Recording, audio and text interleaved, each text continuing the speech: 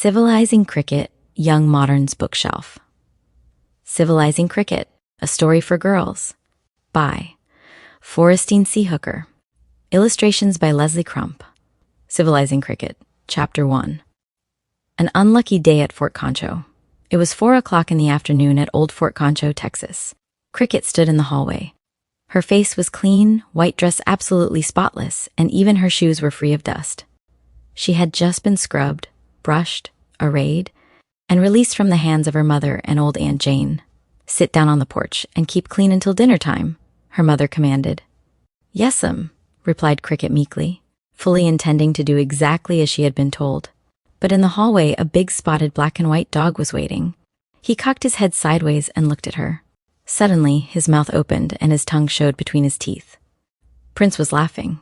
Cricket frowned. She knew she was clean, and Prince knew it too.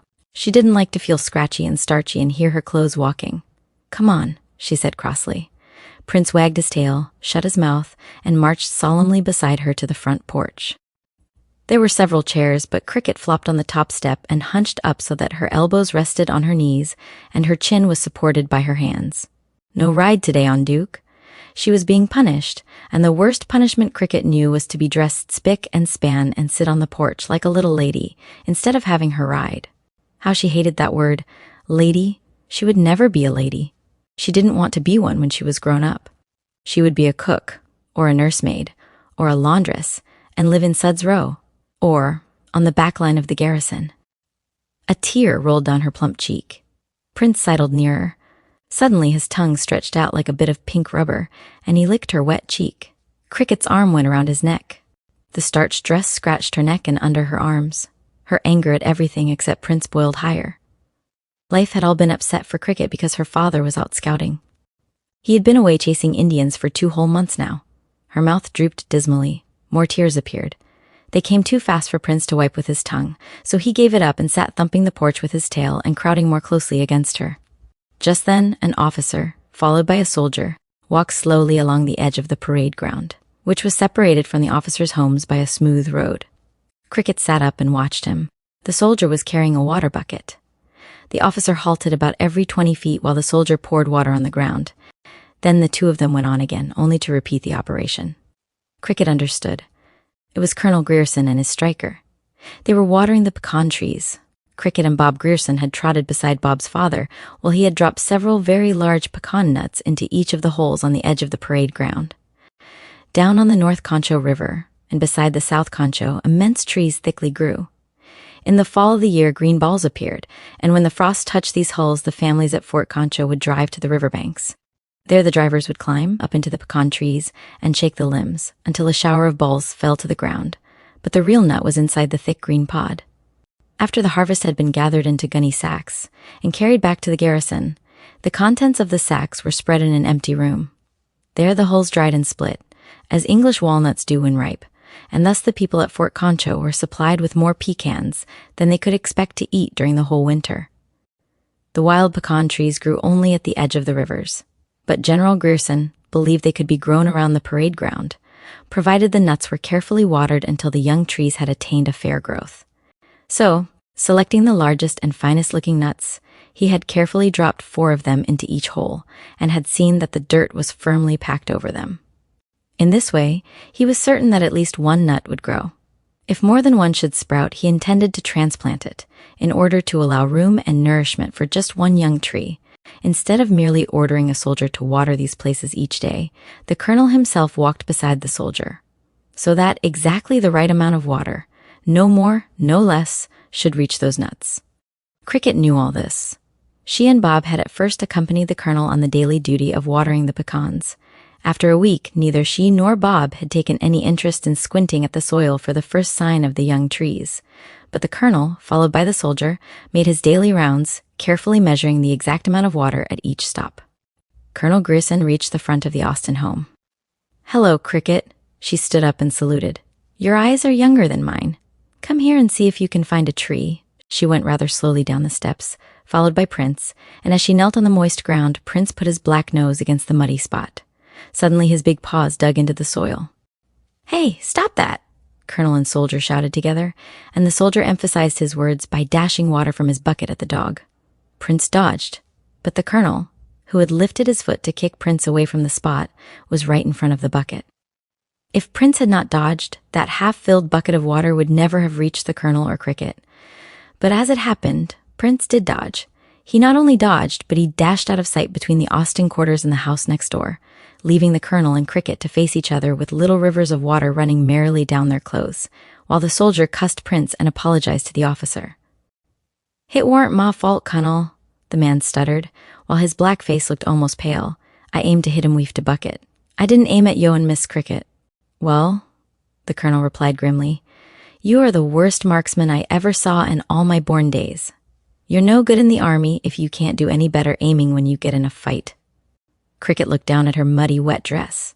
She said not a word, but slowly went up the porch steps. Prince was nowhere in sight. The colonel hurried toward his own home. The soldier, carrying the empty water pail, followed the commanding officer. Cricket heard the soldier ask, "Shall I water the rest ob them, Gunnel?" But the officer had snapped back. "Let him alone." It had been 2 months since those nuts had been planted, and not a sign of any growing tree as yet was to be seen. "Cricket Austen," sounded her mother's horrified voice. "What on earth have you been doing? You gave your word of honor you would keep clean." "I didn't get dirty. Colonel Grierson did it himself. And I'm glad that Bob and I ate up all his old nuts, and he won't make any pecan trees grow anywhere around the parade." Cricket's muddy dress, shoes, and stockings were removed. Again, she was scrubbed, but her only comment was, "What will I do if you keep on scrubbing my face till it's all worn out?" Her mother made no reply. She was holding out a small white nightgown. "It's almost 6 o'clock. The only safe place for you is in bed. Aunt Jane will bring supper to you." "Oh, all right," was the resigned answer, as Cricket philosophically scrambled between the sheets. Mrs. Austen sat down at a writing table in the room and completed her half-finished note to Cricket's father. Needless to say, Cricket's latest escapade was related in that letter. "I never know what she will do next," wrote Mrs. Austen. "She is past 7 now, and more of an Indian than a respectable white child. The only way she can be civilized is to send her away to school, as Auntie and my mother have suggested." The letter was sealed. No stamp was necessary, for a courier would ride alone from Fort Concho, carrying letters to the officers and soldiers who were chasing Indians on the warpath. Cricket, unconscious of what that letter might mean to her, enjoyed the supper Aunt Jane brought. Jane had been instructed not to hold any conversation with the culprit, a fact that Cricket understood after asking a few questions and receiving no answer. "Well, I know Mama told you not to talk to me, but I can talk to you, and you can shake your head if you want to." Jane hastened out to the kitchen. "I'd busted out laughing if I'd stayed another minute," she said to the kitchen stove as she raked down the ashes for the night. Cricket, resigned to solitude, felt something cold touch her hand. It was Prince. He was dusty and smelled queer, but neither the dog nor Cricket had any thought of such unimportant things. They understood each other. An hour later, when Mrs. Austen went into the room of her small daughter, Prince's huge body was stretched on the white bed beside the child's. His black head rested on part of the long curls that were tossed away from a flushed face. Cricket did not move. Prince's ears cocked up as he heard the approaching steps, but he did not lift his head. He knew that he was never allowed to jump on a bed, not even on Cricket's bed, but he made no attempt to get down. Mrs. Austen stood looking at him. Prince's eyes did not even blink. Suddenly Cricket's mother remembered the letter that said, "The only way she can be civilized is to send her away to school," and so she turned away quietly, leaving Prince undisturbed. The courier started on his lone trail at Reveille the next morning, carrying the news of Cricket's latest mischief to Lieutenant Austen, and that was how the story finally became a bit of regimental history. The only officer of the 10th Cavalry who never heard it was Colonel Grierson, who had planted the pecans that his son Bob and Cricket Austen had dug up, a few at a time, and devoured. Chapter 2. Lieutenant Austen's troop comes home. It was the fall of the year, in 1875. The Indians, aware that winter months would mean scant, dry grass for their ponies, and trails easy for the soldiers to follow, and snow or soft mud from the melting snow, decided to go peacefully back to their villages located on the land set aside for them by the government. That brought rejoicing in the scattered army garrisons of Texas and Indian Territory, where officers and men who had been scouting for many months could at last return to their homes. Not the least excited of all those at Fort Concho was Cricket, and though she asserted that she was going to be good until her father got home, Aunt Jane and Mrs. Austen kept a speculative watch over her. They knew that Cricket meant to behave, but she was like a small volcano, bubbling inside, then, without warning, erupting and causing unexpected trouble for herself and others around her. Aunt Jane shook her head dolefully, as she said to Cricket's mother, "Lawsy, Ms. Austen. She just can't help it. She's born that way, poor child. But she sure is the commotionest child I ever did see in all my born days." And just at that moment, Cricket dashed into the room, gasping with excitement. "Mama," the words rushed in splutters, "what do you think? Bob Grierson told me his father says the band, listen, the band is ordered to be mounted and in full dress uniform, and they're going to escort Daddy's troop into the garrison." She flopped down in a chair and watched to see the effect to her announcement. "Is Bob sure of that?" asked Mrs. Austen, while Jane simply was dumb. "Yes, ma'am," Cricket answered positively. "And I went and asked Colonel Grierson myself whether Bob was telling the truth or lying to me." "Oh, Cricket!" "Well, Bob said I could ask him, and Bob went with me, so it's all right. And the band is ordered full dress uniform to meet him. And the Colonel said I could tell you and Aunt Jane, if I wanted to. I'm going on Duke, and Bob's going, and I guess everybody will go too. Only the Colonel said Prince must be tied up." The official announcement soon followed Cricket's message. An orderly went from house to house, carrying a queer little bit of white paper, folded into a three-cornered shape, which was the way such matters were announced officially in those days. That little cocked hat note made positive that the band, in full dress, would march out to honor the troop, which had been so active during the past 6 months that not once had it camped a second night in the same location.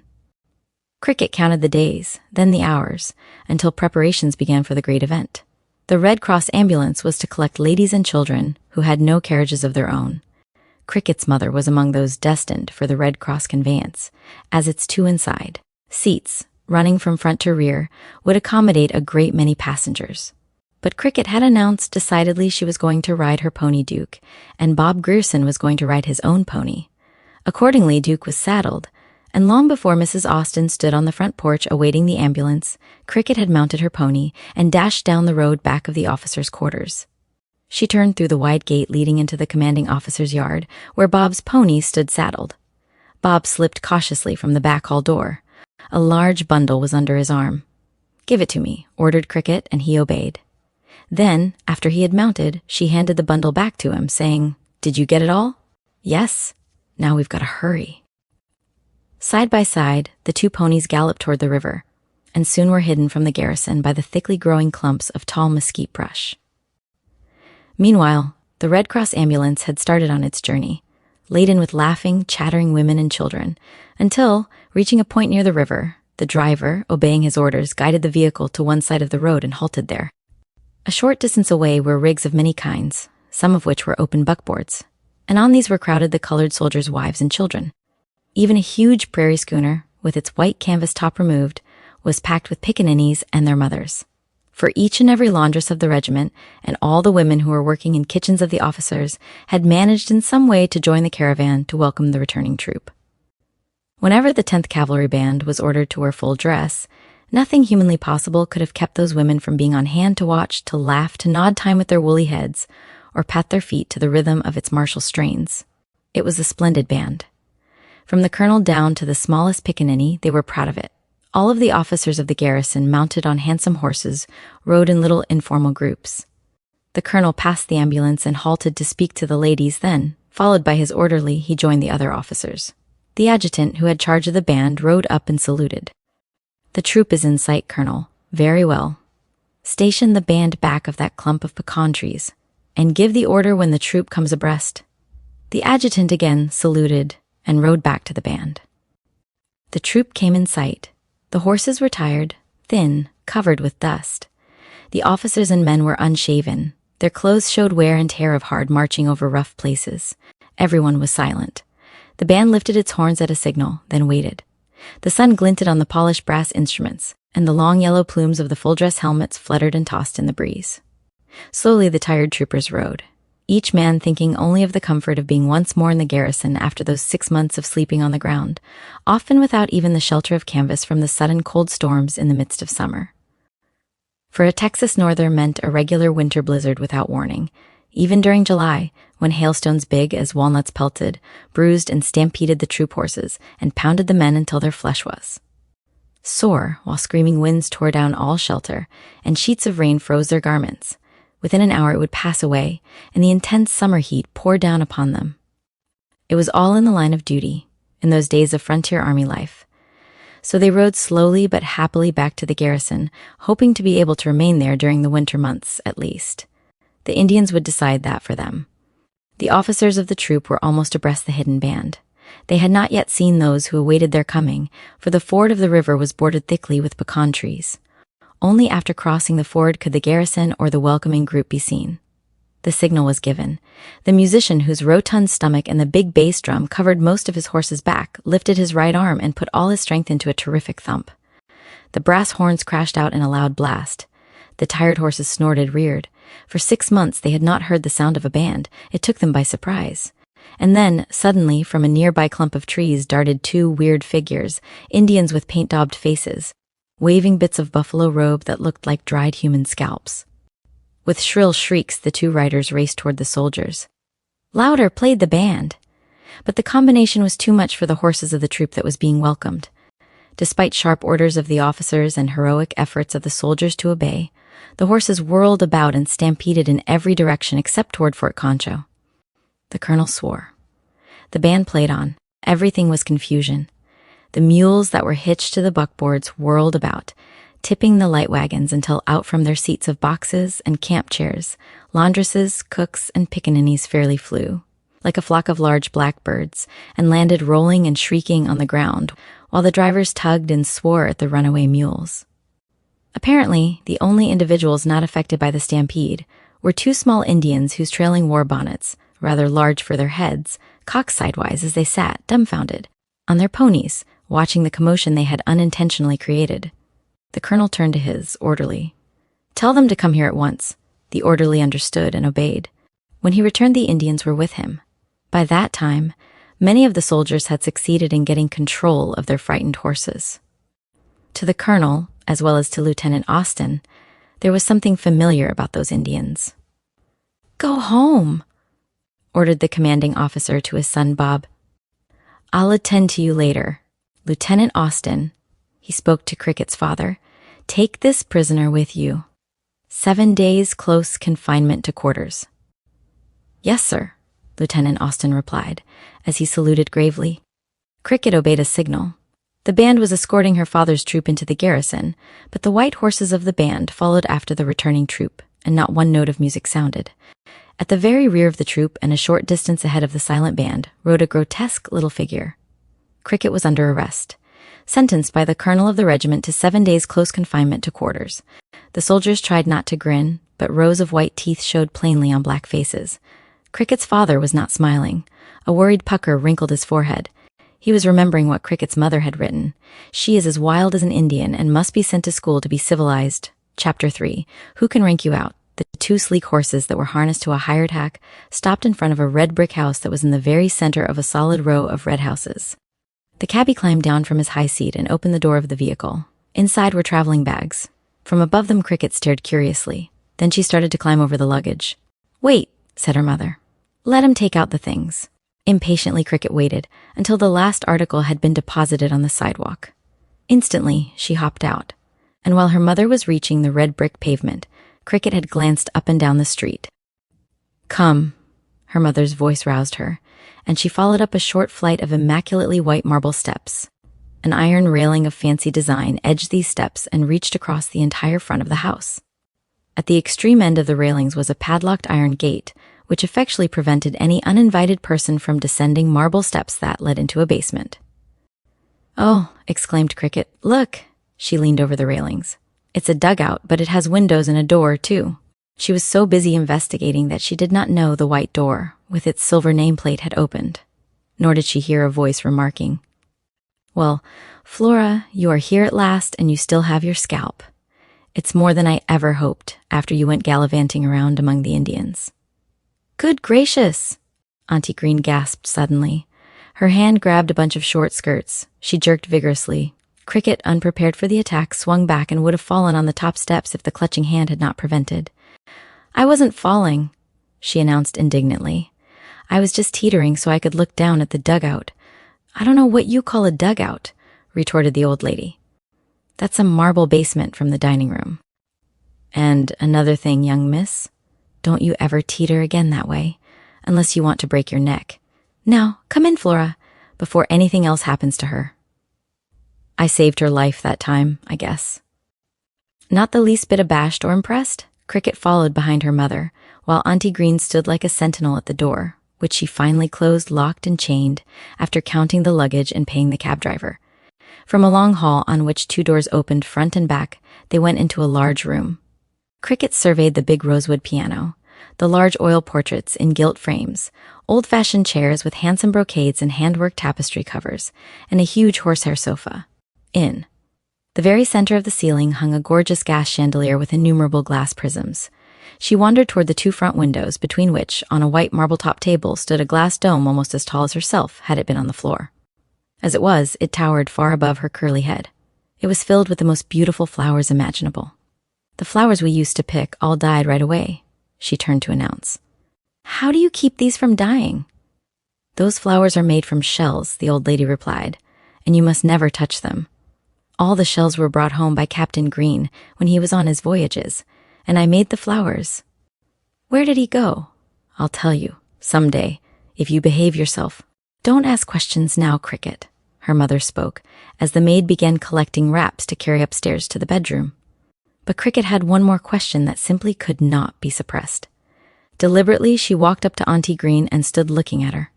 She saw a trig figure in handsome gray silk dress.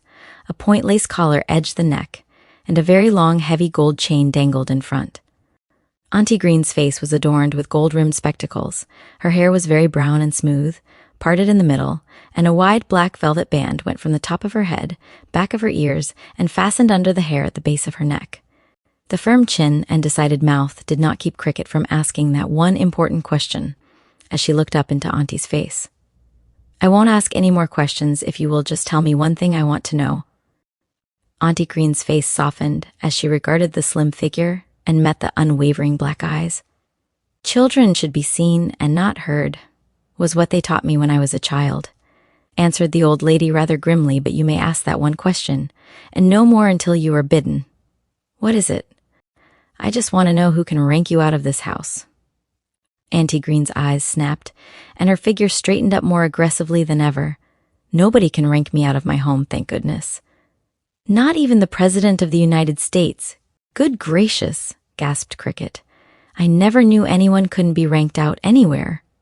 "Well, you know better now," retorted Auntie Green as she led the way upstairs. Mrs. Austen followed her. Cricket trailed behind, deep in thought but with a growing admiration for the person whom no one could rank out, not even the President of the United States. She had been told that she was going to see the house where her mother had lived from the time of her baby days until she had been married to Cricket's father, a young lieutenant of the army, and that Auntie Green had adopted Cricket's mother. As Cricket wandered silently from the back room toward the front one, she halted. Her eyes lighted eagerly, and forgetful of the command not to ask questions, she cried out, "Mama? Is this the hall that goes into Grandma's house? Can't I go through it now?" Without waiting for consent, she plunged into a dark, wide passage. On either side, she knocked against trunks and boxes, for not a ray of light showed the hall connected with any other place. "Wait!" called Mrs. Austen. But Cricket did not wait. With a crash and loud cry, she landed against the closed doorway. Her mother hurried through the familiar tunnel, while Auntie hovered at its entrance. Voices called from the other side of the closed door. Then someone turned the big wooden buckle and opened the door, so that sunlight flooded what had been an inky dark passageway connecting the second floors of the 2 houses. It dazed the child, and the bump on her forehead hurt, though she was too plucky to speak of it. Blinking, she looked into the face that bent over her. It was a beautiful old face. Softly waved silver hair was parted and drawn down over the ears. On top of this hair was a dainty white lace cap. Kindliness, love, and gentleness shone in the large blue eyes. Across her shoulders, a soft fichu of fine net reached to a little point below the throat, and was fastened with a large gold breastpin, in which, beneath a glass covering, was tucked a bit of brown hair that had been made into a tiny braid. Chapter 4. the hidden passageway. "So you are Cricket," a gentle voice spoke. Cricket nodded. The bump hurt, and she was afraid if she spoke she would begin to cry. The old lady smiled. "I'm your grandmother, Cricket, and I think you got a nasty bump on your forehead. You had better let me put some vinegar and brown paper on it. Then it won't turn black and blue." "It does hurt," she confessed, and without any other comment, Cricket followed her grandmother down winding stairs, through another parlor, and down another flight of stairs into a basement dining room with windows that looked on a bright back areaway. "Why? You have a dugout too." Cricket forgot her bumps and troubles as she looked out at the array of potted plants, all of which were gaily blooming. While she surveyed them, the old lady had obtained the bit of brown paper, saturated with vinegar, and Cricket submitted to having it pressed firmly against the bump, which was beginning to swell. A small wooden rocking chair was facing a large rocker. Cricket looked at the smaller chair, then went over and sat down. "I got that out of the attic storeroom for you," her grandmother said. "So whenever you come in to see me, you can have your own rocker. It belonged to your mother years ago, when she was a little girl and used to come in from Auntie's to visit me." "Were you her real mother?" asked Cricket, puzzled. "Yes, she lived with Auntie, but you see she lived with us too. Someday I'll tell you a story about how she went to live with Auntie." "Well, is Auntie my grandmother too?" "No, she is my second cousin, and I am your grandmother, but everyone calls me Mom." "Then I will call you Mom," decided Cricket. "Now, wouldn't you like a nice piece of hot homemade bread?" The kitchen was filled with the clean smell, and a row of 4 beautifully browned loaves of steaming bread stood propped on end, to allow all sides to cool and dry before being placed in the tin bread box. Cricket sniffed as she watched her grandmother cut off the end of a loaf. "This is the heel," said the old lady. "Now, after it has been buttered, we will see what we can find in the vault." So, leaving the buttered bread on a plate in the kitchen, Cricket, full of curiosity, followed her grandmother out of the back door of the adjoining dining room and into an open passage. For the kitchen was in the front, while the dining room windows were level with the back area where the potted plants made a tiny flower garden. Flowers always grew for Mom. They seemed to know she loved them. Under a covered passage, Cricket saw a closed door, which the old lady unlocked. But as they entered a dark, cool room, at first Cricket could see absolutely nothing. Then, growing accustomed to the gloom, she saw rows and rows of shelves, each filled with glass jars of preserves and jellies. A ray of light from above her head attracted her attention, and as she stood directly beneath the light, she looked up through a round hole and saw a bit of sky. "Oh," she exclaimed. "You take down the stove in your dugout, don't you?" Mom turned with a puzzled look. "This is a vault to keep things cool. That iron pipe goes up to the backyard and ventilates the vault." "Well," commented Cricket in a matter-of-fact voice, "out in Texas people make dugouts to live in, so the Indians can't burn them out. But they don't have any windows. The stovepipe for the cook stove goes right up through the dirt to the top of the ground. I never saw any dugout like yours and Auntie Green's. I guess you don't have many Indian outbreaks around here." "Good gracious, no," exclaimed Mom, with a quiet little chuckle. Then she asked, "Which would you like best? Strawberry, raspberry, blackberry, preserved quinces, or peach, or apple butter?" "You must have a better commissary than we do," Cricket commented, unable to make a choice. "I put them up myself every year," explained the old lady. "Well, I'll take strawberry this time, and the next time I'll take raspberry, and after that I'll try the others. You can't have all of them today." "You would be sick. I'll have time to try them all," Cricket answered, "for I am going to stay here and go to school and be civilized, you see." The old lady gasped. Her eyes twinkled behind the gold-rimmed spectacles, and her mouth twitched at the corners. She hoped the child following her into the kitchen would not know her grandmother was struggling to keep from laughing. With a flashing smile, Cricket accepted the bread and jam. Then, after a sample bite, she said, "It's good. I'm glad you are my grandmother." Suddenly, a small arm reached up around Mom's neck, and she was pulled down so that a kiss touched her soft cheek. Then, without wasting further words or time, Cricket darted out the back door, dashed past the flower pots and up those mysterious stairs that led into the backyard. She had an object in view. She wanted to find where that pipe came up from the dugout. She found it. A small bit of tin like a tiny umbrella was arranged just above the opening of the pipe so that no rain could beat into the vault. Cricket, unable to remove this obstacle, sat thoughtfully munching her bread and jam. Eating did not interfere in the least with her inspection of the backyard. It had a beautiful garden entirely carpeted with fine, soft grass, different from any grass Cricket had ever seen growing. In the very middle of this grass plot rose a heap of gray rocks that looked as though sprinkled with silver. Here and there were large twisted white shells, pink-lined, and over the entire rockery grew tiny green vines with yellow flowers. But the white statue on the top fascinated Cricket.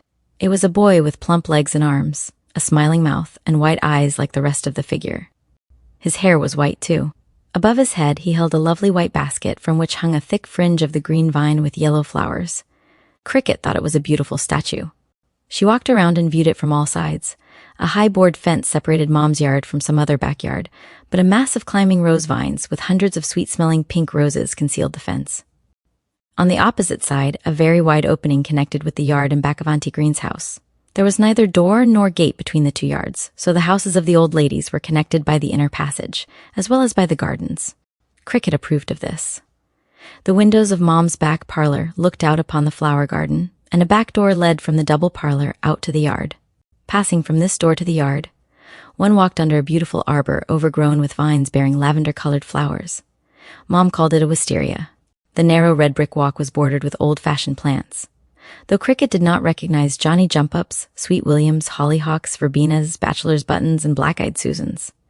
Cactus plants with their vivid blossoms amid strong sharp thorns, Indian pinks, yucca plants, mesquite bushes with their bronzy red bean pods that could be chewed when ripe, were familiar to her from babyhood days on the plains of Texas in Indian Territory. It was all so different here. Indians, men, women, and children, riding ponies or walking along the roads of the garrisons where Cricket had lived until now, were more natural sights to her than rows of houses, streetcars drawn along tracks by two horses, or men in tall silk hats and funny round hats like little hills, who kept passing all the time in front of the two houses where she was now to live and go to school. She had rebelled when told she could not take her pony, Duke, or her dog, Prince, but when she learned that her father could not go with her and stay while she went to school, Cricket had given way to a storm of grief. It was only after a talk with her father, while they rode together, that she agreed to her parents' plans. "Remember, Cricket," he had said, "a soldier has to do what others think best for him to do. He does not cry or mutiny if he does not like an order. He just obeys and does the best he knows how. It's all in the line of duty, you know, and what he does is for the honor of the regiment. Now, remember that you are a soldier too. Your duty is to go to school. And you don't want to shirk. You want to be an honor to us all. Then, you know, someday you will be ordered back home and everyone will be proud of you. If you don't do your best, it will be as bad as running away in a fight. A deserter and a coward. Now, head up, eyes front. Face the bullets. Give me your word of honor?" Cricket looked him squarely in the eyes. Her small hand went out and was caught by her father's. "On my honor as an officer and a gentleman of the 10th United States Cavalry," she said solemnly. And her father knew that she would do her very best. She was thinking of this as she sat on the grass beside the white marble boy, looking up into his funny white eyes as his head bent forward under the basket. "I suppose you would like to stop holding that basket sometimes," she said confidentially. "Maybe somebody ordered you to do it. That's your duty. But I guess you know it's pretty hard sometimes not to desert." Chapter 5. The Boy in the Garden. Cricket's mother had started back to Fort Concho after a month's visit with Mom and Auntie Green. Many promises had been given by Cricket as to being good and studying hard at school. Added to this was a letter that had arrived for Cricket from her father. It had been addressed to Miss Cricket Austin, care of Mrs. Mary Green, 934 South 3rd Street, Philadelphia, Pennsylvania. From Lieutenant C. L. Austin, 10th U.S. Cavalry, Fort Concho, Texas. The postman had asked if Miss Austin lived there, and so she had been called to the door to receive her letter from official hands. She felt very big and important over it, as the address was so imposing, and the return address in the lower corner looked as though it might be official business. Her mother had read it aloud to Auntie Green and Mom, as Cricket sat in the little rocker in her grandmother's house, where they all went at once with the letter. "Dear Cricket," it read, "I am in a hurry to get this to you before Mama starts back. I want you to promise her you will be a good girl and work hard for fine reports from your teachers, not only about class lessons, but about your conduct in school. I am sure you will do this because you promised me you would. So each month I want you to send your report card to us. Be careful and do not cross the streets unless someone is near you who is older. Wagons and horses and streetcars are very dangerous for little girls, and even older people, so look out for them.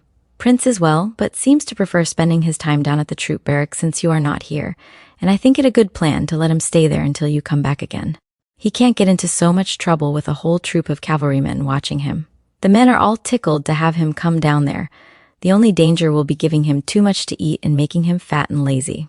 Then, he would not want to fight so often. He whipped that big yellow dog of B Troop day before yesterday, and our troop is bragging to the men of B Troop, and Prince has a brand new collar on him today. You can't change an Ethiopian skin, nor Prince's spots or character. Even the chaplain couldn't reform Prince, so nobody else will tackle the job. Duke unfastened the knot of his halter in stables last week, and went around and deliberately kicked every horse in the troop. Did not hurt them seriously, so none of them had a broken leg.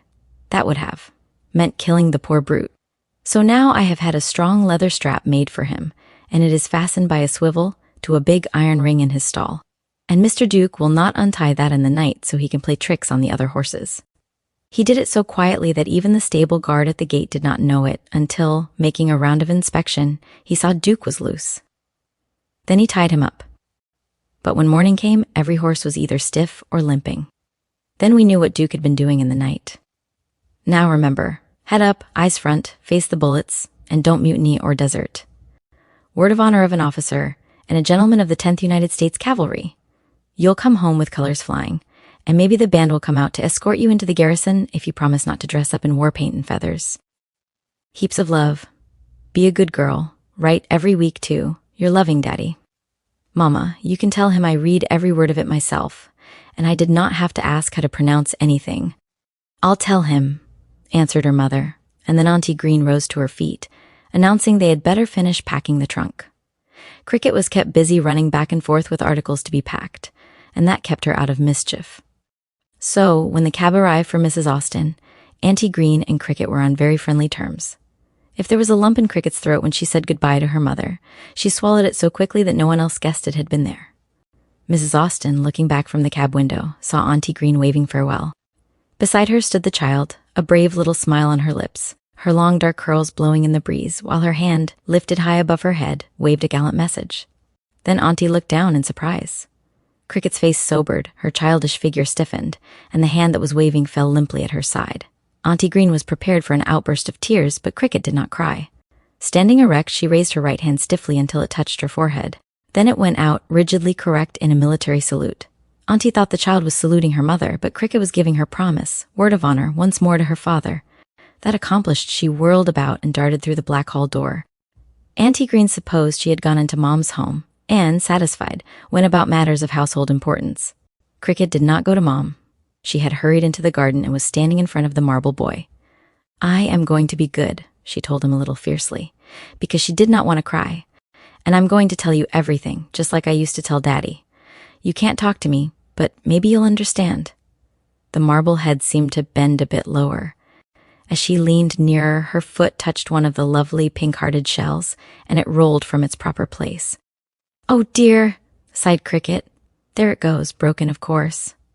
You know I didn't mean to break it, but nobody else will believe it, I guess. Might as well go take my medicine and get through with it. The words were an unconscious echo of one of her father's familiar phrases. So gathering the broken shell, she went down the back area stairs and into her grandmother's room. The old lady looked up with her gentle smile. Cricket wasted no time in confessing that she had knocked the shell from the rockery, but that she didn't mean to break it. Then she stood awaiting her sentence. Why, that is the very thing I do myself, laughed Mom. That's why I have extra shells put away, you see. Suppose we go and put another one where the broken one used to be. I was just talking to the white boy, and I wanted him to hear what I was telling him, and that's how I broke the shell, confided Cricket as they reached the rockery. Over the tops of the gold-rimmed spectacles, Mom's blue eyes looked at the child. Talking to the white boy? She repeated. Yes, I was telling him a secret. You see, well, let me show you something.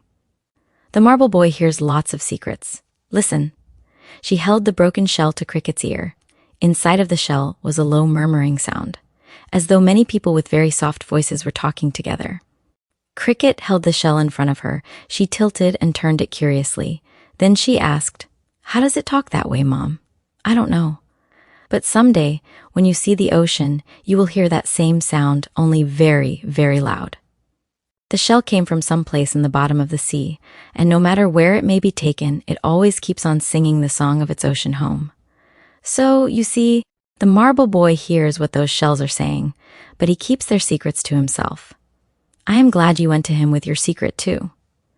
The marble boy looked at the new shell on the rockery. Cricket cautiously lifted each and every shell in turn, to hold it against her ear. They are all different, she announced positively, as she replaced the last shell. And now I can tell him all my secrets, and I won't have to tell anyone else. I used to tell them to Daddy. The dark eyes blinked at something like a tear on the lashes, but Cricket smiled up at Mom. Did you ever find it hard not to mutiny or desert? She asked. Many times, replied Mom. Everyone does. That's what Daddy told me. But I promised him. She moved nearer the old lady and looked up with honest eyes as she added, I told the white boy I am going to be good. Why, of course you will, assured Mom, with a wonderful smile. Chapter 6. Bad medicine, soap. The Sunday after Cricket's mother had started back to Fort Concho was a day of many happenings. In the first place, Cricket received an extra good scrubbing at the hands of old Amy, who had been cook and maid of all work for Auntie Green ever since Cricket's mother had been a baby. Amy considered her responsibility regarding Cricket was as important as that of Auntie Green. So the scrubbing had been conscientiously performed, rattling in starched white clothes, and her immaculate dress standing out in rigid virtue, a blue sash tied in a stiff bow, over which fell long glossy curls. Cricket, like a lamb decked for sacrifice, trotted meekly beside Auntie Green on the way to church. Her first little hop and skip was severely checked. Don't skip on Sunday, reproved the old lady, looking down through her best spectacles. Her handsome bonnet, with subdued flowers, nodded above her head. Strings were tied beneath her chin. A silk dress of gray with pinstripes of black was almost covered by a beautiful black lace shawl that fell in a point to the very hem of her gown. She was an imposing figure, as she walked with shoulders very square and head proudly erect. Cricket looked up at her curiously, then asked, Why can't I skip today? It is the Sabbath. That is the day of the Lord, and we must not take it in vain. Just why does skipping hurt? Persisted Cricket, her dark eyebrows wrinkled as they always did when she was puzzled. This is no time to argue, Auntie said briefly. You must not skip or play on Sundays. Cricket walked quietly, but she was busy trying to understand why it was right to skip on other days and wrong to skip on Sundays. They turned a corner and walked toward the right, through another row of brick houses with white marble steps and white doors. Cricket suddenly stooped. Oh, look! There's a flagstaff. Why didn't they raise the flag this morning? It is the mast of a ship, explained Auntie Green. You will see many more near the church. That's the Delaware River. See, there's another mast. What is a mast? Good gracious, it is time that you went to school. Here you are going on 8 years old and do not know what a mast is. Why, your mother knew that when she was only a baby learning to talk. Uncle Green, while he was home from voyages, used to take her down when one of his vessels was in port, and she knew the difference between a 3-master and 4-master boat before she was 4 years old. She knew the difference between a brigantine and a schooner long before she was your age. Well, I'd like to know too, replied Cricket, not the least ashamed of her ignorance. Suppose you tell me now, some other day will do. Now, don't be noisy, and don't hop and skip. This is Old Swede's church, but we call it Gloria Dei. When it first was built, it was of logs. We lived in a log house at Camp Supply. Interrupted Cricket, and we had dirt floors, and when it rained, the mud fell down in chunks on the bed, and Daddy put a canvas across the top of the bed to keep off the rain. And don't chatter. You must be quiet now. Cricket, whose hand was firmly grasped by the old lady, walked sedately along a bricked pathway. On either side of this walk were many white stones marking old graves. For when the church had been built, William Penn, who later founded the city of Philadelphia in 1682, was himself a small child. Around the original little log church, which had been built by a colony of Swedes, many tiny homes of hewn logs had been erected, and more than once, while the men of the colony were busy in a distant section, Indians had swooped down upon the settlement. But those stout-hearted women knew what to do, even though the men were absent. The church was a real fortress, and there the mothers hurried with their children, armed with old-fashioned guns into which they had to ram powder and crudely made balls of lead. The women defended themselves until the men, hearing the shots, arrived to rout the savages. There was one day when the women were making soft soap in large kettles. Soap could not be bought in cakes then as now, so a good housekeeper made her own soap, and after cutting it into small squares, put it away for future use.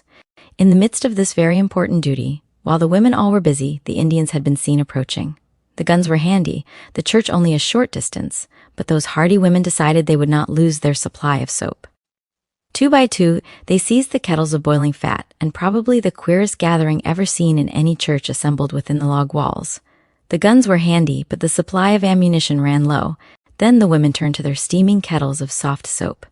Armed with the bubbling liquid, and carrying large iron ladles, they mounted the belfry. The Indians, when the women had ceased firing, understood that there was no more ammunition, and growing bolder, they dashed toward the solid wooden door. Probably these were the first Indians in America who ever came in contact with soap, and they did not enjoy the experience.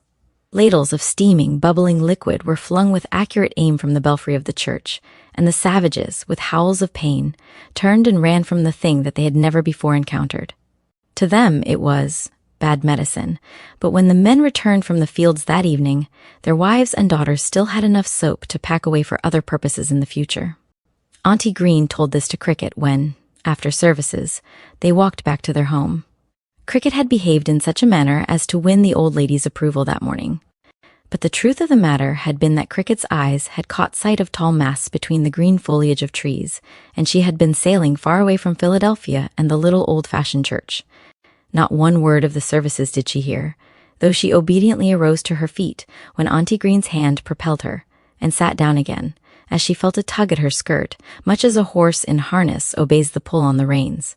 And because she had done this, Auntie Green rewarded her by relating the story of the Battle of Soft Soap as they walked back to the old house.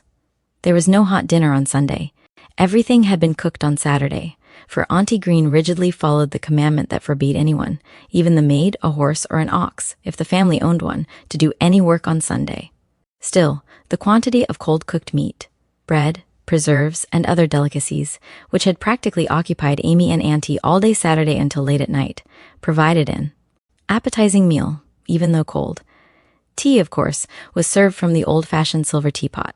Somehow, Auntie did not consider that brewing tea was disobeying the 10 Commandments. Auntie enjoyed her cup of tea. Cricket had a glass of cold milk. Now, you must take off your best dress and shoes and keep quiet while I read my chapter in the Bible. I think you had better bring that little black stool and listen while I read it. Cricket did not hop or skip as she went for the stool. Already she had learned to hate that stool. She knew that if she were noisy, she would have to get the stool and sit on it, holding a piece of white linen in one rebellious hand and painfully poking a needle and thread in and out, learning to make small, even stitches. She also knew the history of the wreath of flowers embroidered on that stool. How her grandfather's children, all of them really Mom's children, had combined to make a wonderful Christmas gift for him, years and years ago. So the oldest girls of the family, aided by their mother, had made him a gorgeous velvet smoking jacket. The sons had bought a handsome chair and pipe.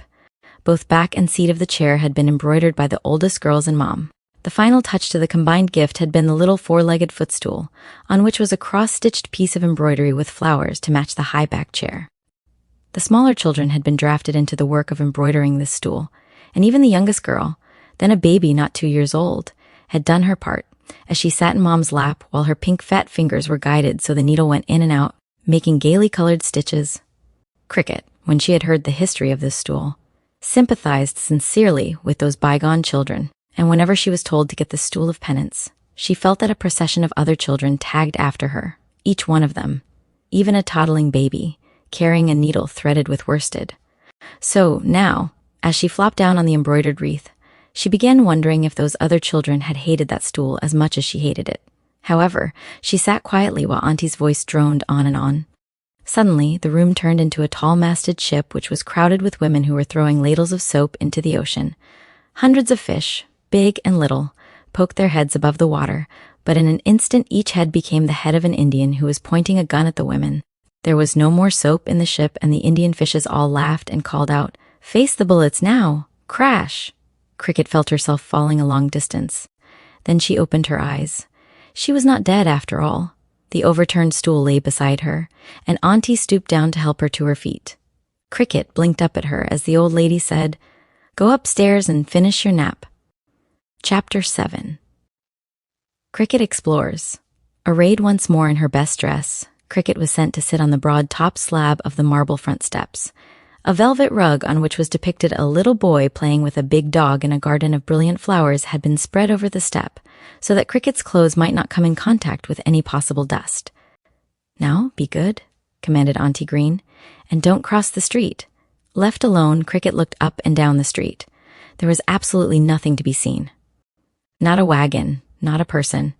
Even the streetcars seemed to have forgotten 3rd Street on Sunday, for there was no sound of jingling bells on the harness of horses. Auntie had said not to cross the street, but she hadn't said not to walk to the very end of the street and look up the cross street. There might be something interesting. Acting on the idea, Cricket arose to her feet and walked slowly past the solid brick fronts of houses that were all alike. None of them had iron railings like Auntie Green's, she observed. Somehow that made her feel a bit superior. All the parlors had 2 windows, each with heavy solid shutters painted white. They were drawn together so that a crack of 4 inches allowed the light to enter, or anyone to peek out without being seen. Not a face was visible at any window she passed. Not one door was open. She was sure the owners were not all out, because Auntie Green's shutters were closed exactly the same way. Mom's shutters, too, were closed. She did not yet understand that, at precisely 5 o'clock, every window shutter would be thrown open, while the owners of the houses, arrayed in their Sunday clothes and looking very solemn, would sit beside the open windows until 6 o'clock tea. After that had been finished, the proper thing in Philadelphia was for the family to put on bonnets and hats and go to evening services. Cricket, unaware of this regular Sunday program, kept on hopefully toward the cross street. The grocery at the corner of 3rd and Carpenter was closed, and nothing interesting could be seen in any direction. With a sigh, she turned again toward her home. Her eyes brightened as somebody opened a door. Cricket hurried toward it, but when she reached the steps, no one was there. The front door was opened, but it led into a small room, and beyond that was another door, the upper part of which was of frosted glass. Cricket flattened her nose against the glass, but could see nothing. She grasped the knob. It turned easily. The door swung open into a cheerful sitting room, but no one was there. Cricket forgot everything she had promised everyone as she climbed a flight of stairs to the 2nd floor of the house. No one met her. The voices continued to lead her on. They were laughing now. "Don't splash so hard, Carrie," someone said. The noise of splashing water drew Cricket as bait lures a hungry fish. She pushed the partly open door and stood staring curiously, but not half as much surprised as those in the room. There were 2 women, and a young lady grouped near a wooden tub. In that tub stood a little girl almost as large as Cricket. The maid, who was stooping down and groping for the soap, did not see the intruder, but the child's mother and sister, and also the child in the tub, stared in astonishment. Cricket calmly walked into the room, and seeing a small rocking chair at hand, seated herself without a word. "Well," exclaimed the lady, "how did you get here?" The maid lifted her head and wiped her moist face with a gingham apron. "Land's sakes!" She sat back on her heels, the little brown eyes in her red, good-natured face popping in astonishment. "I just walked in," replied Cricket in a matter-of-fact voice. "Why did you come in?" demanded Sally the maid. There wasn't any other door open. Cricket, satisfied that statement settled everything, was staring at the little girl, whose blue-gray eyes returned the gaze. A mass of brown curls was pinned above her head to prevent being wet during the scrubbing. "I'm through now," announced Carrie. "Hurry and dry me, Sally. I want to go out and play." Out of the tub she hopped, and Sally wrapped her in a big towel, rubbing with all her might. Usually there was a struggle, but this time Carrie aided by using a corner of the towel herself. Never had Sally or Carrie's mother had so little trouble dressing her. She even stood perfectly still while a comb yanked the snarls from her curly hair, and in a short time she was being fastened into a pretty white dress. Cricket watched everything critically. Then, without a word, she leaned down and began unfastening her buttoned shoes. "What's the trouble?" asked Carrie's mother. "I'm taking off my shoes." Cricket kept on jerking at the buttons. "Do they hurt you?" Sally spoke in a sympathetic voice. Sunday shoes always hurt. When they stopped hurting, they were too shabby to be worn on a Sunday. Sally understood that better than anyone else. "No," was the reply, "but I want my bath now." Everyone except Carrie laughed, and then, as one shoe was pulled from Cricket's foot and she started to unbutton the other shoe. The two women, and even the young lady's sister, began to argue. They said she did not need a bath, that she was nice and clean and must have had a bath that day already.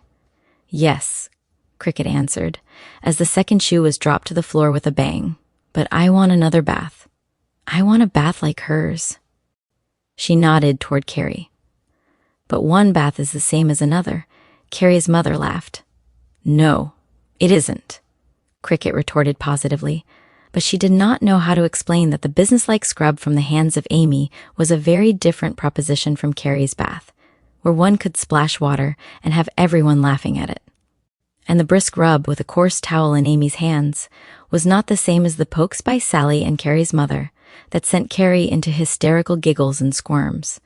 Carrie wasn't having a real bath, for everyone was just playing, and nobody paid any attention to the wet places on the bare-painted floor. Amy always scolded if just one weeny drop of water splashed on the oilcloth of the kitchen, where the tub was always placed. Shoes and stockings now were on the floor in a heap, and Cricket backed up to Carrie's mother. Please unhitch my back, she requested.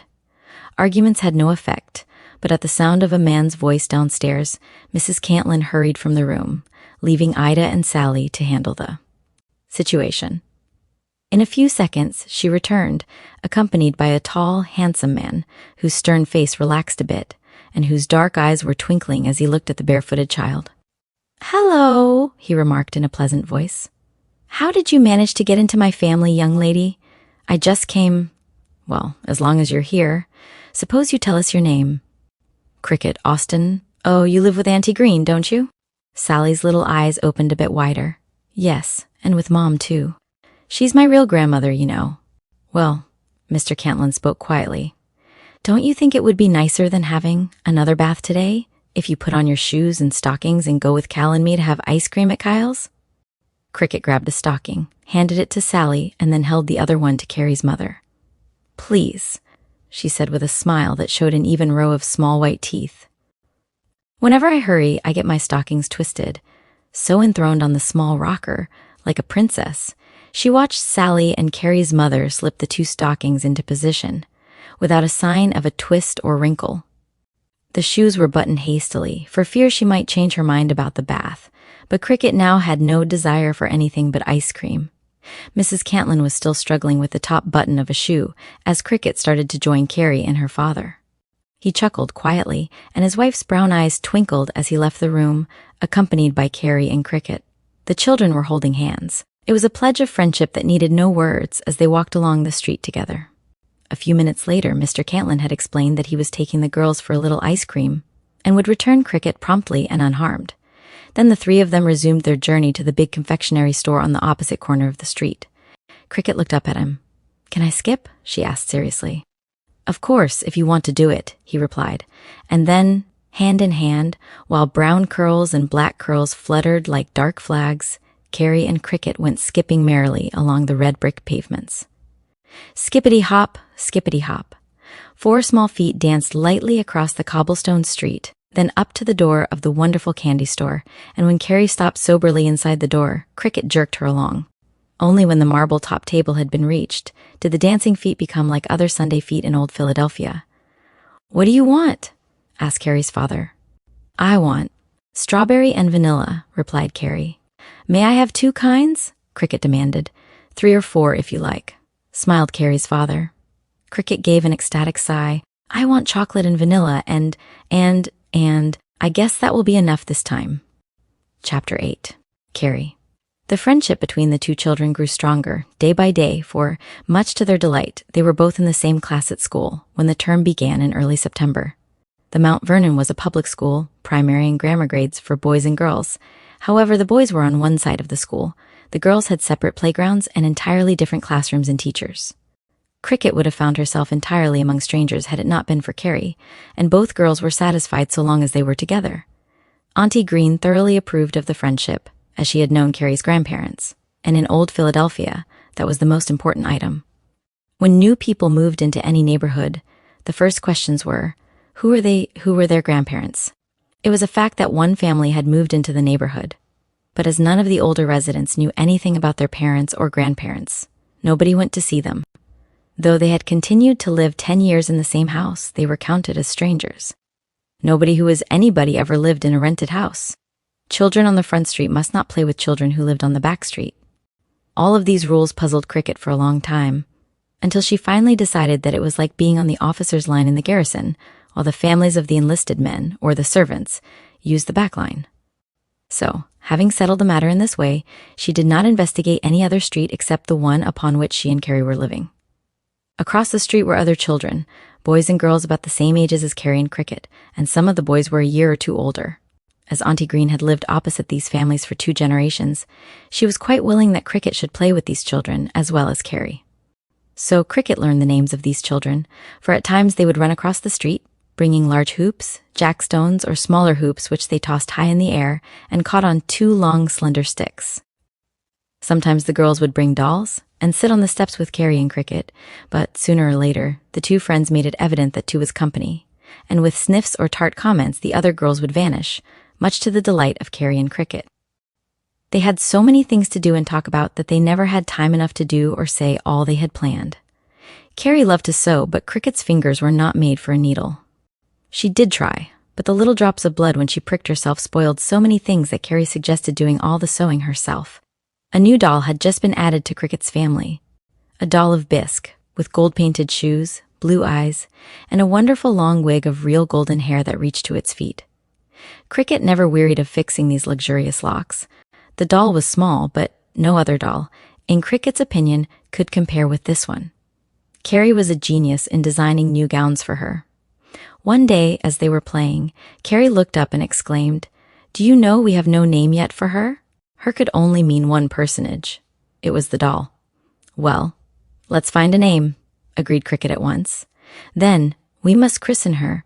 Probably Adam and Eve had as much trouble, or more, to find names for their sons, and even royal families and Hottentots are not exempt, so name after name was discussed and rejected. For 3 whole days, Carrie and Cricket centered their thoughts on the one subject, and finally the problem was referred to Carrie's father and mother and Sally, but nothing suited all of them, until Cricket happened to remark, "My doll that died in Texas had a lovely name." Daddy helped me pick it out. It was Lady Helen de Newport, but that belonged to her. "Well," said Mr. Cantlin seriously, "why not call this one Lady Helen de Newport II? That's the way kings are named, like Henry I, all the way to the 8th, of England." Sally was loudest in her approval. She had read of society in Newport and knew all about kings and queens and their ways. So in a few moments, a white nightgown replaced the doll's handsome dress, and in the backyard, Cricket ducked the doll in a bucket under the hydrant.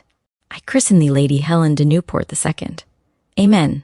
Sally, Ida, and Carrie's mother had acted as witnesses, but later Mr. Cantlin learned that he was Lady Helen de Newport II's godfather, while Mrs. Cantlin was godmother. The next afternoon, a christening feast followed, for which Sally baked a big cake, and the godparents furnished the ice cream. Lady Helen de Newport II, fastened to a small stick in the center of the iced cake, stared with calm blue eyes at the christening party given in her honor. One thing the girls insisted upon, and that was the use of every bit of the doll's name. She was not Lady Helen, she was Lady Helen de Newport II. Lessons were not hardships, because Cricket was allowed to go to Carrie's home and study with her. Together they puzzled over spelling and multiplication tables. Writing was a bugbear to Cricket, but Carrie loved it. Sometimes Mr. Cantlin would take a pen and draw the most wonderful birds without stopping until the wings, eyes, tail, and fine curling feathers were entirely finished. Carrie had no trouble learning the multiplication table, but Cricket simply was helpless against the line of figures. For a long time she would recite only, "Once 1 is 1, once 2 is 2. She felt safe about that. You just ended the same way you started, but her teacher ordered her to learn something else. Mr. Cantlin came to the rescue when Carrie told the dilemma facing Cricket. "Try tens next," he said. "All you have to do is remember to count 10, 20, 30, 40. That is as easy as the 1 times 1 is 1.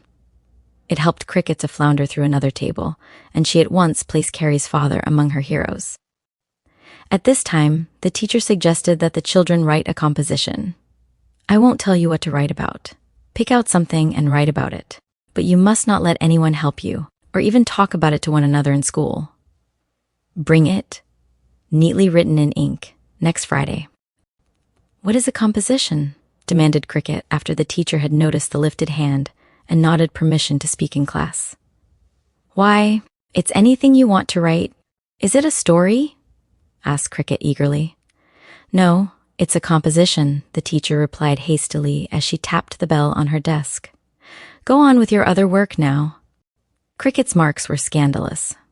She blundered all day, and as she walked home beside Carrie, she let her friend do all the talking. A most unusual thing for Cricket. Auntie Green had once said that Cricket's tongue was hung in the middle so it could wag at both ends. It was almost perpetual motion. But today she did not talk. Carrie paused at Auntie Green's doorstep. "Coming over to play after a while?" "No, I'm going to write my composition," was the vague reply. Carrie sniffed. She felt snubbed. Her short skirt switched like the tail of an angry cat, and her shoulders shrugged. She walked away without another word, but Cricket had not noticed the storm signals. She hurried down to the dining room, tossed her hat on the floor, jerked out a sheet of foolscap paper, and started her composition. Chapter 9. I know you won't tell. For 3 days, Cricket had worked so industriously that Auntie Green finally swooped down on the precious, closely scribbled papers, in spite of loud protests.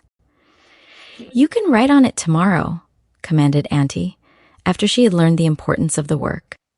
"You have 2 more days to finish it up before Friday morning." Cricket went slowly out into the garden.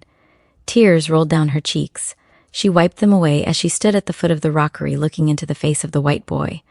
"You know I can't do it all the time," she said, "and maybe when she gives it to me to do I can't remember, and that will spoil it. It isn't like spelling or multiplication tables. You can study them anytime, even while you are eating things. This is different." The white boy looked down at her with his wise eyes, and Cricket knew that he did understand her troubles. Stooping, she picked up one of the shells and held it to her ear. The murmuring inside the shell sounded like faraway voices whispering together. She could not make out what any voice was saying, but she knew that the white boy heard them and understood. Someday, she was sure that she would be able to hear the exact words and know what the shell people were talking about. Only the white boy and herself knew that each day she listened, hoping to hear the stories. Some shell voices were much louder than the others, and these she had carefully arranged at the top of the rockery. Today, however, a new thought came to her, that maybe the white boy would rather have the other shells nearer him, for maybe they were so faint that he might not have been able to hear them at all. He could only bend his head a little bit. Without hesitation, she removed all the lower shells and placed them closely together on the very top of the rockery, until the entire space was completely filled with the shells, all of which she had arranged so that the openings would be upturned.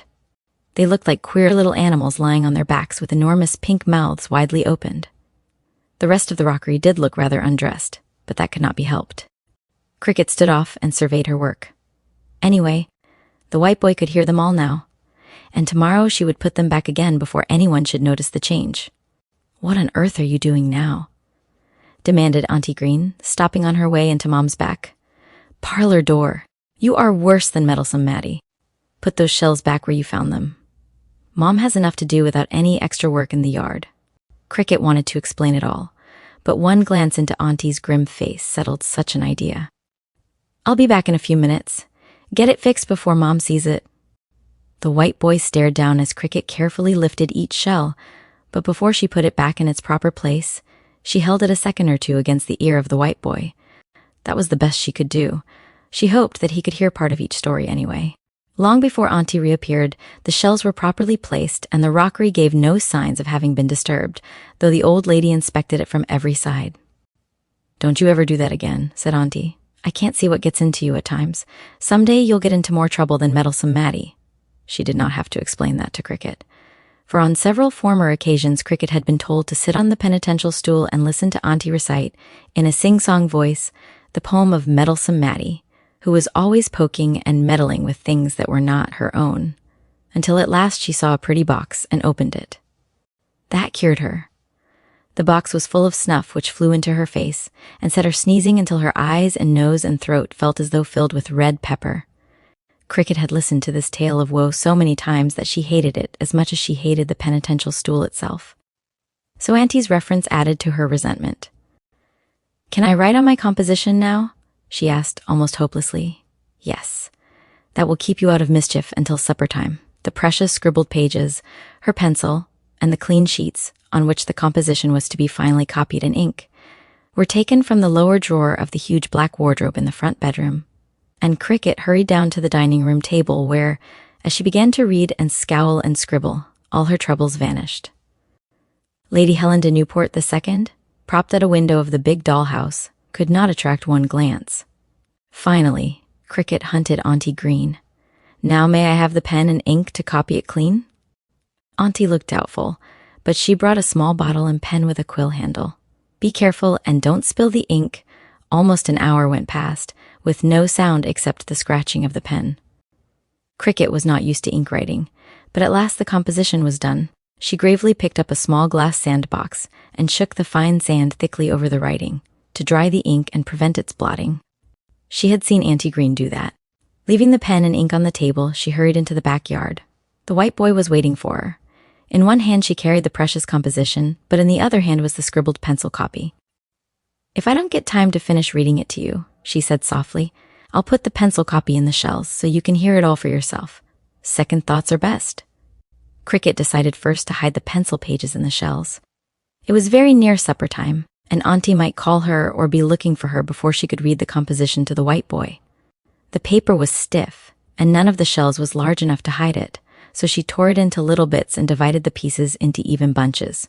These she crammed into the shells that were nearest the white boy's feet. That done, she seated herself on the very top of the rockery, close to the statue that, when a little breeze that had traveled a long distance crept into the garden to tease the roses, it tweaked one of Cricket's dark curls and tossed it against the knee of the white boy, as he stood with the basket of flowers held above his bent head. It was a very different story from those the seashells whispered. They told of strange lands, of stately ships, of dangers at sea, but this told the white boy about the fairies living in the closed rosebuds that grew along the board fence beside the rockery. "Cricket," called Auntie Green, "come to supper at once." Cricket arose quickly, but there was a little smile on her lips. "You can finish it yourself," she said. "It's all there in the shells. Teacher said we mustn't talk about our composition to anyone, but that doesn't mean you. It's a secret. I know you won't tell." Then she hurried to supper, clutching the ink-smeared composition in her hand. Chapter 10, Capturing the Giant. Friday morning, all the girls of the class filed past the teacher's platform and handed their compositions to Miss Purgell, who accepted them with a stony stare, as though she expected a rattlesnake to jump suddenly from each neatly rolled paper. Some of them were rather smudgy, others immaculately neat. Cricket's bore marks of fingers that had pushed bits of paper into the shells, but Carrie's was as clean and white as freshly fallen snow. Cricket's was tied with a snarled bit of black thread, but Carrie's was held by a tiny piece of narrow white ribbon ending in a beautiful bow. Cricket realized the difference as she laid her composition in Miss Purgell's hand. A smile of approval had stretched the teacher's thin lips as she received Carrie's work, but Cricket's grimy roll was accepted gingerly. Cricket sighed, but when she remembered what she had read to the white boy, her spirits rose again. The compositions were to be marked and reported upon the following Monday, and though the other girls soon forgot the rolls of paper, Cricket thought of nothing else.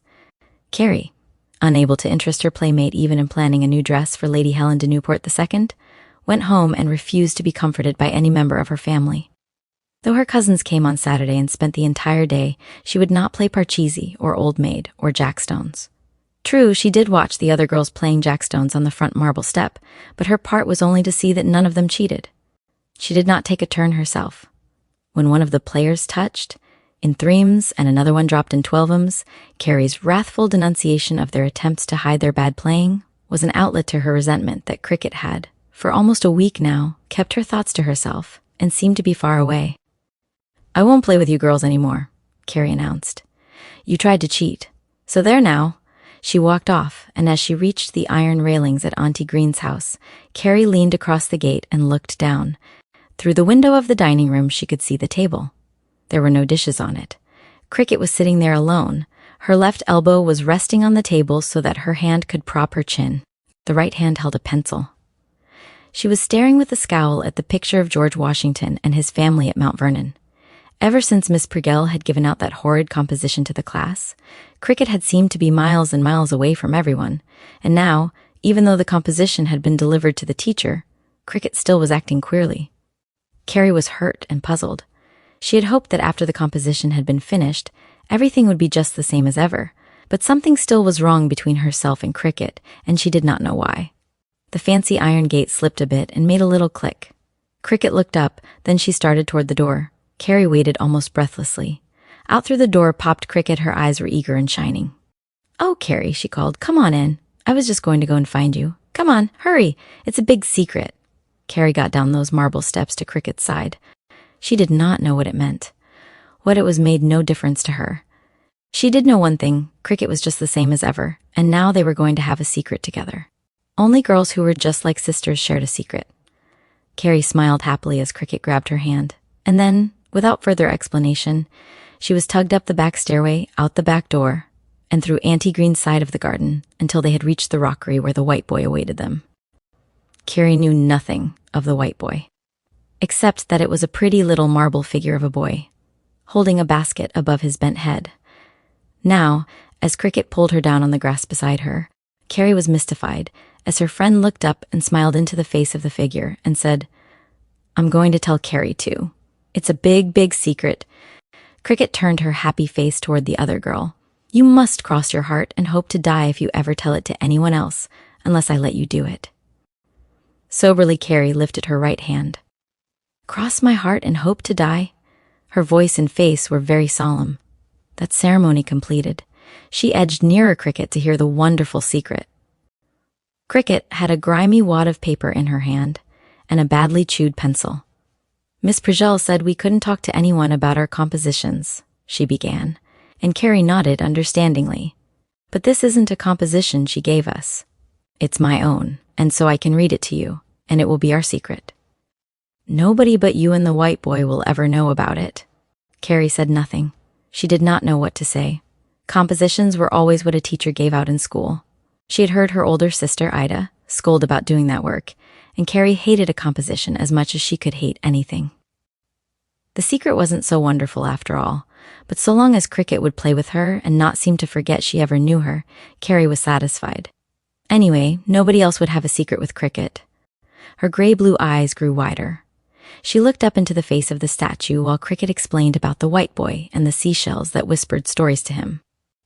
Then, from one of the shells, Cricket dug bits of torn paper, which she exhibited and replaced. "That's my composition that Miss Prijel gave us all to do," she went on. "I didn't tell anyone about it. I just put the pieces in the shells so they could tell him about it, you see. But this is my own composition, and I'm going to read it to you and let the white boy hear it too. He won't tell anyone, and you won't either." "No, I won't tell, as long as I live," promised Carrie. Then Cricket read her composition, and Carrie listened to every word. It was all about a fairy that lived in a rosebud. There were hundreds and hundreds of rosebuds on the vine that climbed along the board fence, and a white boy stood holding a basket above his head. He had not always been just like that. Once he had been a real live prince, living in a kingdom where fairies could be seen and heard, like other people.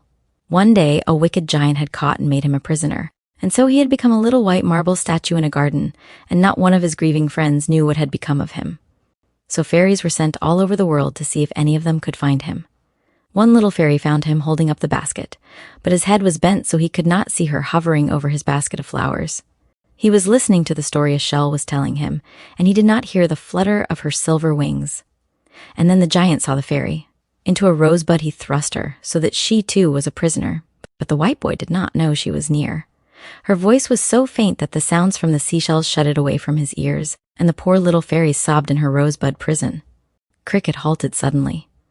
"I have to write the rest.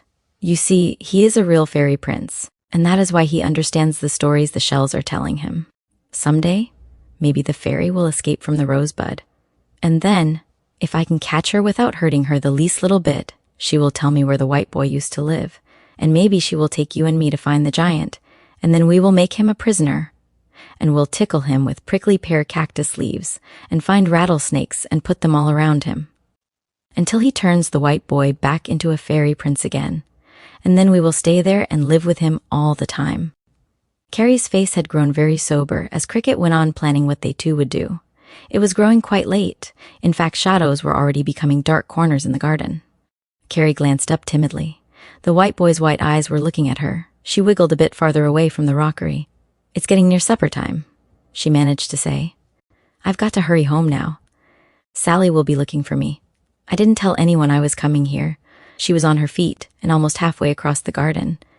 Cricket jumped up and followed her, still eagerly talking about what they would do after they had rescued the white boy. Probably Carrie had never before passed so quickly through the long dark hall of Auntie Green's house, but to her it seemed she would never reach the front door. It was closed. It was locked. It had a chain that allowed Auntie Green or Amy to open the door and peek out. That chain prevented anyone outside from entering the hallway uninvited. Carrie watched Cricket struggle with the key. It was a big key and did not always work easily. Finally it turned, but the chain twisted into a knot that shortened its length. Cricket tugged and jerked. Carrie aided her, and all the time Carrie was glancing fearfully back through the long dim hallway, fully expecting to see that horrible giant striding after them. Bang! The door swung open at last. Carrie fairly tumbled down the marble front steps. She did not pause as she called back to Cricket. I won't tell anyone. Maybe, she thought. If she kept the secret, the giant would not bother her. But that night, in bed, she kept the coverlets over her head. Chapter 11, The Devil's Darning Needle. Monday morning, Carrie and Cricket slipped into their seats at school, and after the regular roll call, the reports on the compositions were to be read aloud by Miss Prigel. Though the 60 girls were all anxious to know their marks, Cricket waited more anxiously than anyone else. Slowly the names were read, some rated high, some low, but still the name of Cricket Austin was not called out by Miss Prigel. Cricket wanted to cry out, Hurry, don't be so slow. Miss Prigel paused, looked down the aisle, where Cricket sat with staring eyes, and her hands held tightly together under the desk, so no one could see them. Cricket Austin! 0 mark! The girls gasped aloud. They leaned toward each other and whispered. No one else had such a mark as that. It was a disgrace to the whole class. Carrie glared defiance at the other 58 girls who were snickering at Cricket. Poor Cricket felt the cruel eyes and smiles of those whom she could not see. Her face was crimson, her eyes blinded with tears, so that Miss Prigel was only a gray shadow. This is no composition at all, went on the teacher in a sharp voice. It is just a mass of rambling words that tell about crazy ideas. No sane person would ever call this a composition. It reads as though a lunatic had written it. That is why it has been marked 0. I did not think that any girl in this class had so little common sense. Come and get your papers now, and bring them back tomorrow morning after your parents have read the compositions and signed their names under your marks. Somehow, Cricket's heavy feet carried her to the desk. She did not look at Miss Prigel, but held out her hand for the rolled composition. Without a word, she carried it back to her place and slipped it under the cover of the desk. There were little smiles on the faces of the girls nearest her, but Carrie leaned over across the aisle to pick up a pencil from the floor. She had dropped that pencil for just one reason. She reached out and touched Cricket's arm as she straightened up again. Cricket looked at her and saw the sympathy and love in Carrie's loyal eyes. Don't pay any attention to old Priggy. She's just a cranky old maid. She can't even catch a beau. The sympathy, if not the words, gave comfort to Cricket's heart. She gathered her books, piled them on the desk, and was ready for her day's work in the schoolroom. Miss Prigel glanced curiously at her several times, but Cricket was quiet and studying hard. There was no sign of the furious tears or protests that the teacher had expected. Somehow, Miss Prigel resented it. She felt, in a way, that Cricket had been victorious instead of defeated. Miss Prigel did not understand it. What she did not understand, she resented and squashed if it were in her power to do so. At last the class was dismissed, and the 2 girls walked slowly home. Carrie had received 75 as her mark, and the words neat, well-written had been added below the figures. The huge 0 mark had been scrawled entirely across the whole page of Cricket's work, and further emphasized by words on the margin at the right. Those words were dirty, careless work, no sense whatever. And that was what Cricket had to show to Auntie Green, and have Auntie Green sign her own name to it, as proof that she was aware of Cricket's awful record at school. Carrie understood why Cricket did not talk as they walked home together. When they reached the little iron gate, Carrie hesitated. Then, unable to think of anything to help her friend, she just smiled and said, Goodbye, Cricket. I'm going to make a pink silk party dress for Lady Helen de Newport the second next Saturday. Ida says I may have a piece of her new dress when the dressmaker comes to cut it out Saturday morning. Even that brought no response. Cricket was afraid that she would cry if she opened her lips, so she only turned and hurried down the area steps into the dining room. She had made up her mind. not to show that composition with the awful marks to Auntie Green until bedtime. Then she could just give it to Auntie and run up and get into bed. And if Auntie came up and scolded, like Miss Purgell, Cricket knew she could hold her hands over her own ears under the bedclothes, in the dark. There was only one bright spot. Cricket went out to the rockery, and seeing nobody in sight, she hurriedly whispered her troubles to the white boy. "I told about the stories in the shells," she said with trembling lips, and they all laughed. "You do listen. You do know what the shells say. It's marked 0. Her voice broke, and tears rolled down her cheeks. The white boy stood holding the basket above his bent head, but Cricket felt that he understood and was sorry. Maybe someday she could find the giant, and then the white boy would take her away to his kingdom to live among the fairies. Of course, Carrie would have to go with her, and then she would want her father and Prince and Duke, and the regimental band, and Bob, and all the regiment to go there with her. As she sat dreaming of the wonderful things that would happen when the white boy no longer was held a prisoner in the garden, she looked up at the roses climbing along the fence and jumped to her feet. Right on the petal edges of a half-blown rose, she saw tiny silver wings fluttering tremulously. It was the captive fairy. Now she would catch it, but she must not be rough. She would not hold it 1 minute after she had asked where the giant lived. The wings moved more swiftly. It would fly away. Cricket ran wildly across the grass. "Wait, oh, wait," she implored. Her foot struck the edge of the rockery. A shell rolled down. A rough gray rock followed it. Cricket sprawled on the ground. For a second or two she lay there dazed. Then remembering, she arose. The silver wings had vanished. The fairy was gone. Everything had gone wrong that whole day, and now this was the worst of all. Down on the grass she flung herself, sobbing as though she would never stop crying. The white boy bent above her, looking down with his strange wise eyes, but he could not speak, nor touch her to comfort her and say that he understood. Cricket was still lying there when Auntie Green found her and helped her to. Her feet. The front of Cricket's rumpled, soiled white apron was spotted with blood that had trickled from her upper lip, where a front tooth had made a deep cut inside. Without asking a question as to the cause of her grief, Auntie led her into the house, bathed the cut lip, washed the hot, tear-grimed face, cleaned the dirty hands, and then, for the first time, Auntie Green saw the roll of paper. As she attempted to take it away, Cricket held it more tightly. "Please don't," she begged. "I'll show it to you tonight. Just let me keep it till I go to bed." Auntie stared through the gold-rimmed spectacles. Something in the child's face made her loosen her grip on the paper. She really did not want to allow Cricket to have her own way, but for once she decided it would do no harm. That night at bedtime, Cricket gave her the composition with the dreadful confession of the 0 mark and words. Auntie made no reply. She glanced at the scrawled pages, then laid the composition aside. "Was that what made you cry?" asked the old lady. "Part of it was, but I was trying to catch the fairy, and I fell down and it got away." Cricket had a hard time to keep back fresh tears. "Humph," grunted Auntie Green. "You need a good dose of medicine. There are no such things as fairies anywhere." "But there was one," Cricket insisted. "I saw its wings when it came out of the rosebud. What you saw was only a devil's darning needle, and that sews up the lips of little girls who do not tell the truth. I did see it. It was a real fairy. It wasn't like a devil's darning needle at all." Auntie regarded her sternly. "Come with me. I'm going to read you a chapter in the Bible." So Cricket sat and listened with horrified eyes as Auntie read to her the story of Ananias and Sapphira, who were struck dead for lying. "Now," the old lady spoke as she closed the big book, "after this you must always tell the truth, or you may be punished by being struck down dead. There are no such things as fairies." So, in the excitement of Cricket's cut lip, the sermon about Ananias and Sapphira, the argument about fairies, Auntie Green forgot to sign the composition, and Amy, cleaning up, saw the filthy piece of paper and put it into the stove. A fact that Auntie learned later, and which she explained in a note to Miss Purgell the next day. The teacher was very sure that Auntie Green was not telling the truth, but had been so ashamed of the composition that she would not sign her name on that page. Chapter 12. Carrie's Party. "I'm going to have a birthday party," Carrie announced proudly as she opened the front door in answer to Cricket's ring.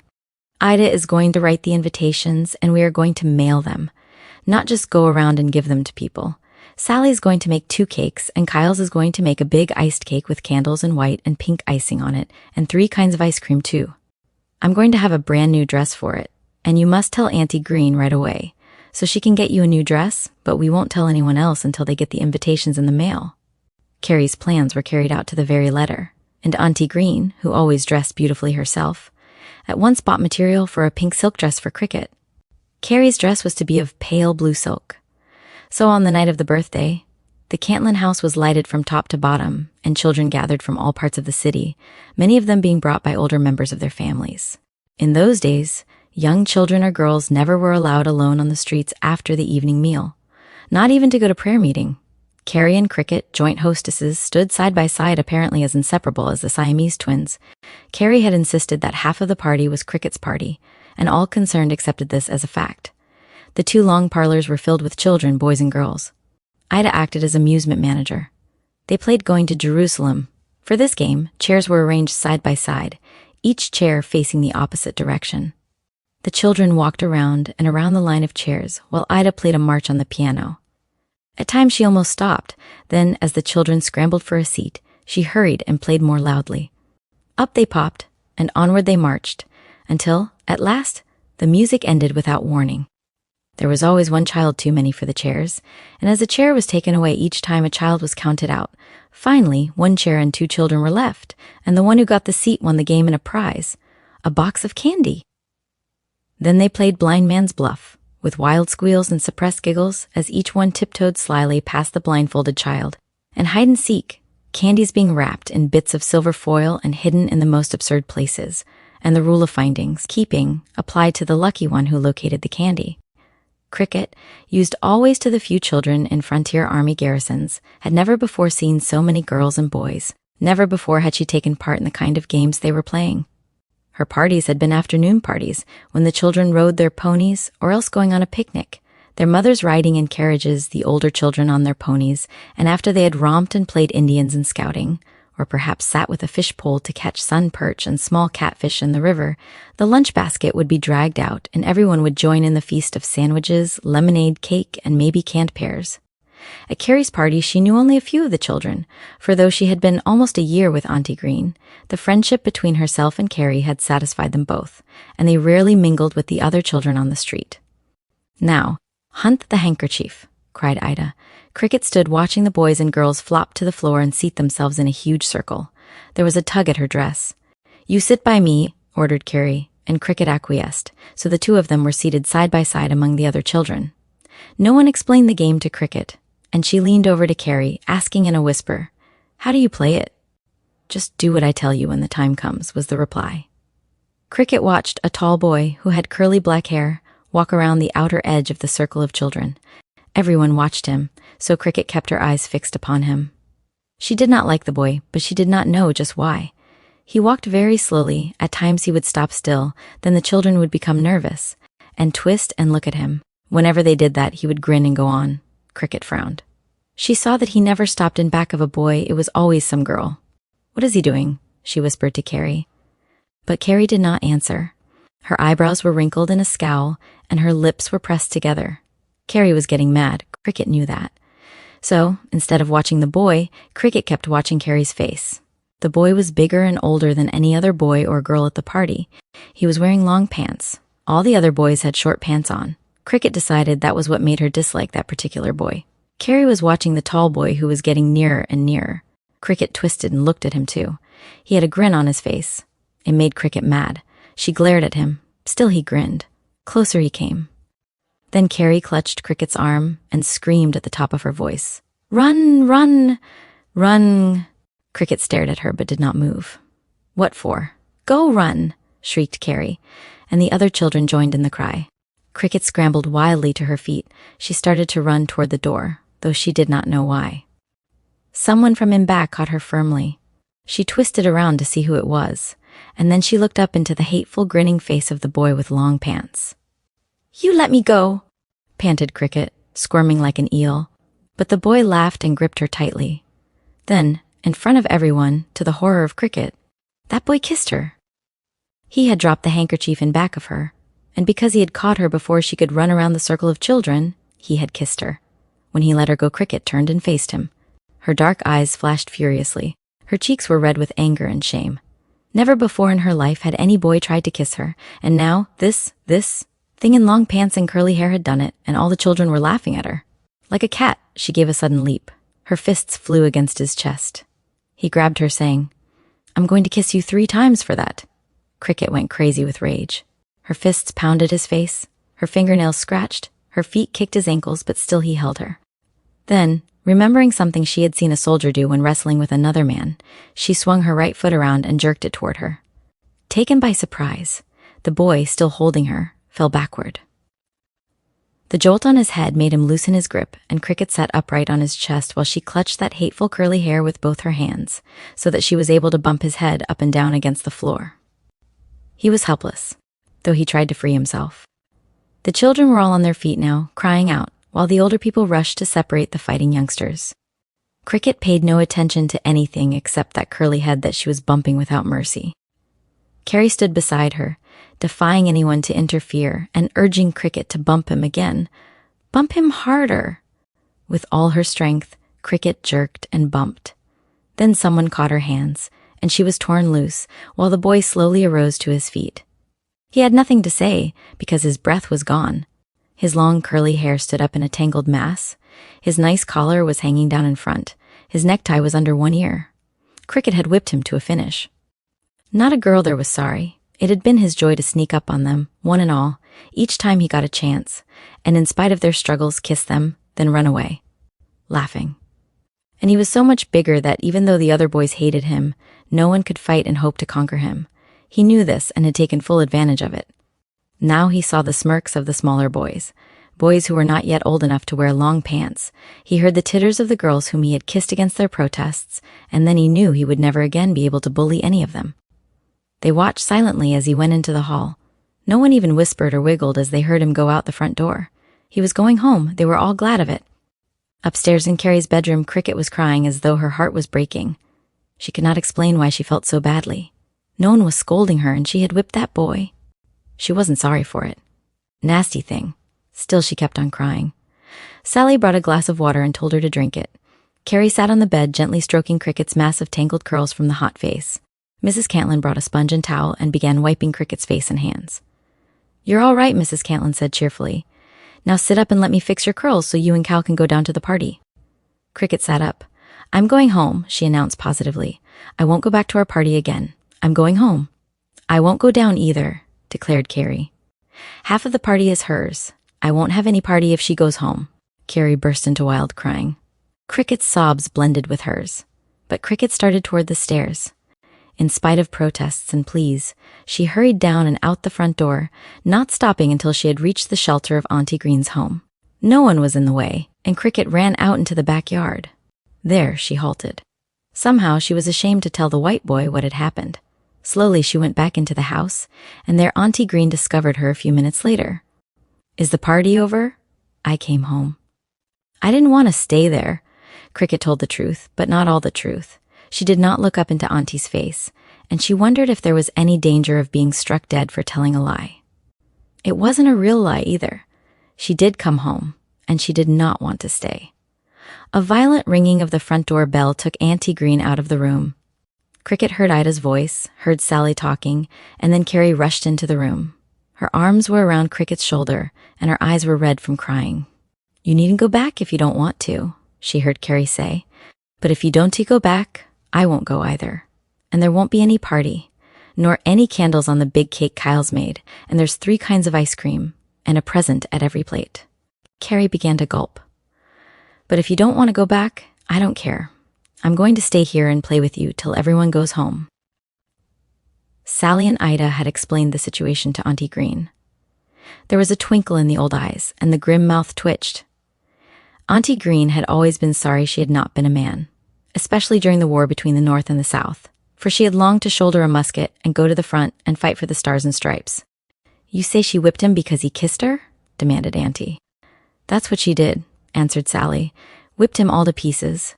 They followed the old lady to where Carrie and Cricket sat together on the horsehair sofa. The girls looked up, a bit uncertain. "Come and get another dress on," commanded Auntie. "Amy," she called down the back stairs.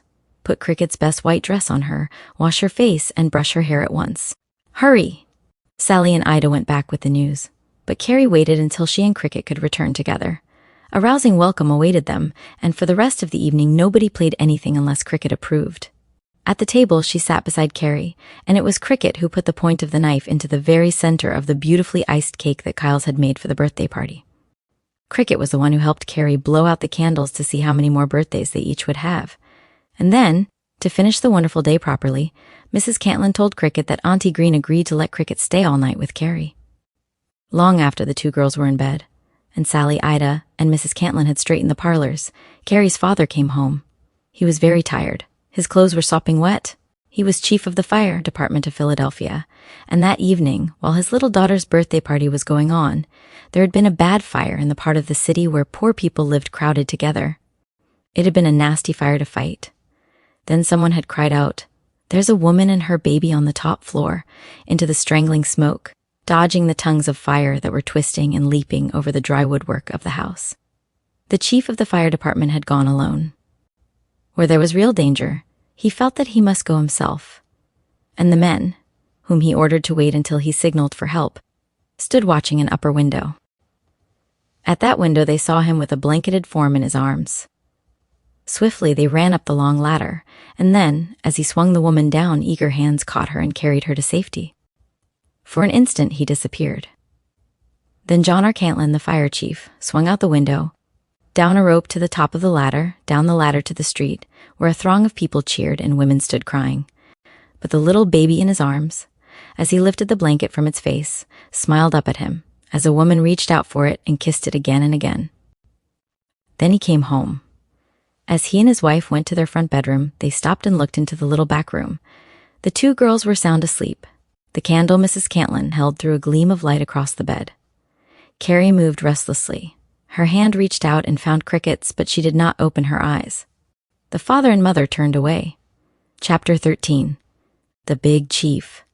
During the following month, Cricket and Carrie had many things to keep them busy, for the Cantlins were moving from the house on 3rd Street to a larger and much nicer home on Carpenter Street, just halfway between 2nd and 3rd.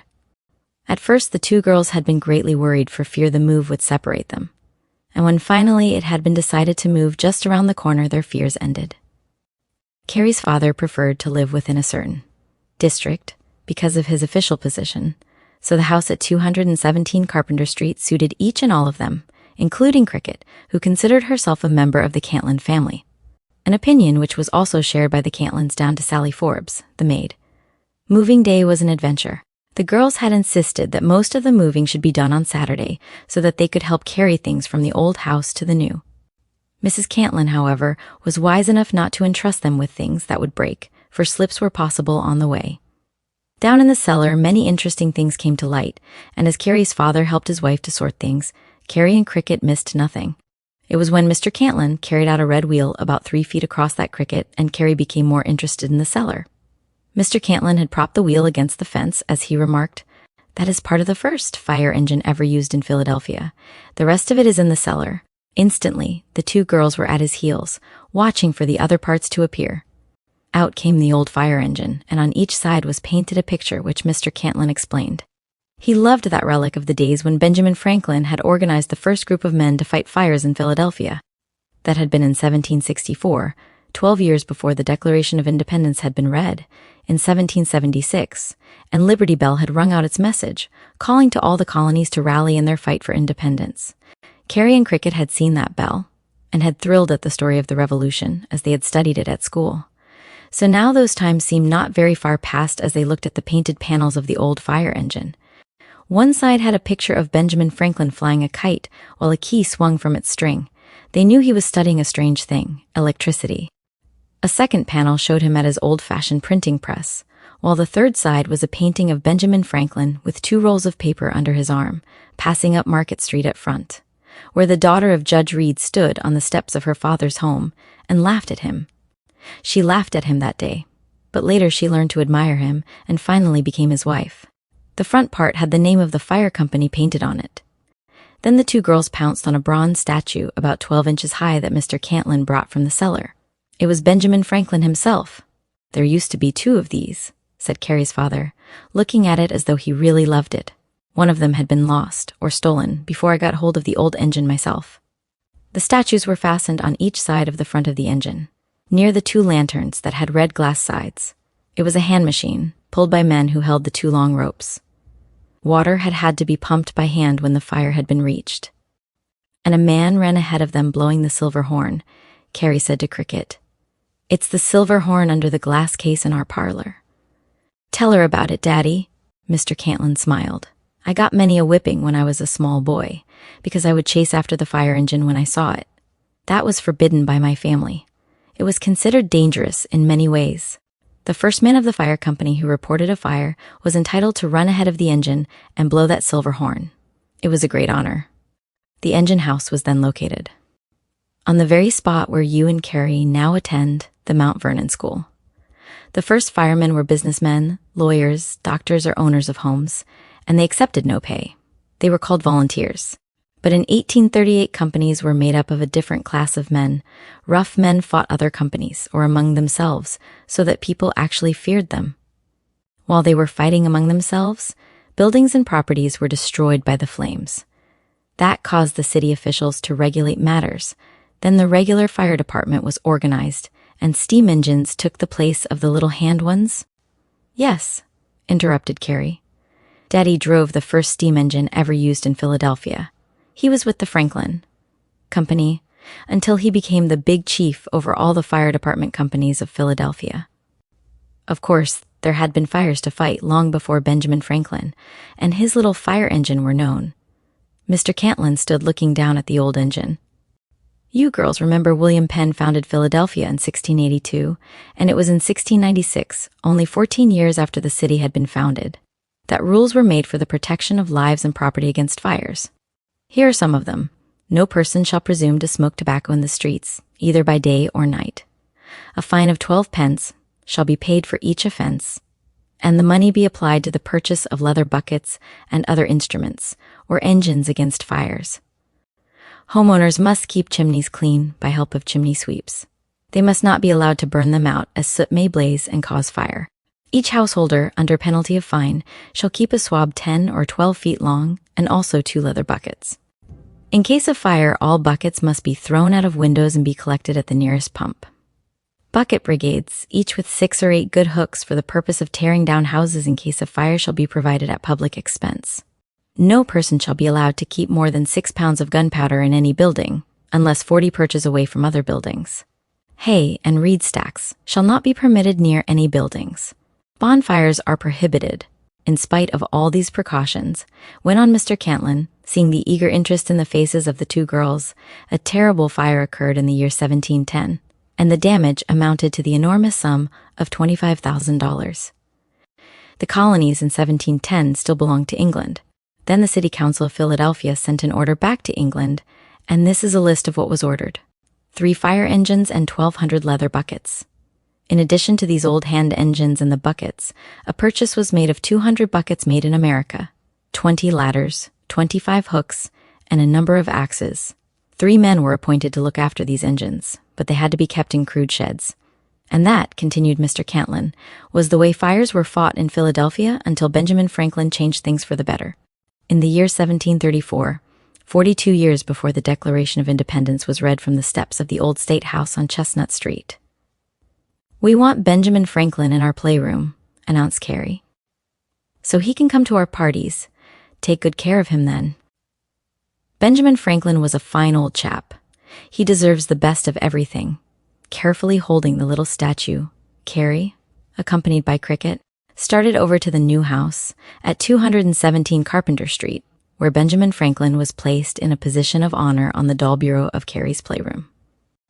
There he could hear the fire alarm ring in the hallway of the Cantlin home, day or night. Then he knew that John R. Cantlin, the big chief, had dashed out the door to where a fireman awaited with a light buggy and a swift horse, to carry the big chief to the work of saving property and lives. Maybe the little statue thrilled as he heard the clatter of hoofs growing fainter and fainter. It was dark in the playroom, and no one was there to see Benjamin Franklin smile. The big chief was on his job. People cheered as he passed them by. Chapter 14, just around the corner. Once settled in the new home, Cricket and Carrie turned their attention to the backyard. A corner of it had been given to them for their very own garden, and after planting seeds selected by Mom, they carefully watered and watched for the plants to appear. Cricket had dug up the earth to examine the seed, and finding little green and white tails had started to sprout, she and Carrie placed them back into the soil. In spite of this treatment, the plants actually grew, and as the spring advanced, tiny buds rewarded their care. In this corner of the yard, Cricket and Carrie buried all their broken toys. It was their graveyard. Dolls that were made of china had a dreadful habit of breaking when dropped on a marble step or brick walk. A regular coffin from a pasteboard box, a formal ceremonial, and then flowers upon the grave ended each funeral. Mrs. Cantlin, Ida, and Sally never were absent from a single funeral, and following a custom of early pioneers of America when houses were far apart and friends drove many miles to attend a funeral, a supper of cold meats and jams and biscuit, tea and cake always was ready for the mourners after the burial of one of the dolls. Later, Ida's canary died, so it too was laid in the cemetery. The little wooden boards at each grave bore a name and date. Mr. Cantlin fixed them up with pen and ink, and on the headstone of the canary, he had drawn a lovely bird flying with outstretched wings and spread tail. It was a beautiful headstone and a great addition to the cemetery. Even Ida agreed to that. For some time after the canary funeral, the dolls did not break. Then one day, Cricket appeared at the house with a kitten in a box. Proudly, she had announced that she had borrowed it for a funeral. Mrs. Cantlin firmly objected. It was all right to bury the dolls and the canary, for they belonged to the family, but outsiders could not be buried in a family lot. "Where did you get the kitten?" asked Sally, who always was eager for conversation. "In our alley, going to the back street. It was dead there when I saw it."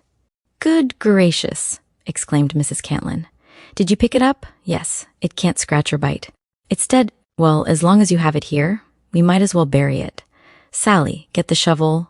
So while Sally dug a hole 3 feet deep, as Mrs. Cantlin instructed, the others solemnly watched the pasteboard box being slipped into a small wooden box, on which Sally nailed a cover. Then the ceremony was finished hastily. That night, Mr. Cantlin fixed another tombstone, and after much discussion he printed the epitaph, "Somebody's cat," but at the same time he ordered that, in the future, nothing but dolls should be buried in the backyard. The matter of funerals was forgotten for a time, when Auntie Green announced to Cricket that she could have a birthday party. Cricket would be 8 years old the following Saturday, but remembering the awful fight at Carrie's party, she was not anxious to have a party of her own. "Can't I just have Carrie come to my birthday party?" she asked. "Why, yes. If you don't want anyone else to come, well, I don't want anyone but Carrie." So it was settled, though Auntie and Mom could not understand, nor did Cricket explain, why she did not want a real party such as Auntie Green had planned for that 8th birthday. Carrie. Learning that Cricket had refused to allow anyone but herself to be invited to the party, felt very superior to the children in the neighborhood, and did not hesitate to inform them all, boys and girls, that Cricket was going to have a birthday party, and nobody would be invited except one girl, and that girl would be Carrie Mae Cantlin. Though the excluded children laughed and said just 2 girls wouldn't be a real party, Carrie and Cricket made no reply, but walked away with scornful faces. But the jeers, "Cricket Austin and Carrie Cantlin are going to have a party," floated to their ears as they turned around the corner of the street. In spite of the twitting about the party, Cricket, arrayed in her best white dress, made it a point to stand on the top marble step of the front door until Sally escorted Carrie to the house.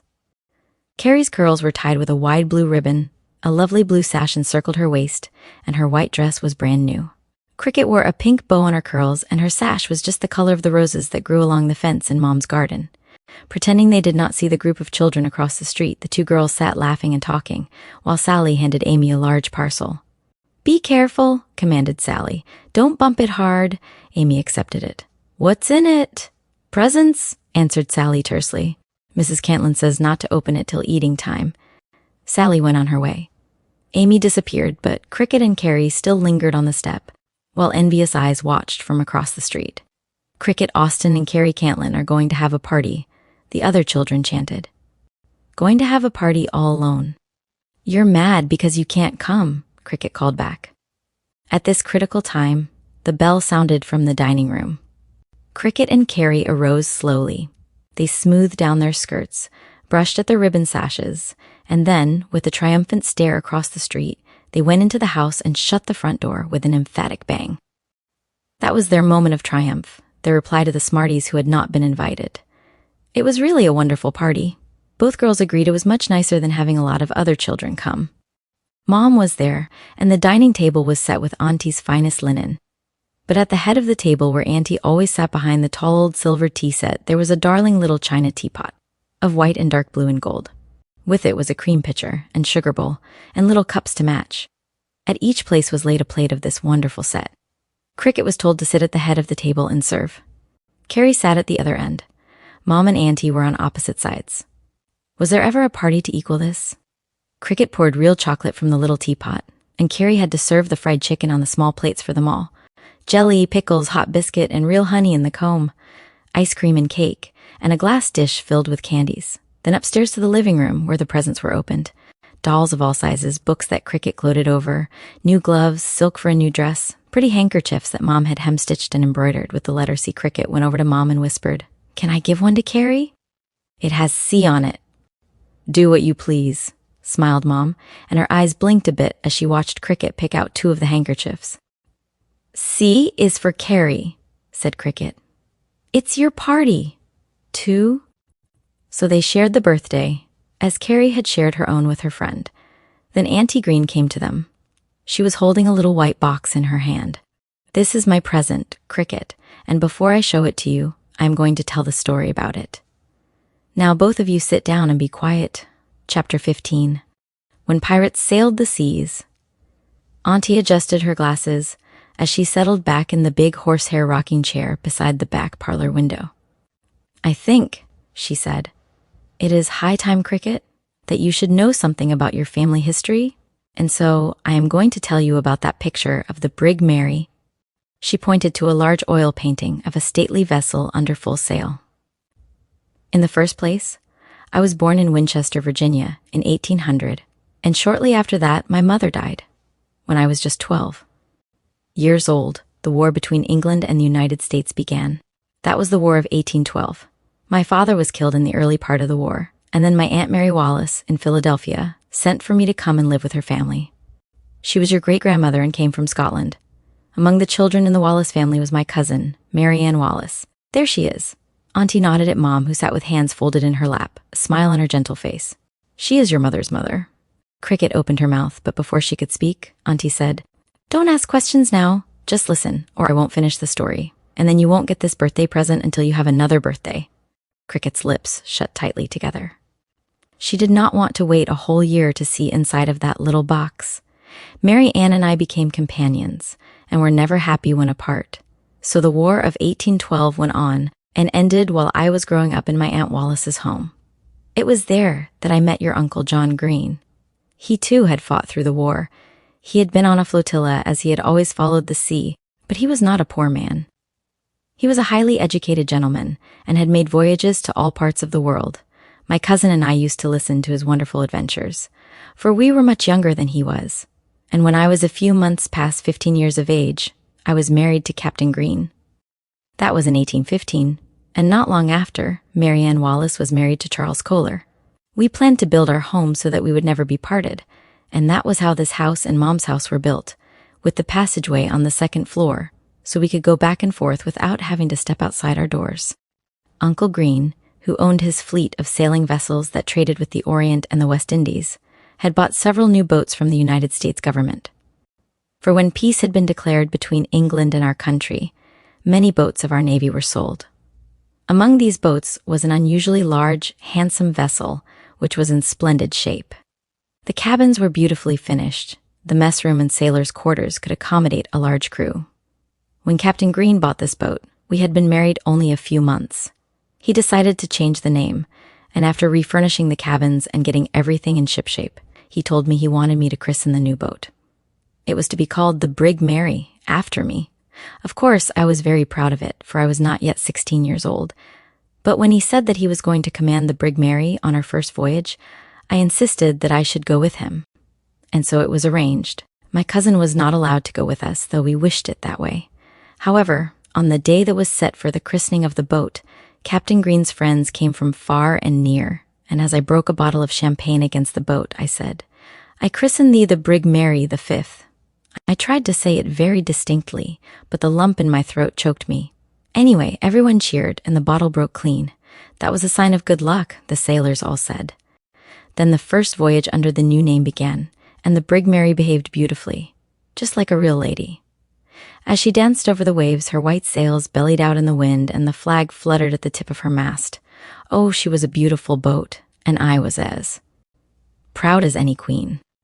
I had never before been on any boat, had never been any place except the little Virginia town, and from there to Aunt Mary Wallace's home to live.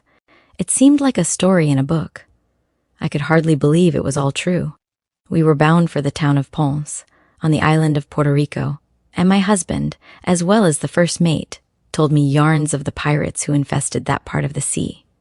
I learned of the danger of Mona Passage, which lay between Puerto Rico and Santo Domingo, connecting the Atlantic Ocean with the Caribbean Sea. On Mona Island were hundreds of caves, which the pirates used as hiding places for themselves and their stolen goods. No one else lived on Mona Island. As we neared the West Indies, I knew that every man of the crew was on the watch for any strange vessel, and more than once I heard someone speaking of the hole in the rock. For, after passing that danger point, the pirate boats would not dare to make any attack upon us. We would be too near Ponce. There were no steamboats then. Sometimes a voyage would require 2 years' time before a sailing vessel would touch home port again. But the voyage to Puerto Rico was not considered a long one. So many pirates sailed the seas in those days, especially along coasts where rich cargoes were being shipped, that every vessel had to be prepared to defend its cargo and crew. Sailors were almost as valuable as the cargoes. Often they were kidnapped when ashore and taken aboard a ship as it was about to sail. Sailors called this shanghaiing, as the pirates could not put into a port where someone might recognize the men or boat. Any sailors who were taken prisoners by the pirates were kept at work. Only in case of a fight could these prisoners hope to escape. If the pirates caught a man trying to escape at sea, that man was blindfolded, his hands tied behind him, and then he was made to walk the plank. That meant walking to the end of a board until he plunged from it, blindfolded and tied, into the ocean, with chances of being torn alive by sharks that usually followed the ships. The pirates obtained crews, food, clothing, and ammunition from the ships they captured, as well as the rich cargoes aboard. These cargoes were landed at lonely places along different coasts, where other men received the goods and sold them. And that was why the brig Mary had almost as much ammunition and as many guns aboard at that time as when she had been a fighting vessel during the War of 1812. We had a quiet voyage in fair weather. Sometimes a passing ship would come to anchor near us. Then its captain would come in his gig to call on us. At times, we would go to the other ship, and as very few women made voyages in those days, I was treated with the greatest courtesy. As we neared the coast of the West Indies, the lookout kept a sharp watch for any approaching ship. Even though our country was at peace with the world, we could not trust a ship's flag. The pirates would usually fly the colors of a friendly nation, or perhaps even our own flag, until within firing distance. Then, without warning, a shot would be fired and the flag of a pirate ship run up to the top of the mast. That black flag would carry a white skull and cross bones, and it meant a fight to the death. So when two ships sailing quite close to each other came into sight, everyone was on the alert. Through the long telescope, Captain Green kept watch. I stood beside him. "A French flag," he said. "That is all right so far, but if there is any trouble, you must go down into the cabin. You are under orders now, just like the seamen." Although I said nothing, I made up my mind not to sit in any cabin while I might be of use. The two ships signaled. They wanted to come alongside of the brig Mary, but the first mate spoke to Captain Green. I heard what he said. The brig Mary did not slow up. Then across the prow came a shot. The French flags of the two ships were hauled down, and pirate flags whipped out in their places. "Go down," my husband said, and I obeyed. It was no time for me to bother him or get in the way of the men. The brig Mary seemed to know the danger, but there was a stiff wind, and it was in our favor.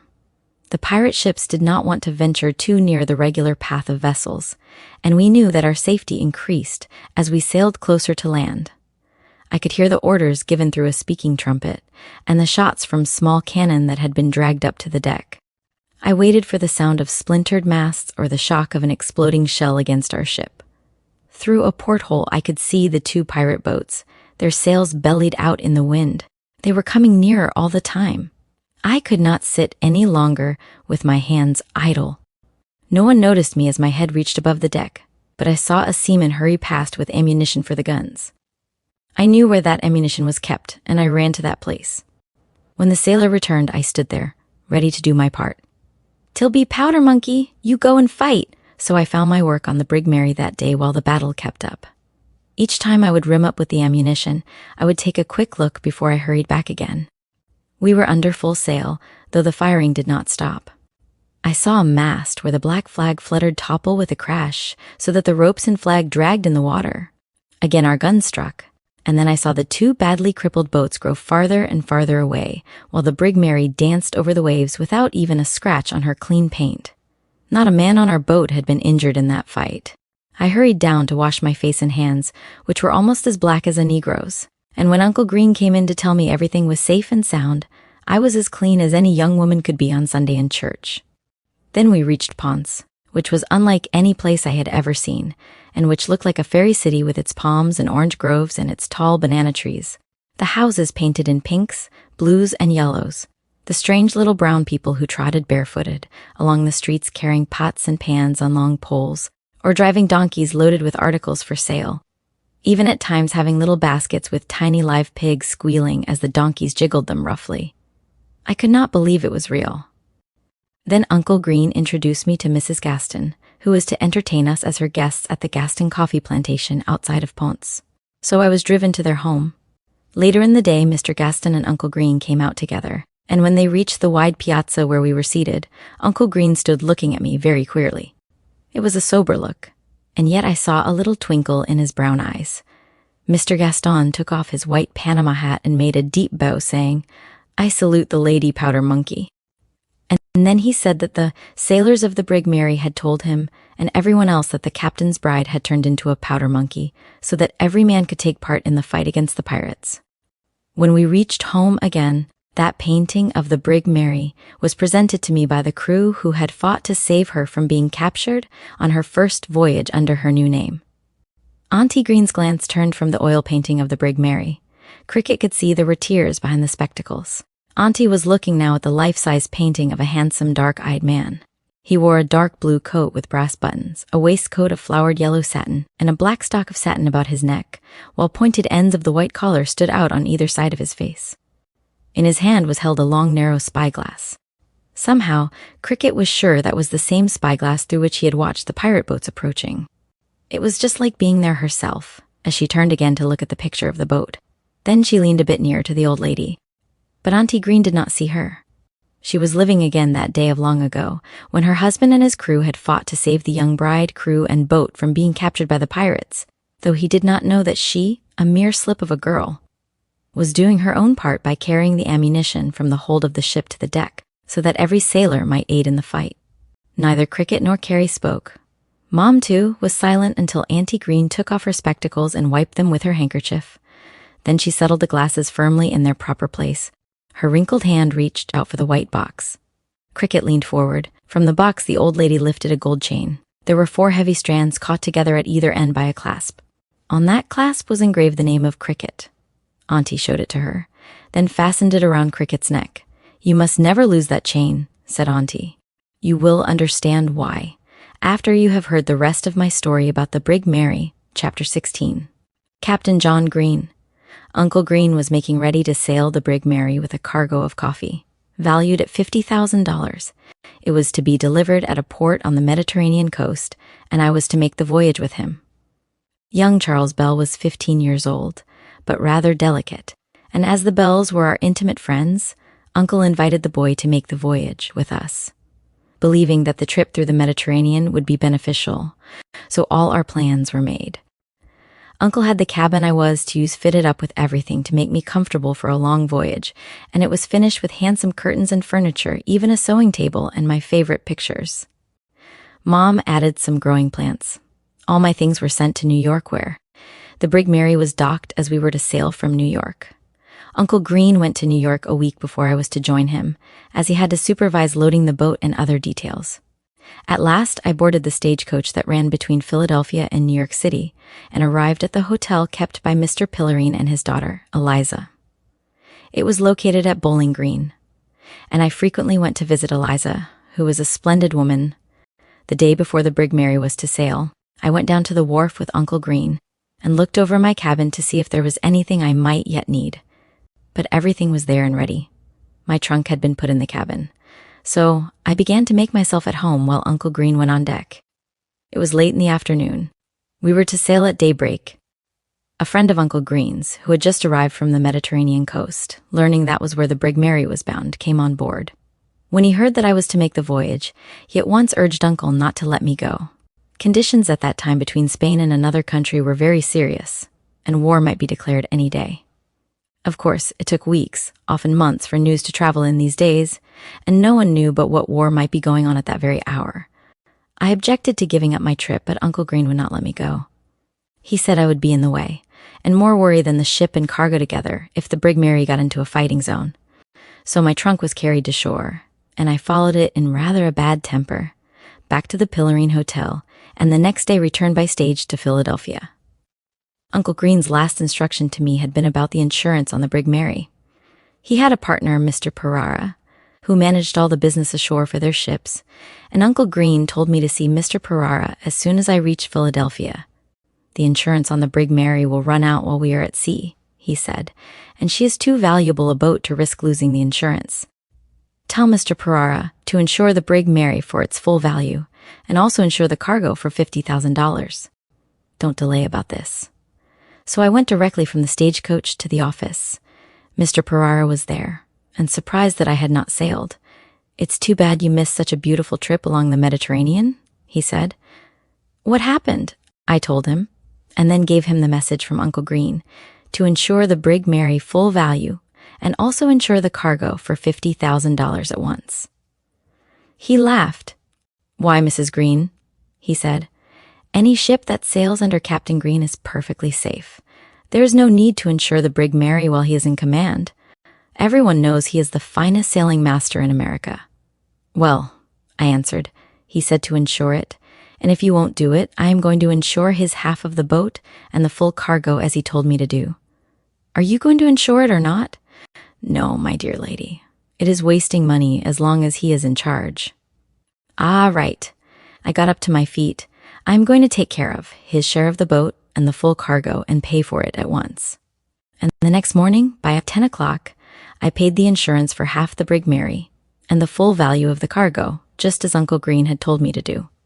Then weeks and months went by without any word from the ship, but that did not worry me. Sometimes it would be 2 years before a vessel returned home. Letters had to be trusted to other sailing boats that were homeward bound. These boats stopped at many ports, and also were delayed by adverse winds, or even would lie motionless for days in a calm. It was only when Uncle Green reached Philadelphia that we heard what had happened on the last voyage of the brig Mary. For that trip was her last. He and Charles Bell and the first and second mates were brought to New York by a vessel that picked them up as they were adrift in a lifeboat in the Mediterranean Sea. No trace of the rest of the crew was ever found in any port. Spain had declared war, but as the United States was at peace with the whole world, Uncle Green had no fears. The American flag was flying at the top of the mast, and that flag, he believed, was protection against any attack except by pirates. A ship flying the Spanish flag signaled him to stop. He did so, and received the foreign officers who came on board. They spoke Spanish. And though Uncle Green spoke it as well as any native, he let the first mate do all the translation. The Spaniards looked at the ship's papers, and then refused to recognize them. The mate pointed to the American flag, and the Spaniards laughed at it. They said the brig Mary was sailing under false colors, and was aiding the enemy. In spite of all protests, made prisoners of Uncle Green, Charles Bell, the 2 mates, and all the crew.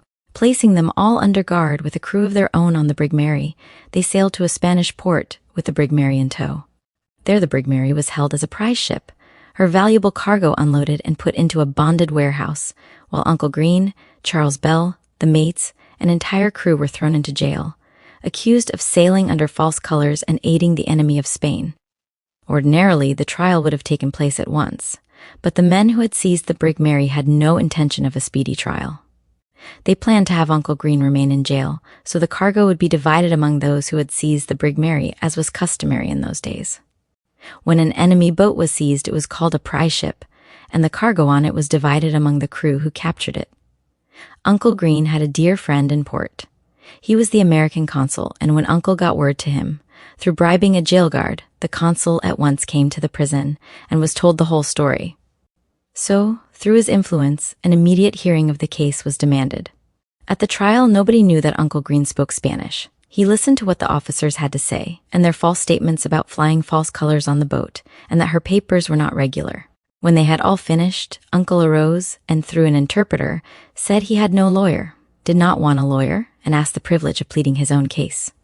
This was spoken in English, and when the judge said it must be done in Spanish, Uncle, to the amazement of every one of the foreigners, began his case in beautifully spoken Spanish, with all the legal points made clear. While the plotters stood dumbfounded, he told the judge how the men who had seized the brig Mary while the American flag was flying at her mast had spoken among themselves, planning to seize the ship and claim the rich cargo by holding the officers and crew in jail without anyone knowing where they were.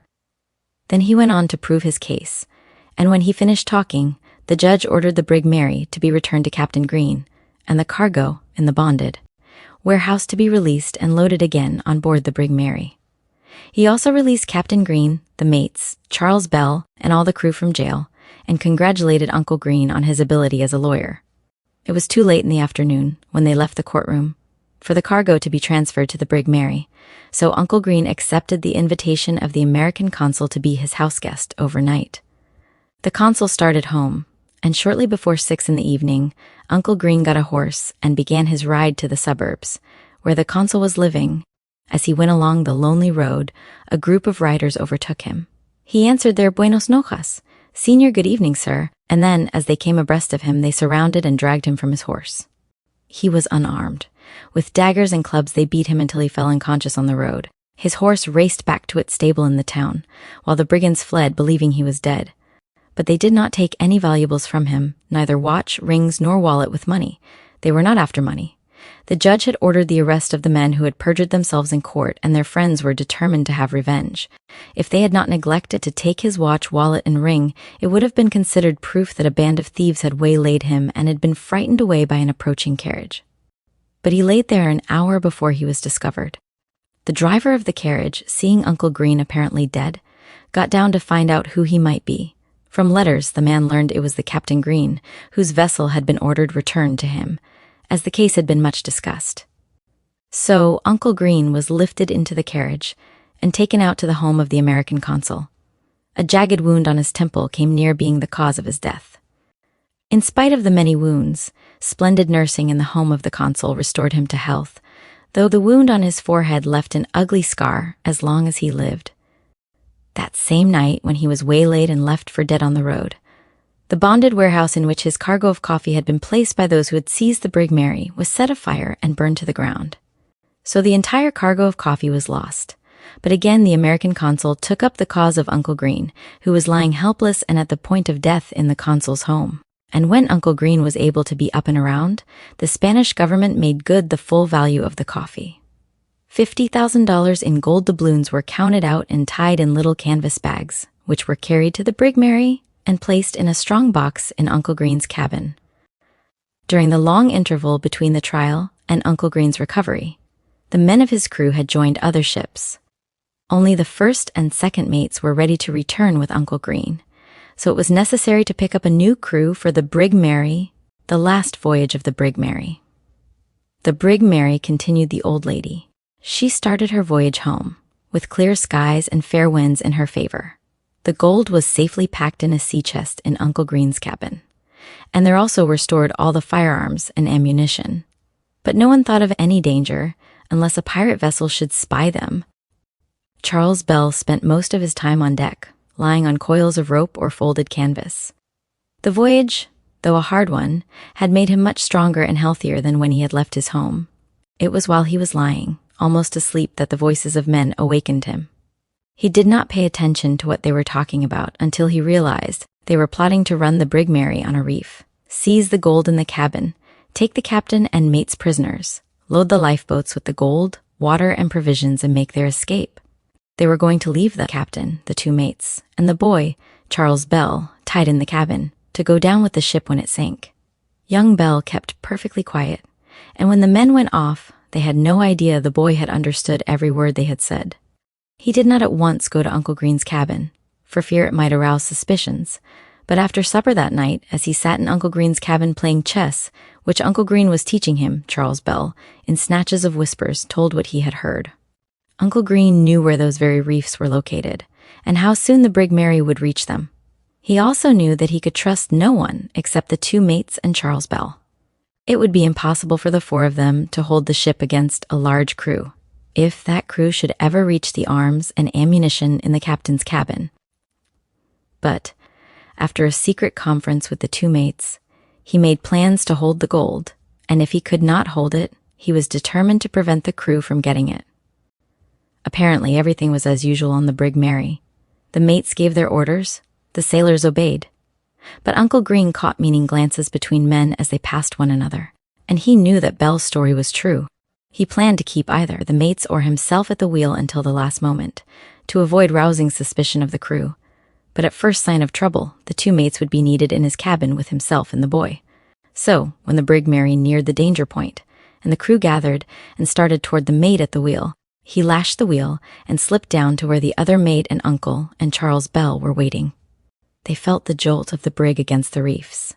Then came the sound of heavy footsteps running on deck. The next instant, the crew darkened the stairway leading down to the captain's cabin. They were not armed, but depended on overpowering Uncle Green by rushing on him. At the foot of the stairway, they saw Uncle Green, Charles Bell, and the first and second mates. Every one of the little party in the cabin held a pistol in either hand.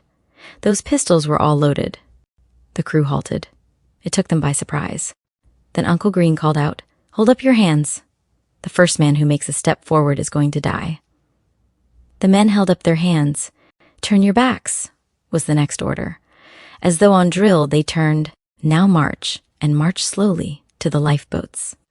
Down into the very boats they had lowered to carry out their plot to steal the gold and escape, and where they had placed water and provisions, in readiness, the crew dropped, one by one, until the 3 boats were filled. "Now haul away," ordered Uncle Green. There was nothing to do but obey, for those pistols held by the 4 men on deck were pointed directly down into the lifeboats. The oars flashed, and the lifeboats, loaded with the mutineers, rose and fell on the waves.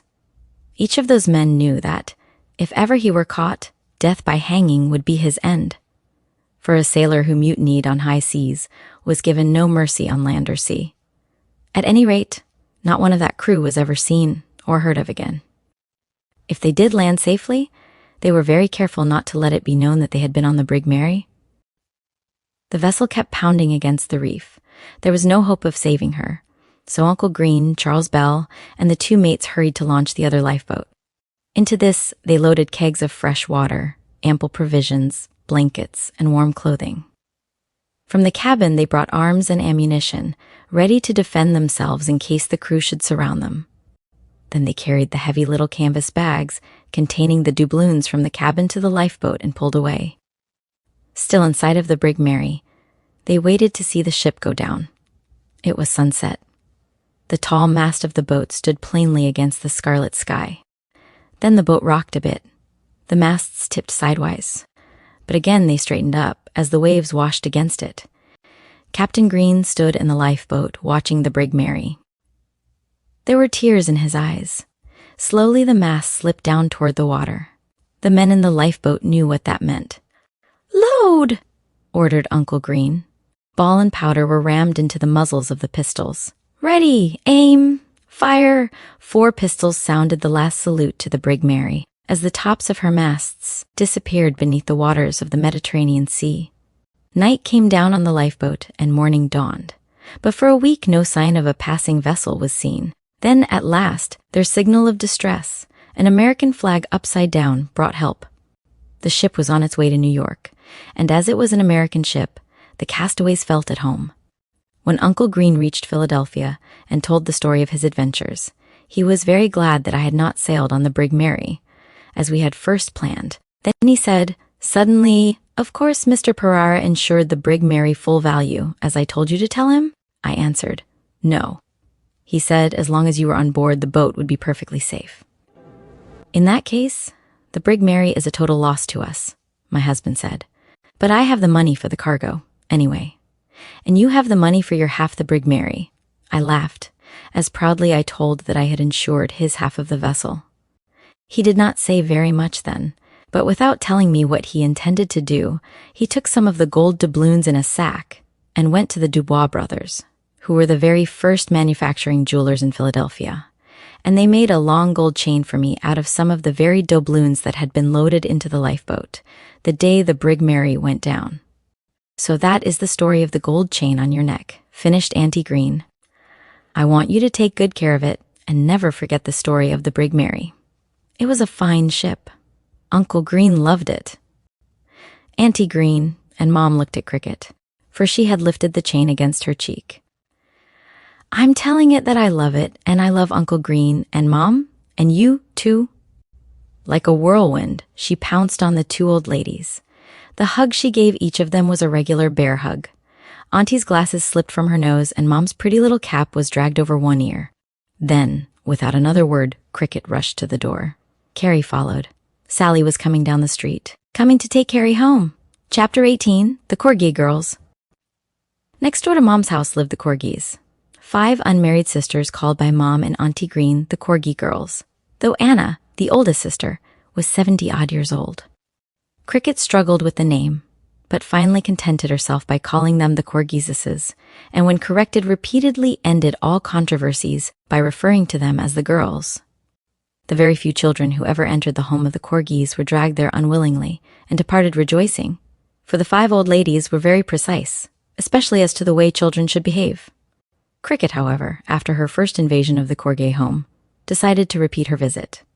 Each of the 5 old maids had a cat of her own, and the cats had made friends with Cricket. That won the hearts of the sisters. Other children had ruffled the tempers of the cats as well as the old ladies. In spite of Cricket's invitations, Carrie refused to share those visits. I don't like cats, she announced, and nobody likes the Corgis. I like dogs best, Cricket had replied. But cats are nice, too, when you can't have a dog. Inside the long hallway from the front door of the Corgi home, a tall hat rack stood like a dragon on guard. That hat rack, of dark polished walnut, never was used except to support on its very tip a hat of shining silk beaver. It was a man's top hat, but no man lived in the house. The hat had been bought and hung on that peg by Adelaide, youngest of the 5 sisters. She did not intend to make anyone think a man lived in the home. It was there to frighten any burglar or sneak thief who might invade their home, and to give the uninvited guest an impression that there was a man waiting and ready to protect the family. The girls carefully explained to every caller why that hat was in evidence. The sisters had been sitting in the back parlor one summer evening, leaving the front door open to create a draft. The day had been insufferably warm, and after a cold supper, no lights had been turned on, so as to avoid heating the rooms. It was almost time for bed. 9 o'clock. Though the procession formed exactly at that hour, it took some time before the girls finally drew the bedclothes around their shoulders. Going to bed was no trifling matter. First, Adelaide went to the basement kitchen. In her hand she carried a long brass-handled poker. Back of her followed the other sisters. One carried a small whistle, another held a china pitcher filled with water, while the other 2 girls were armed with broom and cane. It was the nightly search for a burglar. Every window had to be examined to see if the fastener was properly in place. Bolts and sliding chains, as well as locks of doors, were adjusted. Closets were inspected, then locked, and all spaces beneath tables were thoroughly investigated. The inspection was not completed until the entire house had been gone over, and the final possible hiding place beneath each big 4-poster bed was known to be absolutely a blank space. Then, and not till then, did the sisters feel satisfied their lives and property were safe for the night. As they were about to start their rounds, accompanied by the 5 cats, which were always locked downstairs for the night, strange feet entered the front door. The sisters were startled. No one had rung the bell. The steps came nearer. Adelaide, though shaking with inward fear, marched bravely toward the door. The other girls did their duty and followed her. In the dim light they saw a man in their home. He was a stranger. They could not see his face, but they knew he had no right to enter when they did not know him, and he had failed to ring the bell. You, man, spluttered Adelaide, gaining courage from the knowledge that her sisters were behind her and ready to help in case of a struggle. The man stopped suddenly. Then he whirled around and dashed from the hall. Instantly, Adelaide slammed and locked the front door. It had been a terrible experience for the sisters, and after they had talked it over, Adelaide had decided to go up to Chestnut Street the next day and buy a handsome hat. Not for any of themselves, but a tall silk hat such as gentlemen were wearing, and that hat was to be hung on the hall hat rack, so that any future uninvited visitor, meaning any man not accompanied by a woman, would believe a man lived in their home to protect them from burglars and villains of any kind. That would settle future visitors, they were sure. Then Adelaide arose to finish the interrupted inspection, but as she neared the hallway, she paused and sniffed. "The hallway and front room smell like a man," she announced. "We can't let that odor stay all night and get into the rest of the house. Besides, we don't know where he came from. We must get the feathers." So, a little later, the 5 sisters went from cellar to garret, each carrying a pan of hot coals covered with brown sugar and feathers. This would certainly protect them from any possibility of contagious disease, as well as destroy the odor of tobacco that they were sure they had detected. Then they went to bed.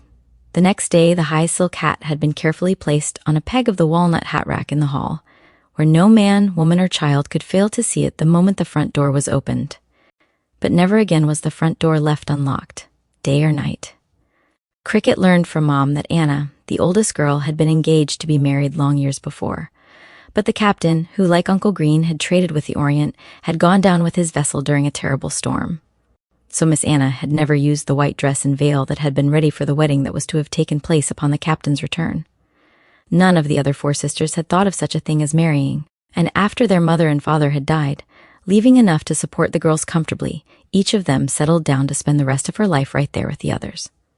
The house, like Mom's and Auntie's, had a lovely garden, and out under the back veranda Cricket sat during the summer evenings and drank tea, feeling very important and almost grown up, while the cats stalked majestically around them all, or curled at their feet. The corgis were still very nervous over the fact that they had been ordered to burn gas instead of candles or oil lamps. They were afraid of gas. It would be dangerous if it should escape while they were sleeping.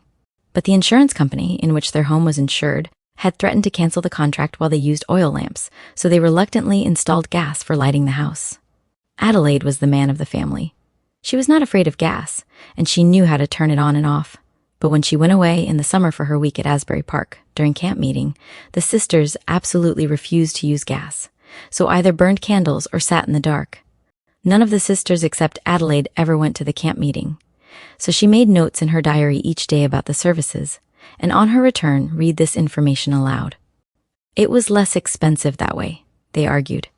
Adelaide was the only one who ever accepted the invitation each summer to spend a week at Cape May with their cousins. It was necessary to travel by steamboat to Cape May. The sisters were mortally afraid of a steamboat. It might blow up at any moment. Adelaide was not afraid. "She knows how to pass the boiler," the other sisters bragged after they had tearfully kissed her goodbye. But just the same, the 4 girls who remained safely at home prayed for Adelaide's safe return. When they opened the door and found her with her bandbox, carpet bag, and umbrella, looking just the same as when she had started on her perilous trip, they all considered that a miracle had been performed in answer to their prayers. Chapter 19. 5 old maids and 5 cats meet a dog. It was cleaning day in the Corgi home, and the girls ran, bumped, swept, and dusted. Cricket, observing the commotion, volunteered to help. Though her offer was declined, she did not want to go, so she followed from room to room while the agitation kept up. Out in the backyard, the 5 cats sat forlornly awaiting the return of peace and quiet in the house. They hated cleaning days as much as the corgis enjoyed them. Brooms and dustpans were tonics to the girls. The cats knew that when the sisters donned big dusting caps, it meant an open door through which the cats must march at once. In the midst of the confusion, a ring at the doorbell was like a bomb. "See who is there, Cricket?" whispered Adelaide, while the girls jerked off their dusting caps and started toward the bedroom stairs. "Just the postman," Cricket announced, returning with a letter. They gathered to read. It was from their cousins at Cape May and had been slow arriving. "My goodness," cried Adelaide. "They will be here in time for tea. Look at this house." None of them needed to look. It was scandalous. "Hurry," Adelaide began, grabbing at chairs to push them into place. "They may get here early, and maybe they will stay overnight. We'll have to ask them, anyway." Even Cricket helped shove and push the furniture. Luckily, the bedrooms had already been cleaned, and the kitchen would do as it was. So the girls rushed and jabbered hopefully, until Adelaide stiffened up and glared at them all through her glasses. "What on earth have we in the house for tea?" she demanded. They abandoned the furniture and rushed downstairs to the kitchen. Cricket was at their heels. Sufficient to make a nice cold supper was discovered, but there was no cake of any kind. That was almost as bad as not going to church on Sunday. in the opinion of the Corgi girls. They abhorred bought cake. Good housekeepers always made their own cakes and breads and pies. "We can't help it," said Anna. "We must have cake with the preserves. And there is no time now to bake it." "Cricket," Adelaide turned toward their visitor. "Take this little basket, and I will give you money and a note to Mrs. Unverzacht. Get 24 little queen cakes and bring them carefully. You may have one of them yourself." Cricket took the little covered basket. The note was placed with the money inside the basket. She loved queen cakes. They looked like little yellow hills with the tops cut off straight, and that flat top was covered neatly with white icing. But the important feature was a dear little white lamb of icing that rested in the very center, as if it were lying on snow.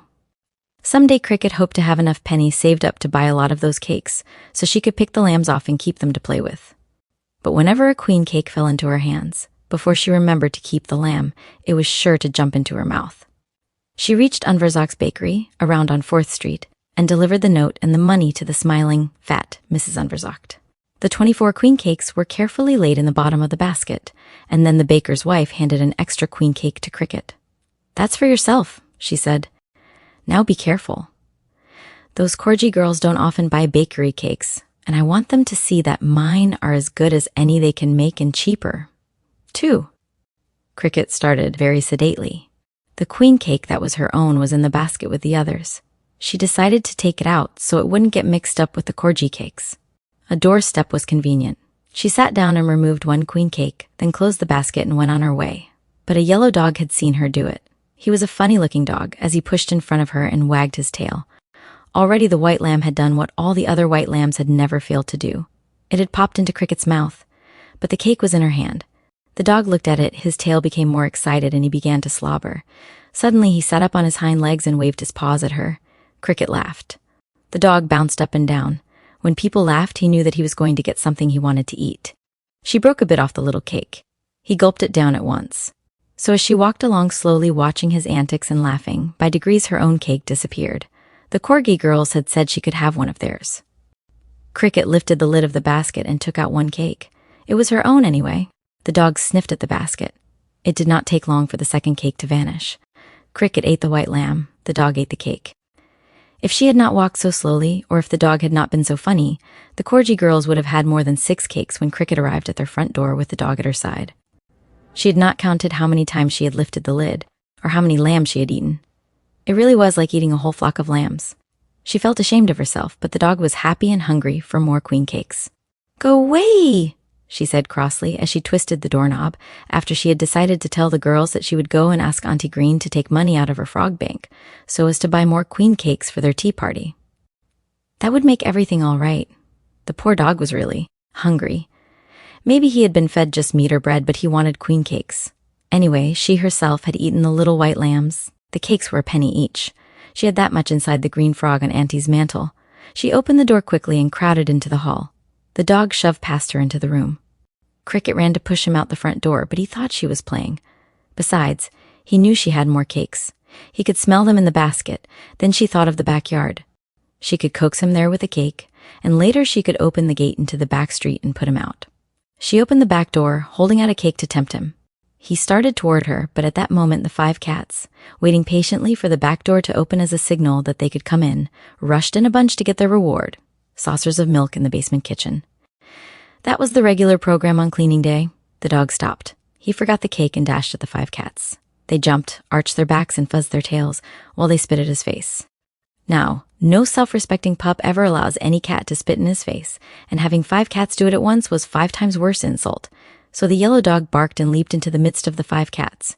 Cricket only remembered afterward that 5 cats spit and yowled and jumped and clawed, and the yellow dog howled, barked, snapped, and bumped into chairs, tables that upset and spilled spools of thread, and knocked a whatnot where little china ornaments rolled and fell to the floor. She tried to catch the dog, but that was impossible. There were too many cats in the way. From the kitchen came the Corgi girls, one right after the other. Instantly, the 5 of them joined the battlefield. The room was full of cats and old maids. But Adelaide grabbed a broom. The dog saw it. He had met brooms many times in his life. Cricket opened the front door. Instantly, the dog darted against her legs and ran yelping up the street. The cats raced wildly to the kitchen stairs. The Corgi girls looked at the disordered room. Then they looked at Cricket. She held an empty basket in her hand. The cakes she had not eaten with the assistance of the dog were trampled on the floor. It was too terrible for words. She began to explain what had happened, and to say that she would buy more cakes for their company, and hurry and get the money from the green frog. But Adelaide gave no opportunity for explanations. Pointing a long finger at the front door, and with wire-like curls wobbling fiercely over her ears, she exclaimed in an awful voice, "Begone!"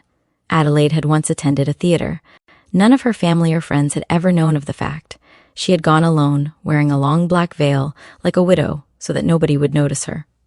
It had been years ago, when she had been only 15, but she had never forgotten the voice and gesture when the lovely heroine had ordered the villain to leave her presence. It had all come back in a flash. Adelaide felt she herself was that beautiful heroine, and Cricket the double-dyed, black-hearted villain.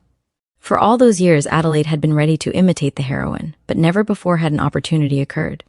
Cricket stared. She did not know the meaning of the word begone, but she understood the finger and the voice, to say nothing of the flashing eyes.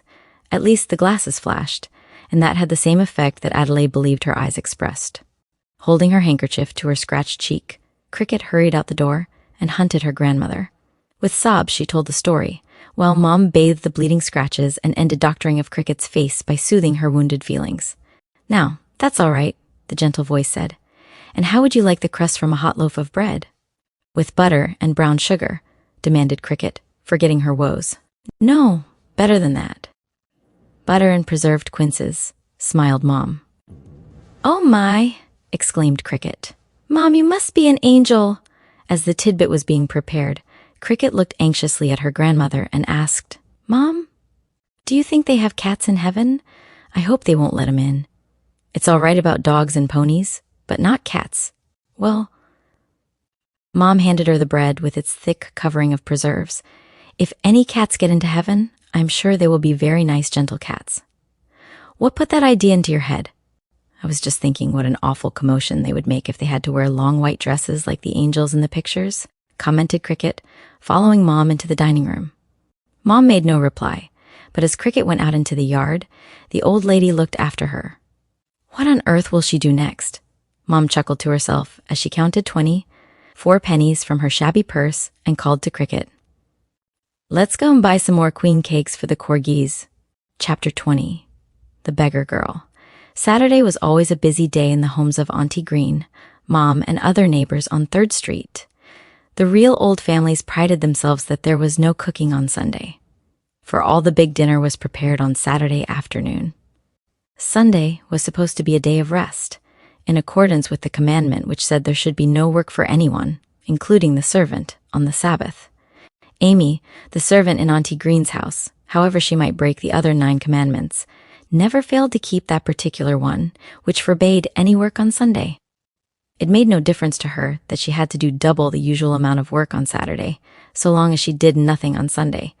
But Amy's sister did not consider all this when she became ill, and sent for Amy to come and stay Saturday and Sunday, and take care of the man of the sisters' home. Grumbling, yet feeling it was a duty she could not evade, Amy packed her carpet-covered bag and went on her errand of mercy, while Auntie Green, wearing her second-best bonnet, slipped the handle of the covered market basket over her arm. As she drew on her cotton gloves, she gave final instructions to Cricket. "If any man or woman you do not know should ring the bell, keep the chain fastened when you talk to them. You can hand out bread if it is a hungry person. I never turn a hungry person away from my door. Now, don't get into mischief. See if you can behave like a lady while I am gone. You needn't be afraid. Mom is next door. Goodbye." She was out the front door, and after waiting until she heard Cricket slip the chain inside the door, Auntie hurried on her way, hoping Cricket would behave as bidden. Left to herself, Cricket went down into the basement dining room, the windows of which opened on the front area of white marble. It was a very large, bright room, and on a stand between the windows was the pride of Cricket's heart, a large dollhouse. It was covered with paper that looked like tiny red bricks with white steps and a white door, like all the houses on 3rd Street. The windows were of real glass, and white lace curtains could be seen through them, downstairs and up. To play with this house, one had to lift off the back of it, and then one could see the furniture made of carved walnut shells, even a piano with music on the rack, while upstairs was a bedroom set to match the furniture in the parlor. The owner of this gorgeous home was Lady Helen de Newport II, who usually stood propped against the piano. Though she had shining gold shoes on her feet, she had never learned to stand alone, but she could sit down if her legs were pushed forward. Her arms also could reach out from the shoulders and remain that way. It looked very natural when Lady Helen, standing beside the piano, held out her arms to her visitors who were lifted through the gap at the rear of the house. Lady Helen had real hair that touched the floor, and Cricket never tired of fixing it. Usually 2 long braids took care of it, but it also could be coiled into cunning puffs on top of her lovely head. Her trunk held many beautiful dresses, for homeware, for traveling, for parties, underwear trimmed with lace, tiny hats, all the work of Carrie's loving fingers, for Cricket could not sew without pricking her fingers and getting spots of blood over her work. So while Carrie stitched and basted and fitted, Cricket sat curled on the horsehair sofa close at hand and read her new story to her friend. Carrie was a splendid audience. Her praise never failed. Someday, she insisted, "You will have a story printed in a newspaper. How do you get them in the paper?" asked Cricket quickly. "I don't know, but they print them in the papers. Sally always reads the stories, but she says the rest of the paper is just wasting time to read." After that talk, Cricket's big ambition was to get a newspaper to print a story of hers, but she did not tell anyone, not even Carrie. Auntie Green took a paper, but it never fell into Cricket's hands. Auntie read the stock market, then carried the paper to Mom, where the 2 old ladies talked over investments, referring to the paper. Cricket had heard the conversations, but she did not think arithmetic interesting enough to talk about as they did. She asked Auntie to let her read the stories in the paper, but Auntie snapped, "Not until you are older."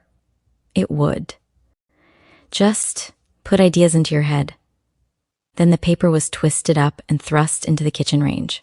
However, Cricket took the matter up with Sally, and then there was opened up to her Sally's pile of story papers with wonderful adventures of real ladies and noblemen, and poor girls who were so beautiful that they married kings. Carrie was not interested, but Cricket passed many hours reading Sally's papers. Sally was red-faced, homely, ignorant.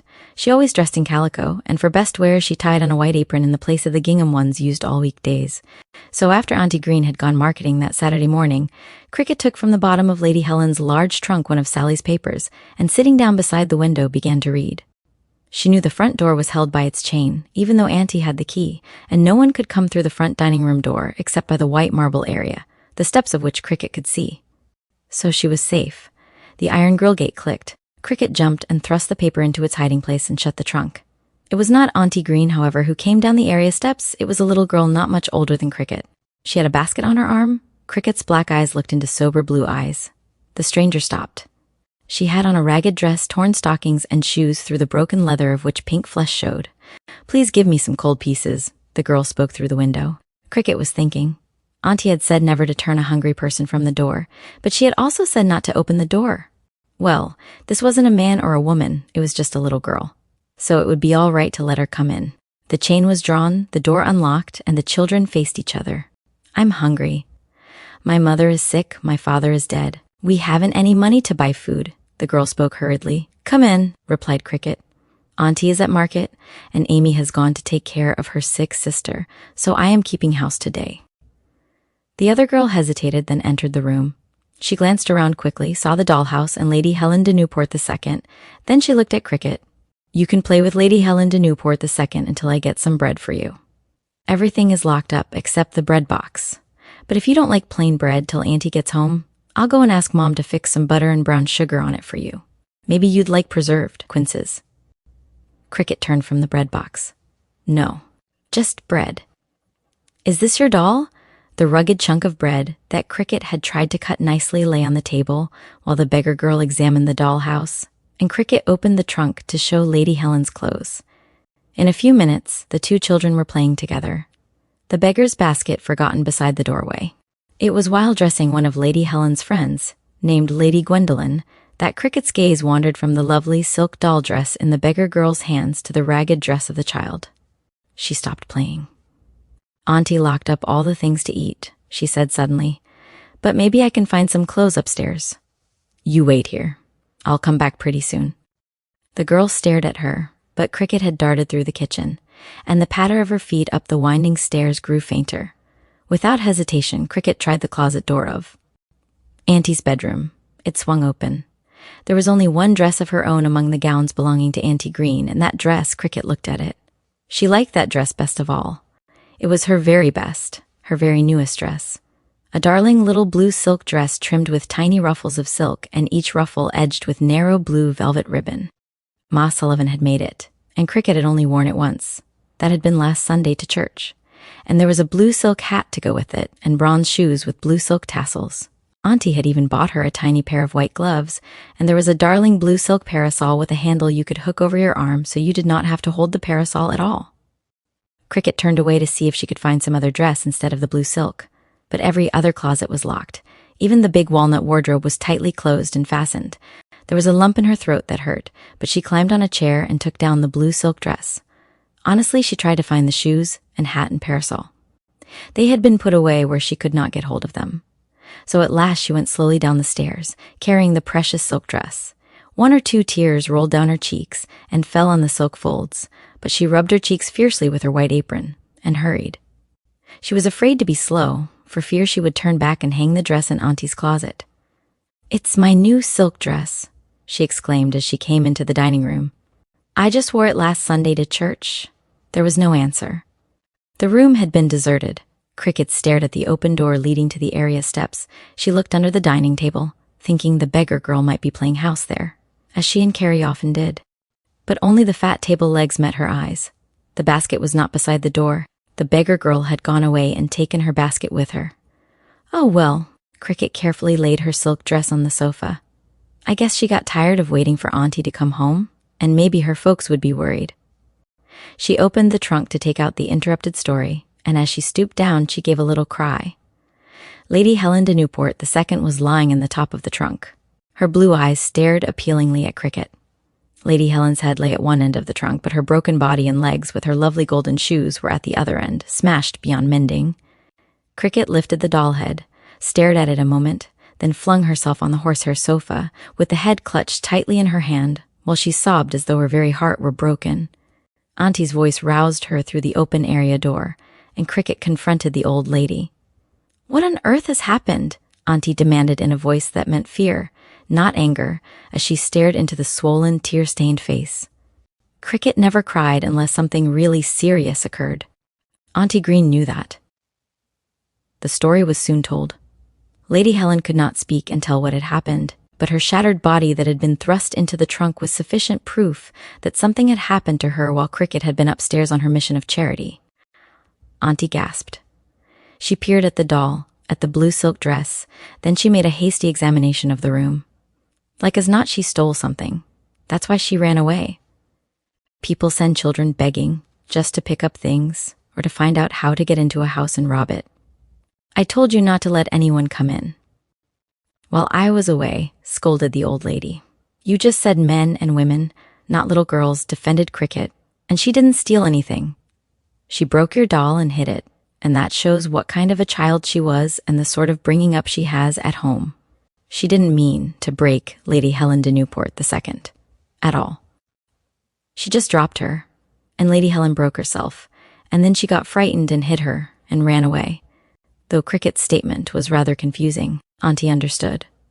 "Well, the next time I have to leave you alone in the house, I'll take you along with me," asserted Auntie Green, picking up the silk dress. "It's an ill wind that blows no good. I'm glad she ran away before you gave her your best dress and she got a chance to steal other things." Cricket, though she said nothing, was glad she still had the blue silk dress, even though Lady Helen was now only fit to bury. But a sense of honor made her answer Auntie's back as the old lady, the silk dress over her arm, trotted up the stairs with Cricket following her. "She didn't want to steal things, Auntie. Honest and truly, cross my heart and hope to die," Cricket said in a positive voice. "Humph," grunted Auntie Green. "Much you know about the tricks of beggars. It's lucky I locked up everything before I went out. You can lock your things from thieves, but you can't lock out liars." Cricket's heart jumped to her throat. She remembered the story paper in the bottom of Lady Helen's trunk. The beggar girl wasn't a thief, but Cricket herself was a liar, and that was worse, Auntie had said. "I guess that was why God let her drop Lady Helen," thought Cricket, and then she turned back, got the paper, and carried it to Auntie.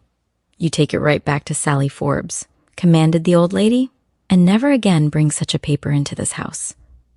It's all a pack of lies." Chapter 21. Cricket and Carrie sing a duet. Carrie and Cricket, much to their delight, had passed their examinations for promotion, which meant they would go into Miss Kate's room instead of being under the hated Miss Pregel. Miss Kate was pretty, she was young, and she always smiled at the girls, even when she thought she was scolding them. All the girls adored Miss Kate, and Carrie and Cricket had looked forward to being in Miss Kate's room. It was the custom of the children to take a present to the teacher. It might be a red apple, or possibly a bunch of flowers from a backyard, but no matter how humble the child, or how trifling the gift, Miss Kate's smile never failed to make a happy heart, and those who had not brought a present shared the smile just the same. Miss Kate's class always was a model one, and stood highest of all the classes in the big Mount Vernon public school, not only in marks for studies, but also for conduct of pupils, for Miss Kate herself was a child at heart, and she loved and understood children. The first Friday after promotion day there was to be no afternoon session, and Friday morning about 10 o'clock several gentlemen entered Miss Kate's room. The children whispered to each other, Board of Directors of Public Schools, then sat sedately facing the visitors. Miss Kate arose and made a nice little address, then one after another the gentlemen talked to the children and sat down. There was an awkward silence. Miss Kate expected the directors would leave, but they remained seated as though they were waiting for something to happen. The children wondered why someone didn't do something. Then Miss Kate turned to the directors and asked if they would like to have the children entertain them. That was what had been expected. These pupils are all new, explained Miss Kate, so we have not had much chance to find out what we can do in entertaining, but I'm going to ask the girls to do what they can for a little program. The directors nodded approval and smiled at the girls, many of whom were twisting uneasily or whispering to others. Now, girls, smiled Miss Kate, as she seemed to look at everyone in the room, will one of you recite for our honored visitors? I am sure that many of you can do so. Please lift your hands. One lone hand wavered uncertainly in the air. Then, as it began to lower, Miss Kate said hurriedly, Yes, that is fine. Please stand up at the end of the platform, Anna. Red-faced and self-conscious, a tall, lanky girl reached the platform and without a moment's hesitation, began to recite her piece. It was very melodramatic, and the gestures were fierce and frequent, as she told of a terrible storm at sea, and the wreck of the good ship Hesperus nearing the end. She fairly galloped to her final bow and proudly walked back to her desk. Miss Kate and the directors applauded. Then came Miss Kate's query, will someone sing for us? No one volunteered. Again, Miss Kate made the request, and in the dead silence Cricket's voice was heard. Miss Kate, Carrie and I can sing together. Lovely, smiled Miss Kate, and the directors nodded, but Carrie glared defiance at Cricket. I won't sing, she muttered. Cricket was already advancing toward the platform. Carrie remained seated. Come, Carrie, Miss Kate urged. I am sure you and Cricket can sing very nicely together. Turning to Cricket, Miss Kate asked, What is the name of your song? It isn't a song, answered Cricket, not the least abashed by the presence of the visitors. It's a duet with a chorus. It's called Speak to Her Kindly, for She's Growing Old. Carrie sings alto for me. Oh, that will be lovely. Miss Kate smiled at Carrie, who had slumped down in her seat and was glaring at Cricket. I don't want to sing, Carrie replied, twitching her head angrily.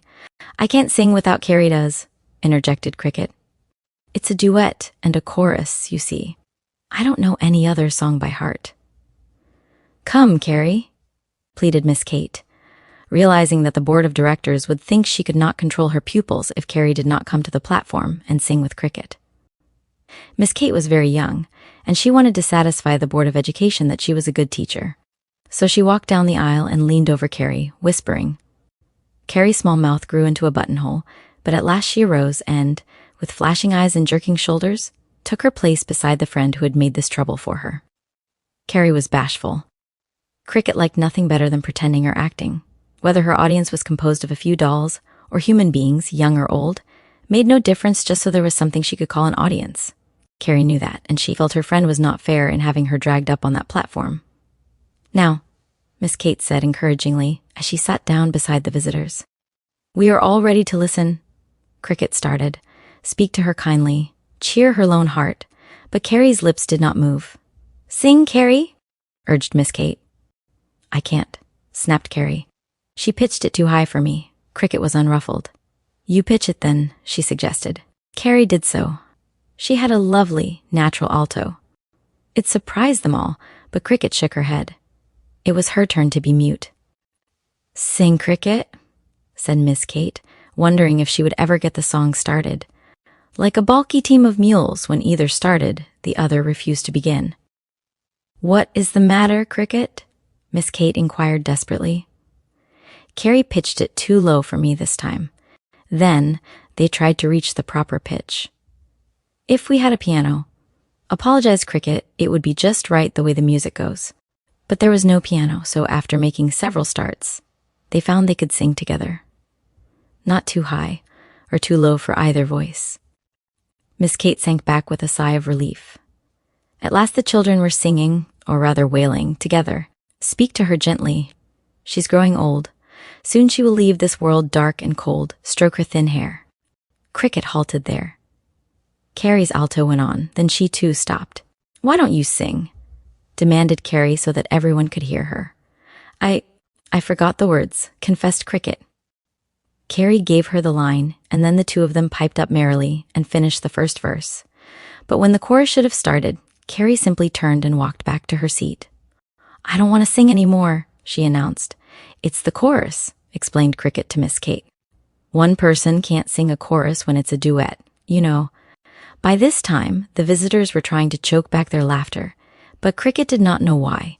Her only thought was to finish that duet in the proper way. Carrie would not come back, and even if she had been carried back bodily, Cricket knew that song would never be sung by two voices at that place and hour. "I can sing the chorus alone," Cricket volunteered, and Miss Kate glanced appealingly at the directors. They were enjoying the program. No one could doubt that fact, for they were laughing and even wiping their eyes with their handkerchiefs. Mr. Zane, one of the Board of Education, arose and smiled at Cricket. "Please finish the duet alone," he said politely, then sat down. So Cricket wailed through the funereal chorus, and even managed to get halfway through a second verse. There she stuck. "What's the rest of it, Carrie?" she demanded. "I won't tell you," retorted Carrie. "I never want to hear it again.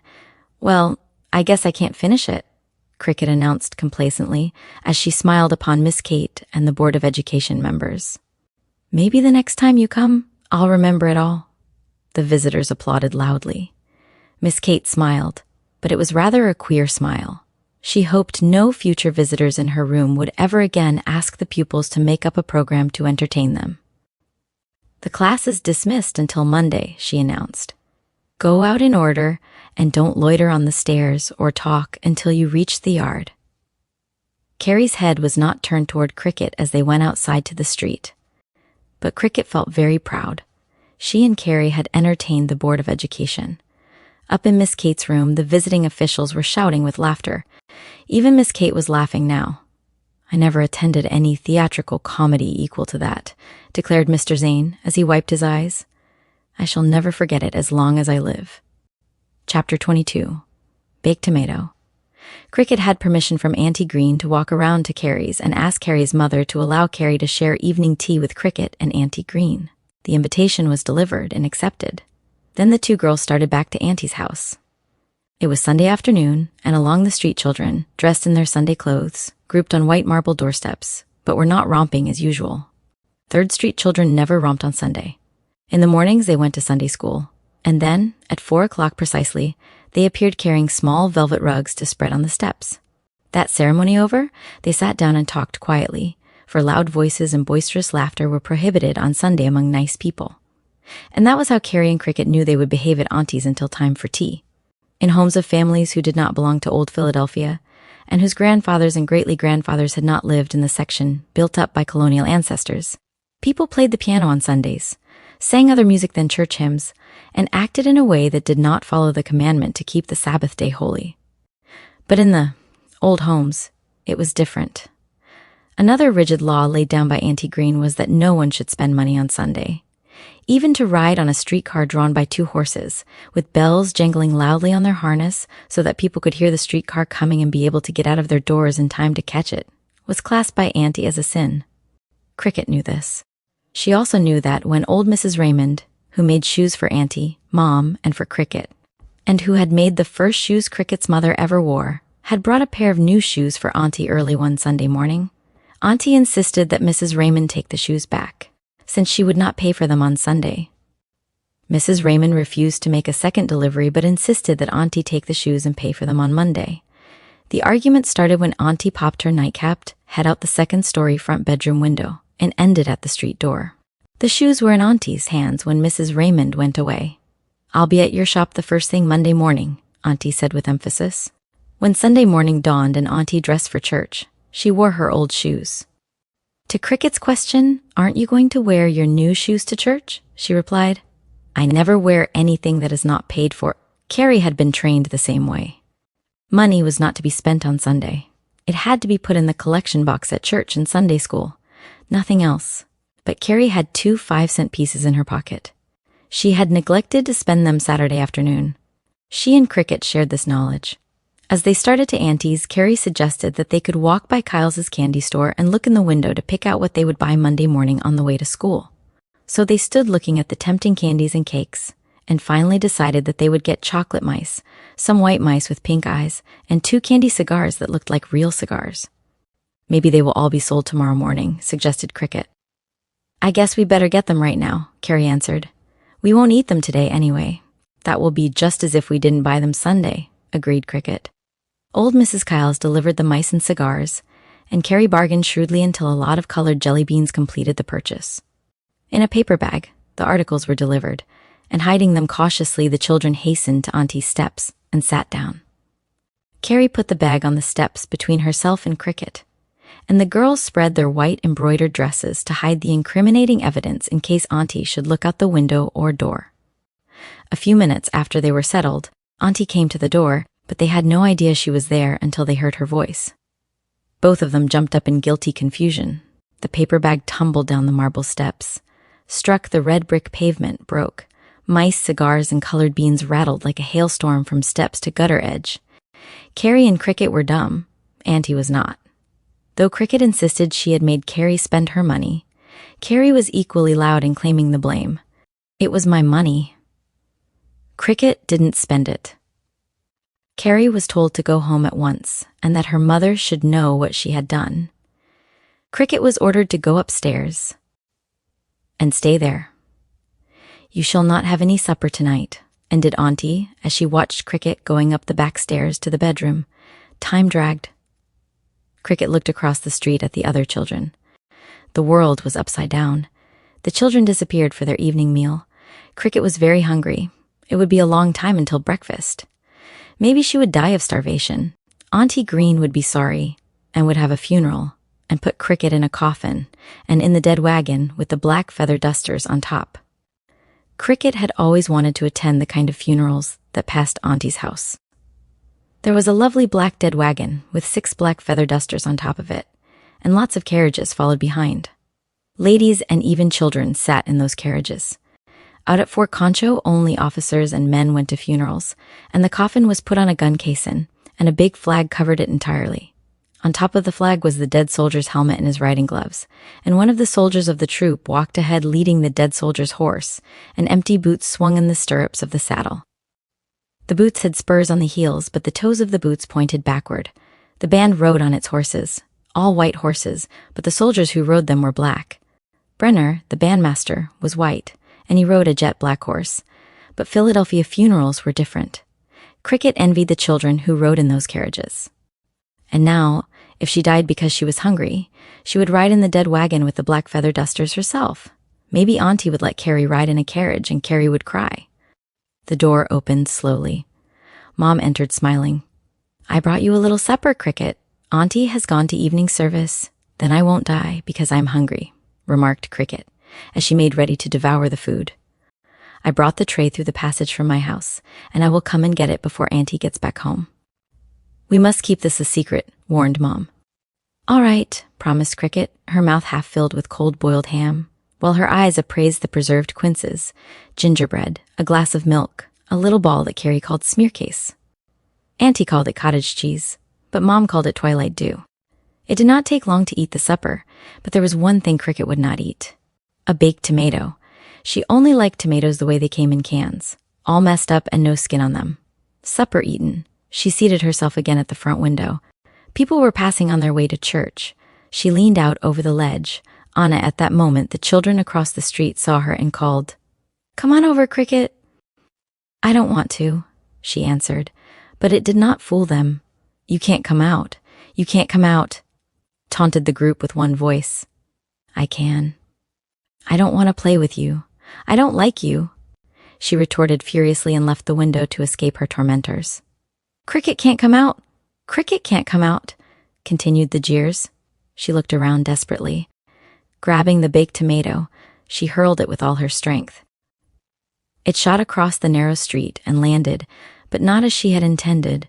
The children scattered and dodged just as a very fat, pompous old gentleman, wearing a high silk hat and carrying a gold-headed cane, stepped jauntily in front of those at whom the tomato had been aimed.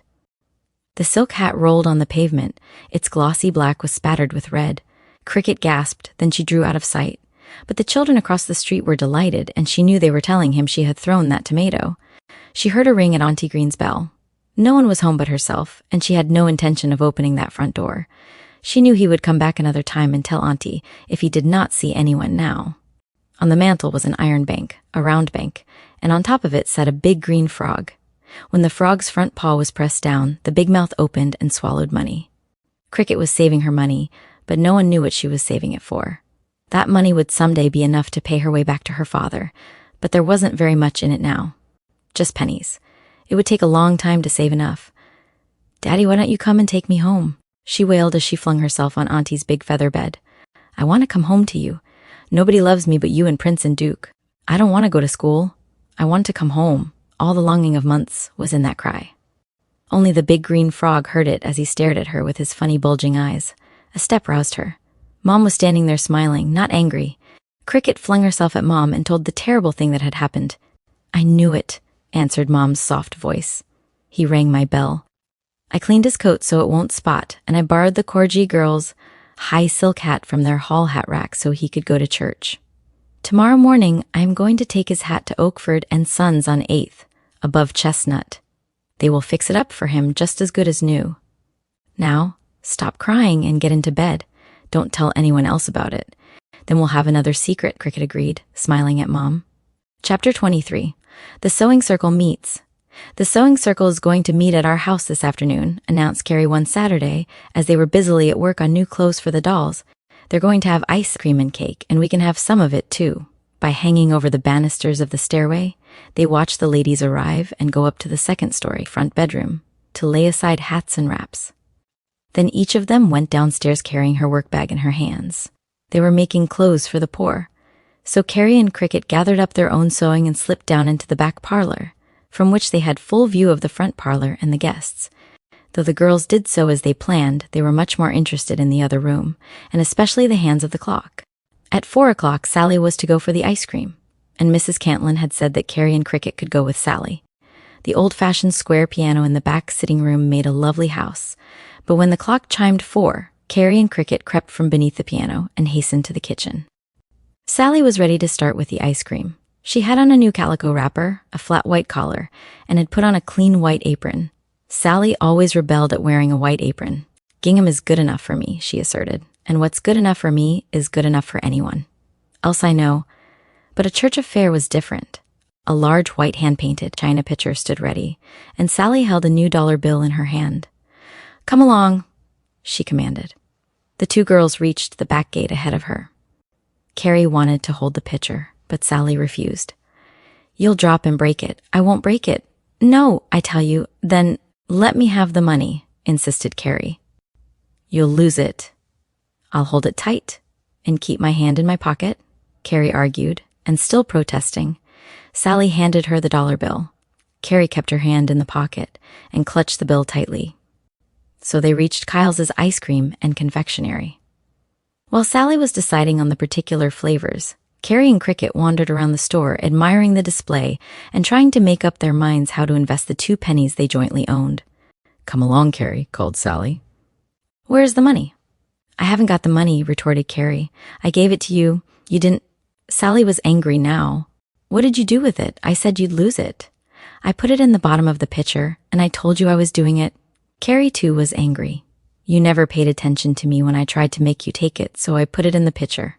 "Sakes alive!" Sally exclaimed. "The pitcher is full of ice cream and the money is at the bottom of it." "Well, it's gotta come out." So Mrs. Kyles dug out the cream. Chocolate, strawberry, and vanilla, and then, at the very bottom, she pulled out an ice cream-coated dollar bill. Sally wiped it on her apron and handed it across the counter. Then Mrs. Kyles once more filled the pitcher with ice cream, and Sally, grumbling, started home with it. The girls were beside her. Again, Carrie demanded the pitcher. Constant dropping of water will wear a hole in the hardest rock, and Carrie knew that, if she kept on asking, Sally would finally give in. Carrie wanted to walk along the street with that gorgeously painted pitcher in her hands, so the children could all see it and know it was chock full of ice cream, and none of them was going to have a taste of it except Cricket and herself. Sally, tired of saying no, gave the pitcher to Carrie, but added a warning, "Don't you dare drop it. I won't drop it any more than you would. It's Mama's best pitcher, and I want to eat the ice cream." Holding it tightly in both hands, Carrie walked slowly and cautiously beside Sally. Cricket knew that Carrie would not drop that precious pitcher now. There was only one more street to cross. Carrie stepped up very carefully, but something happened. A loose brick flapped up. She tried to keep steady. Cricket, as well as Sally, reached out toward her. Too late. Carrie was down on the pavement, and the pitcher of ice cream went with her. The crash of broken china came at the same time as Sally's scream. Carrie scrambled up and stood looking down at the pieces of the pitcher. Some of them were large enough still to hold the firm ice cream. A whole dollar's worth of ice cream, and her mother's best hand-painted water pitcher. She began to cry. "Stop crying," ordered Sally crossly. "Help me pick up what's left of it, both of you." Swiftly they obeyed, and with Sally's aid they scooped up what broken china was large enough still to hold some of the ice cream. Sally reached out her white apron. "Put it in my apron, fast as you can, and I'll hurry home before it melts. Maybe there'll be enough to go round. Hurry, I tell you. It'll get soft as milk pretty soon." Never did two children hurry as they did, and at last Sally started home on the run with her apron gathered up in a bunch. Cricket and Carrie raced after her, through the back gate and into the kitchen. "Don't say anything now to your mother," Sally whispered. "I'll have to wait till the sewing circle goes. Then I'll tell her about the pitcher. There'll be enough ice cream for them, anyway." "Will there be any for us?" asked Carrie anxiously. "Maybe. Here, you girls." Sally was carefully dividing the cream into small saucers. "I hit a piece of broken china just now. You two take spoons and dig into the cream. And if you find any pieces of china, take 'em out as fast as you can while I hurry, and serve this." So Cricket and Carrie dug and poked and squinted, and felt very proud at the small mound of broken china they managed to collect, before Sally at last announced everyone has some, meaning, of course, ice cream, not broken china. Then, with their own saucers and spoons, Carrie and Cricket returned to their house beneath the square piano. They ate cautiously, and more than once discovered something that was not ice cream in their mouths. At that time, Mrs. Cantlin found what she thought to be a piece of rock salt in her mouth. "I never knew Kyles to be so careless," she exclaimed. "Have any of you found rock salt in your own cream?" Several had, and they said so. Then one lady announced, "It isn't rock salt at all. There's something hard in the saucer." All began investigating their saucers of cream with their spoons, as Mrs. Cantlin asked them to do, and at last the secret was out. "It's broken china," Mrs. Cantlin cried in surprise. "How on earth did it ever get there?" Sally was called and told to go at once, and take the ice cream back to Kyle's, and ask what they meant by sending cream with broken china to the sewing circle.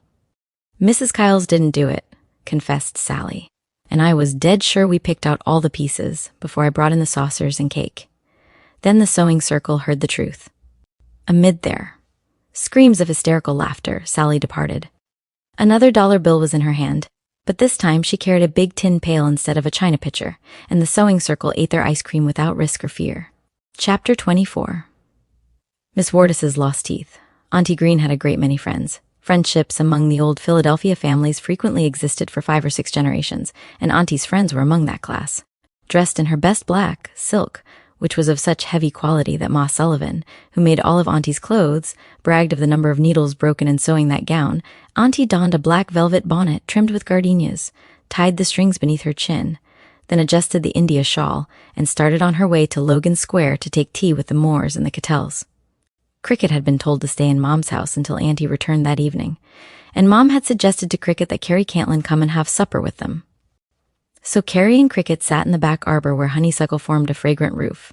So busy were they with their games that they did not know the front doorbell rang, nor that Miss Wardus had entered the house. Cricket hated Miss Wardus. She was much older than Mom, but pretended she was a young lady. Then, too, Miss Wardus always tried to order Cricket around. She was an old maid, as everyone knew, because she had no husband. But she was very rich. Auntie said she was the stingiest woman that ever walked the face of the earth. Mom dreaded Miss Wardus's visits, but would not be rude to her, and so, whenever Miss Wardus felt like it, she would invite herself to supper or for overnight with Mom. Miss Wardus wore big hoop skirts and very full dresses. She also wore prunella gaiters, which interested Cricket. Those gaiters had no buttons but just pulled on like stockings, only they were shoes at the feet. In addition to this, Miss Wardus wore false frizzies pinned onto a wide band of black velvet that went around her head. Cricket once passed the spare room in Mom's house and saw a strange woman. An awful-looking woman. Cricket had rushed to Mom, but Mom had only laughed and said, "Miss Wardus has taken off her freaks and her teeth for the night." Rather uncertainly, Cricket had gone back, and sure enough, it was Miss Wardus. The frizzies were on the bureau, and the teeth grinned at her from a glass of water. Miss Wardus, who was cross-eyed as well as cross in temper, mumbled something and Cricket fled. But from that time, Cricket tried her best to avoid Miss Wardus. More than once, the old maid had pretended to pinch Cricket playfully, but Cricket had black and blue marks to remind her of those pinches. And so, when she and Carrie came from the backyard into the sitting room and saw Miss Wardus there alone, they turned to go back into the yard. But the old woman's sharp voice stopped them. "Cricket, you had better send Carrie home now. It's near supper time. Mom told me to ask Carrie to come to supper. Auntie is away. We're both eating supper with Mom tonight. Carrie has got to go home," commanded Miss Wardus, glaring. One of her eyes looked at Carrie, the other at Cricket. Carrie, always timid, turned toward the front door. "I'll come some other time," she said in a hurry. "No, you shan't go. Mom told you to stay." Cricket's form blockaded Carrie so that she could not reach the door. "I won't let you go home. What did you say?" Miss Wardus started toward Cricket. "You dare to contradict me? Carrie shan't go home. You can't make her do it. You don't live here. I won't let her go," Cricket spluttered furiously. "I'm going downstairs and tell Mom." Miss Wardus rushed to the door that opened on the dining room stairs. Carrie was crying. "If you go home, Carrie Cantlin, I won't speak to you. Never again." That was too much. Carrie sat down on the edge of a chair as near the front doorway as possible, not daring to go and yet afraid to stay. Miss Wardus became furious. Cricket ducked and dodged, trying to get down to Mom, but Miss Wardus's hoop skirts made a wobbling barricade. Suddenly, the old maid's hand reached out and slapped Cricket's cheek. Before Cricket could recover from her surprise, she felt another slap on the other cheek. Never before in her life had any person slapped her face. In fact, she had never been whipped. Other punishments had been given her, but no one had ever touched her roughly. In an instant, she was in a blind rage. Her fists pounded, she clawed, she kicked, while Miss Wardus, amazed at the attack, tried to escape. Cricket followed her. Miss Wardus grabbed a handful of long black curls and jerked as hard as she could, all the time shrieking for Mom. Carrie ran from side to side, saying, "Oh, Cricket, come on away. I'll go home. I want to go home. Don't get mad at me. I want to go home." Cricket heard nothing. Like a flash of lightning came the recollection of frizzies on a bureau and grinning teeth in a glass of water. Cricket had watched soldiers wrestle with each other, and suddenly she swung out her leg, so that it went back of a foot clad in a prunella gaiter. Crash! Down on the floor sprawled Miss Wardus, and the hoop skirts rose like a small mountain. Before she could get to her feet again, Cricket swooped down and jerked at the velvet band. Like a scalp captured in Indian warfare, it came loose. She tossed it toward Carrie, crying out, "Run! Run!" Carrie was bewildered. Cricket had told her not to go, and now she was telling her to run. She started. "Take those frizzies," she heard Cricket calling to her. She didn't want to touch them, but she picked them up and ran out the door. Cricket followed after her immediately, gasping, "Run! Go to your house! I have her teeth!" They ran. But they did not go through the Cantlins' front door. They entered the backyard by the gate. No one noticed them as they went up to the playroom. There the frizzies and teeth were put into a small box. Down again, they made their way to the yard. Mrs. Cantlin glanced from a window and smiled. Cricket and Carrie were having another funeral. She wondered whether it was a doll, or a cup, or a plate. Everything that was ever broken of their toys was buried with equal ceremony in the corner of the yard. No one else ever disturbed that spot. "I guess I'll stay here tonight," announced Cricket after the funeral. "Auntie has gone out to tea, and Mom has company anyway. Maybe if you sent Sally to tell Mom I'm going to sleep here with Carrie, she wouldn't be worried." That happened frequently. In fact, a nightgown for Cricket was kept in Carrie's home, and a plate was always put on the table for her at every meal, whether she shared that meal or not. She felt she had as much right there as Carrie had, and the Cantlins, one and all, even Sally Forbes, held that same opinion. Cricket did not wait for Sally to get the permission, but hastened up with Carrie and undressed very quickly. So when Sally took the message to Mom, she added that Cricket was already in bed for the night. Mom smiled. The next day was Saturday, no school. As Cricket did not return home, Auntie Green arrived at the Cantlins' house and confronted their guest. "Cricket, what did you do with Miss Wardis's teeth and frizzies?" was the greeting, much to the surprise of Mrs. Cantlin and Sally. "I won't tell. She was mean, and she slapped me. And she said Carrie had to go home, and Mom said Carrie could stay to supper. I was going to tell Mom, and Miss Wardis slapped me and pulled my hair. Then I tripped her up and took her teeth and frizzies." Mrs. Cantlin hurried from the room. Behind Auntie's glasses there was a queer little twinkle. She did not like Miss Wardis herself. "I want those teeth and frizzies at once." Auntie's voice was grim. "Well," answered Cricket very amiably, "if you want them, I'll give them to you, but I won't give them to her again." "I'll take care of that part," retorted Auntie Green. "You get them at once." "Where did you put them?" "I'll show you," offered Cricket. "Come along." So Auntie Green, Mrs. Cantlin, and Sally Forbes followed Cricket and Carrie to the graveyard in the corner, and there the box was dug up and handed to Auntie. She untied the wrapping. On a small cushion of pink silk lay the gleaming teeth. At the opposite end of the box reposed the brown frizzies and the band of velvet ribbon. "I'll take them back at once," commented Auntie in a queer voice. When she reached the hall of the Cantlin home, out of sight of Carrie and Cricket, she sat down on a chair and laughed until she had to take off her spectacles and wipe her eyes. Mrs. Cantlin and Sally, too, were fairly gasping from laughter. "Don't punish her," begged Mrs. Cantlin, as Auntie reached the front door, still holding the little box in her hand. "Punish her?" Auntie replied.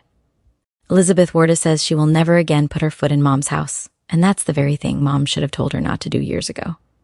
Now Cricket has settled it for once and all. It's an ill wind that blows no good." Chapter 25. The beggar girl comes back. Cricket was sound asleep.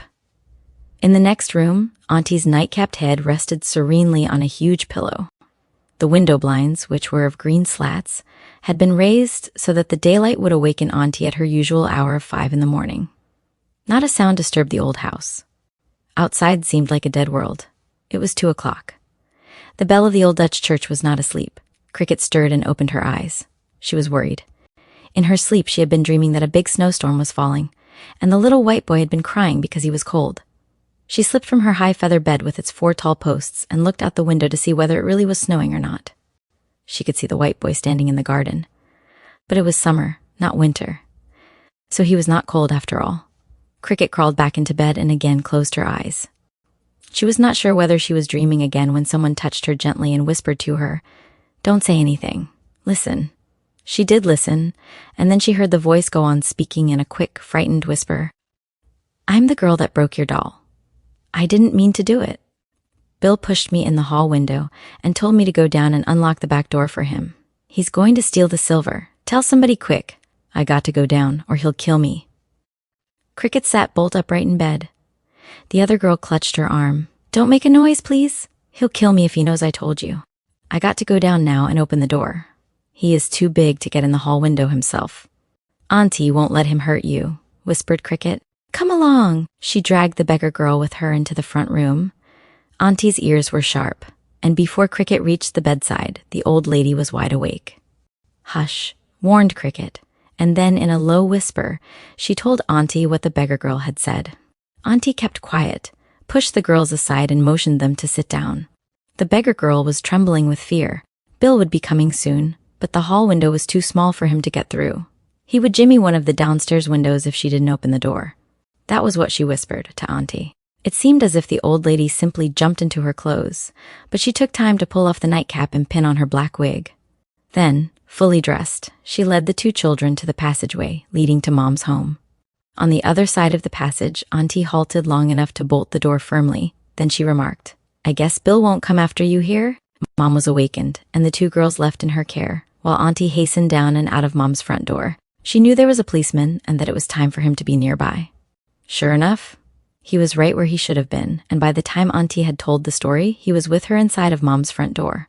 Quickly he learned that there was only one man trying to rob the house. "It'll take two men to nab him, one inside to chase him out and the other to catch him as he comes," said the Irishman to Auntie and Mom. "That's if he gets inside." "I'll chase him out," said Auntie grimly. "You do the catching outside. He may have a pistol."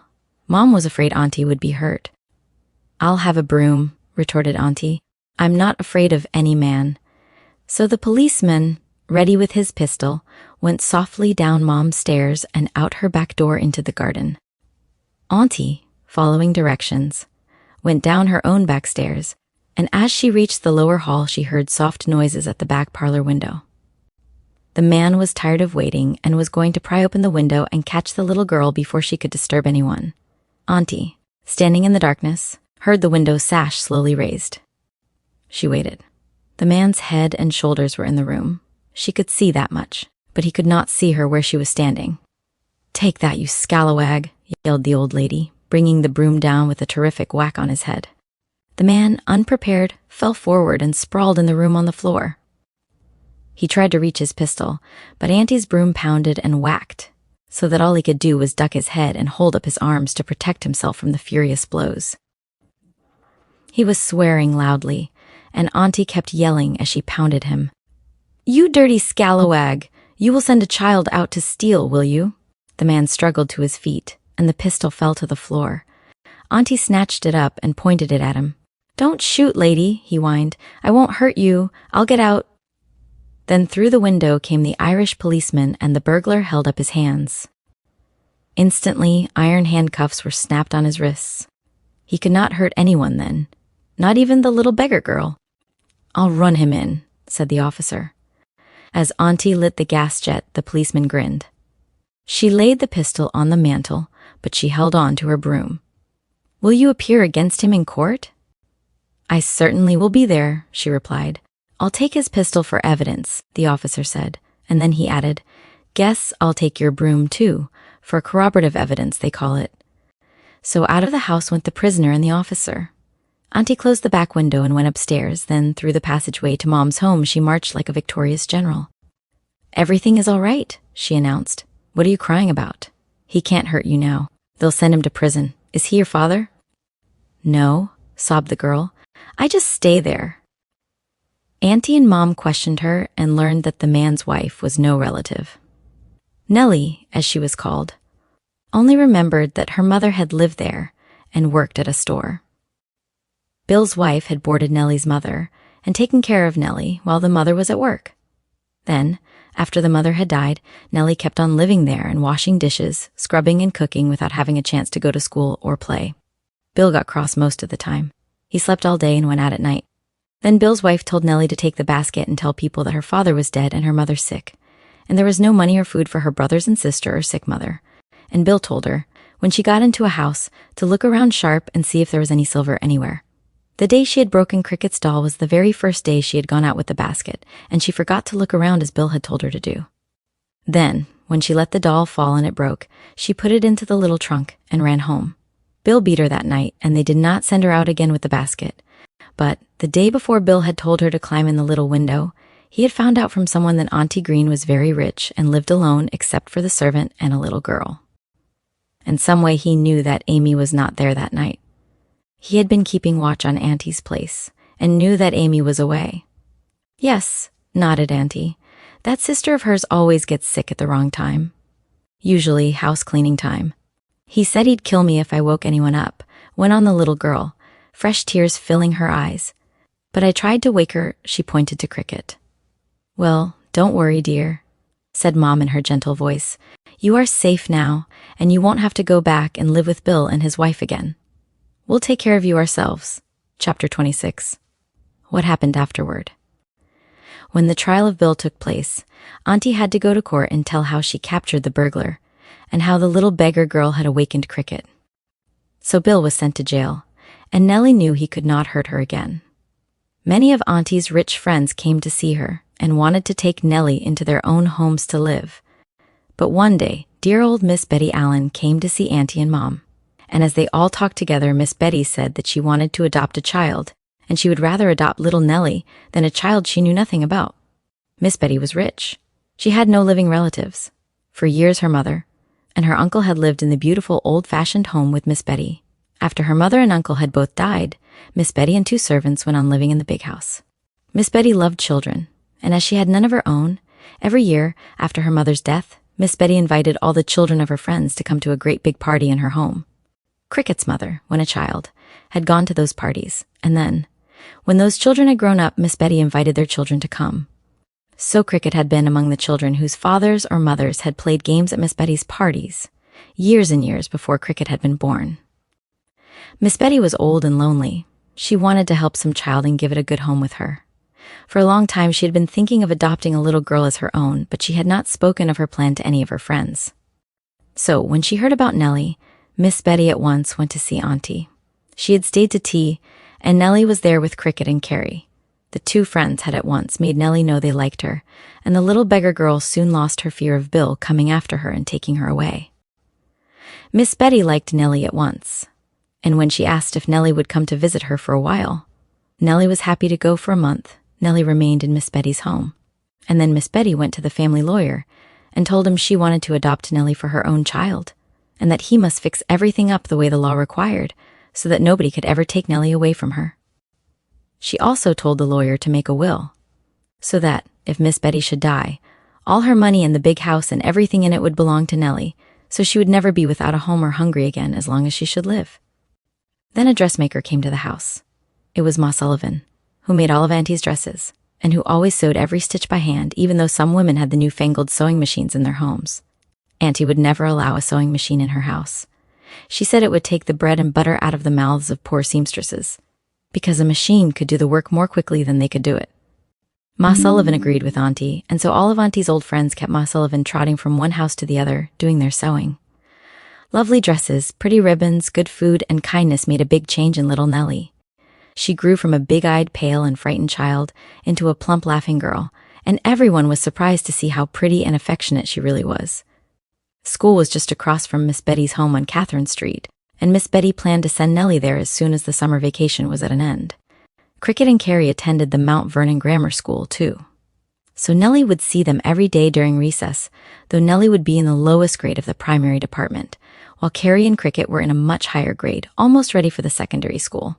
That meant they would soon go to the Fletcher School.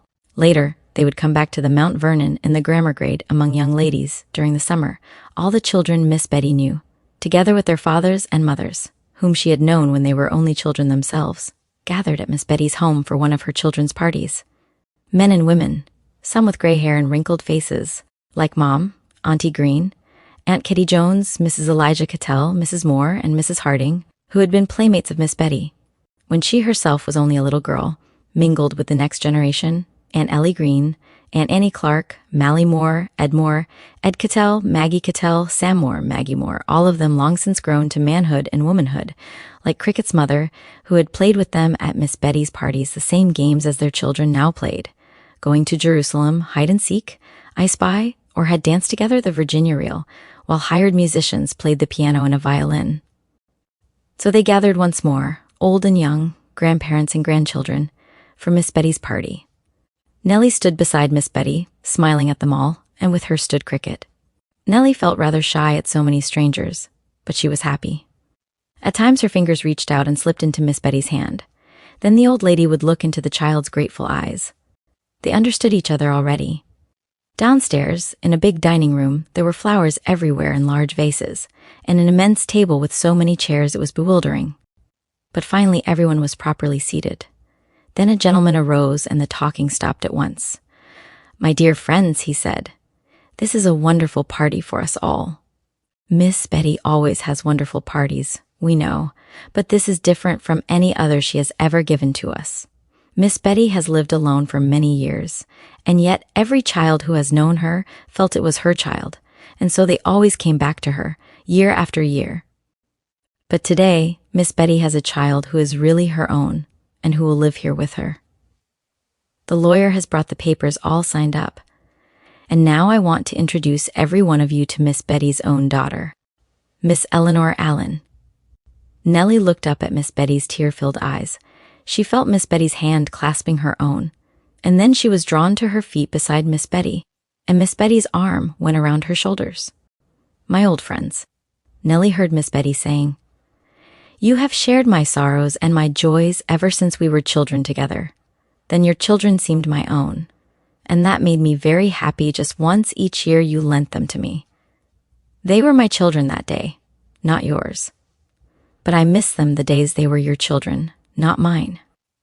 And now, I want all of you to be happy with me, for at last I have a little daughter who is all my own.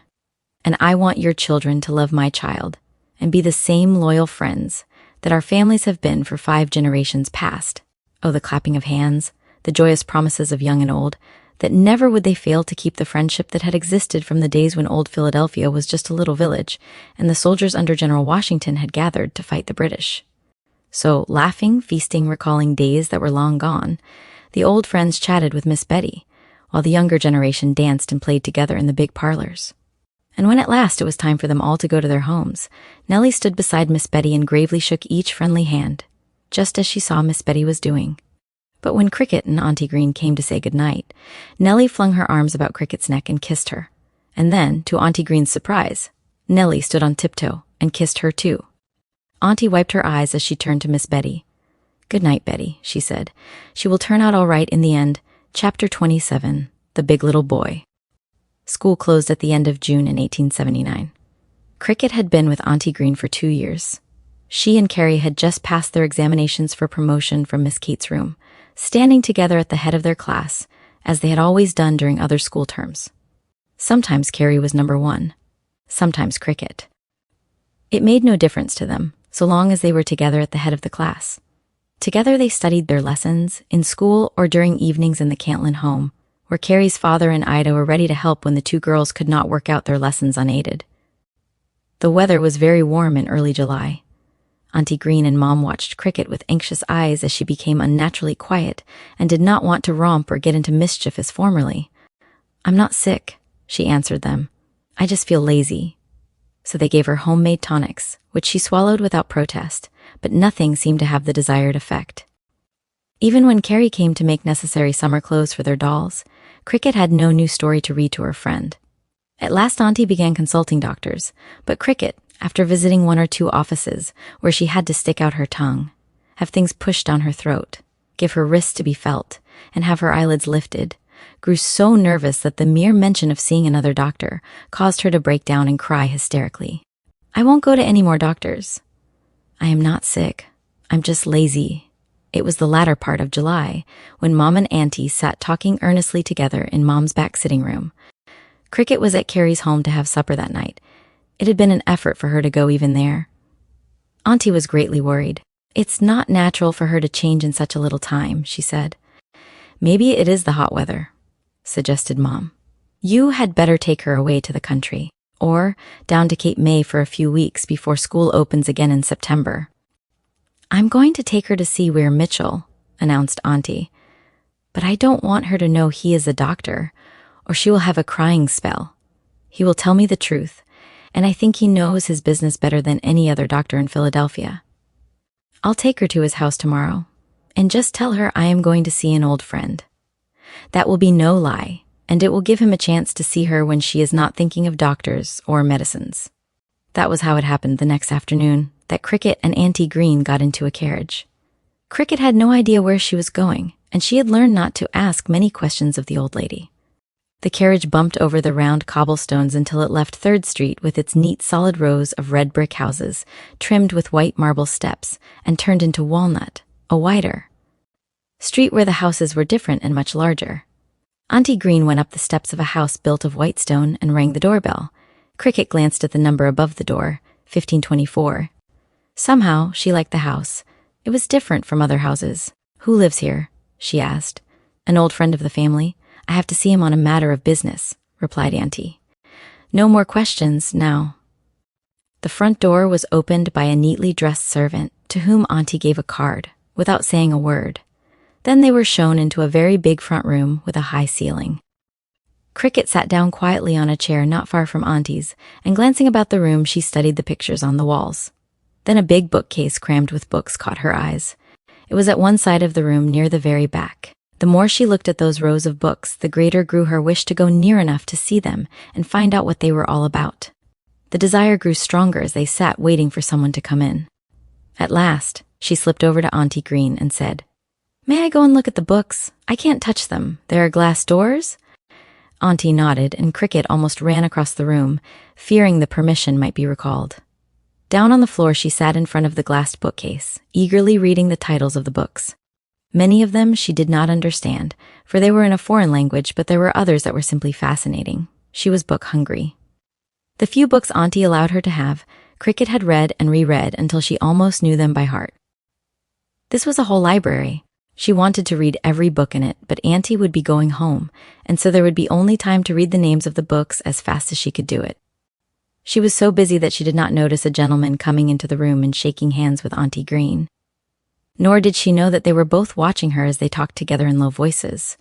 So when she saw a pair of feet beside her, she started suddenly, and looking up, discovered the owner of those feet. It was the friend who had been talking to Auntie Green, but Cricket had been so interested in the books that she had paid attention to nothing else in the big room. Now, as she sat on the floor, the man seemed very, very tall as he bent over her. She noticed a thin figure, and the face looked tired around the blue eyes, but the eyes were kindly. Thick brown hair grew over a high, broad forehead that was puckered between the eyebrows as if the man were puzzling over something. Carrie did that too when she was studying lessons. The heavy mustache and small beard did not entirely hide his mouth. He was smiling down at her. "How do you like my books?" asked the gentleman in a kindly voice that seemed to be a part of the smile and friendly eyes. "Oh, are they yours?" asked Cricket. "I just love them. I wish I could read them all. Anyway, I have read most all the names." The owner of the books unlocked the glass door, saying, "Take them out and look inside of them, if you wish." Eagerly, the child selected a book and opened it on her lap. She instantly forgot everything but that book, and the gentleman, with a smile at her bent curly head, turned back again to Auntie Green. "You see," Auntie was saying, "she wants to read all the time when she is not studying her lessons or practicing, and when she is not doing one or the other of those things, she is scribbling on every bit of paper she can get hold of. It isn't natural for a child. It's no wonder she is getting so nervous. I've taken her to 3 doctors, and they all have given her tonics, but nothing seems to do any good. She's gotten so that, if she sees a doctor, she begins to cry. I didn't tell her anything about you, except that your folks and ours were old friends. Dr. Weir Mitchell was watching cricket while Auntie talked to him. So she is Puss in Boots' little girl, you say? It doesn't seem possible. Yes, and her parents are out in Texas. Flora left her with me so the child could go to school. Do you think you can do anything for her, Weir? There's only one thing to do, and that is to send her back to her parents. Stop lessons, stop music, and turn her into a regular little Indian. She needs her pony, dogs, and outdoor life, away from rows of houses and brick walks. Above all, let her have books to read, if she wants them. By the way, what is that scribbling you speak about? Oh, foolish things like fairies and trying to make up stories and poetry. Whenever I catch her at it, I take them away and burn them up.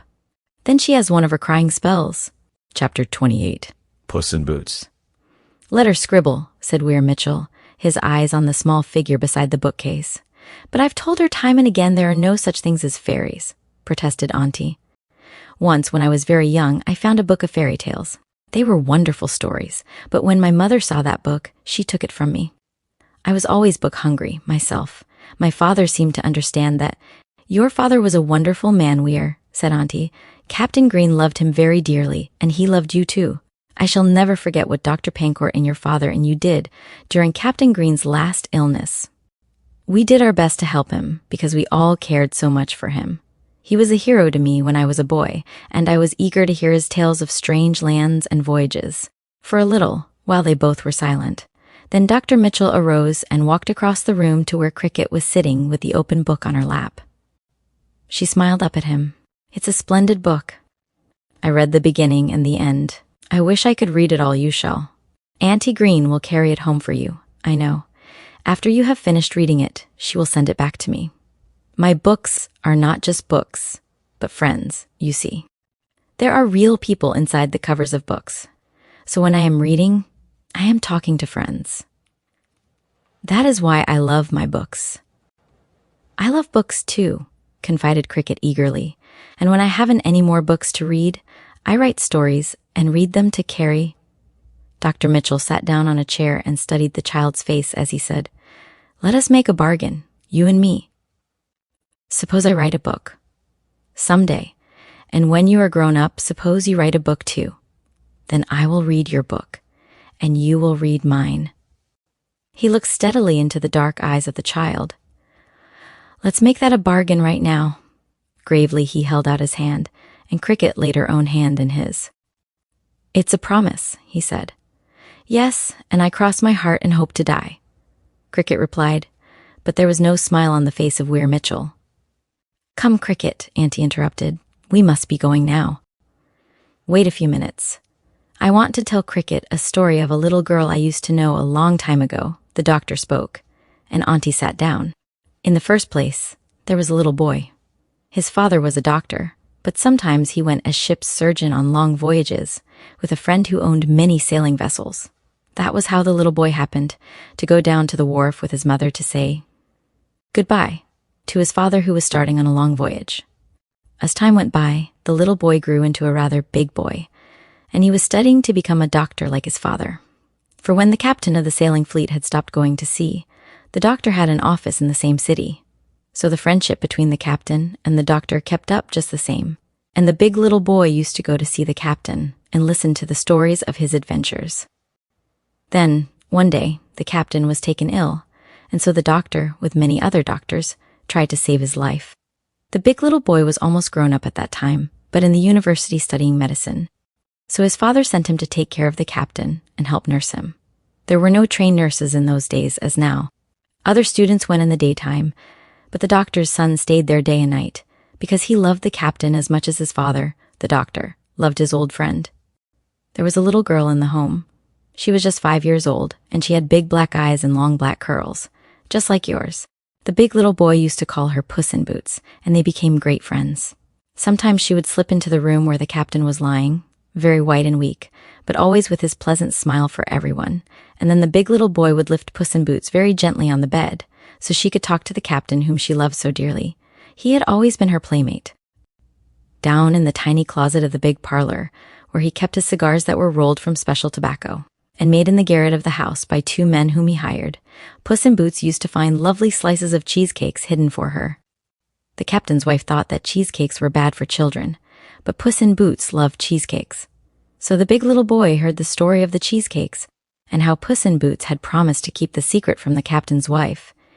Each night, a tray with hot coffee and sandwiches was carried up to the big little boy as he sat watching the sick man, and the night after the captain told about the cheesecake secret, the big little boy carried his tray from the room and went very softly up the stairs that led to the upper floor. "Puss in Boots," he called. "Puss in Boots." He heard bare feet pattering over the floor, and then a little girl with long dark curls hanging over her white nightdress peeped through the banisters. "Come, help me eat my lunch." Side by side on the top steps they sat, Puss in Boots nibbling at a piece of cheesecake, while the big little boy drank the steaming coffee. Then Puss in Boots scampered back to her bed, and the big little boy went down with the tray. The captain looked up and smiled. That was a secret they both shared with Puss in Boots. Cricket leaned toward him. Almost breathlessly, she asked, "Did you really know the big little boy and Puss in Boots, or are you just making up a story?" "I really did know the big little boy very well, indeed. For you see, I was the big little boy myself, and Puss in Boots was your mother." "Well," interrupted Auntie Green, "that's the first time I ever heard about that cheesecake. I told him it was ruining her stomach to give her cheesecake to eat, and I thought he stopped buying it for her." Weir Mitchell was smiling. "The first night I, myself, bought for her a piece of cheesecake, Captain Green smiled when I showed it to him. So when I carried up the tray that night for the supper on the stairs, the piece of cheesecake was on the tray. He had asked me to get it for Pussin, Boots. She adored him, said Auntie Green, rising to go. But as they got into the carriage again, Auntie was carrying the book that the big little boy had given Cricket to read. To Cricket, he was always the big little boy who had shared the midnight suppers with Puss in Boots. But to everyone else, he was known and loved as a famous doctor and a still more famous author of many fine books. Long years after the visit to the handsome White House, Cricket read the splendid books written by the big little boy, but she never saw him again. That visit of Cricket to Dr. S. Weir Mitchell happened in the year 1879.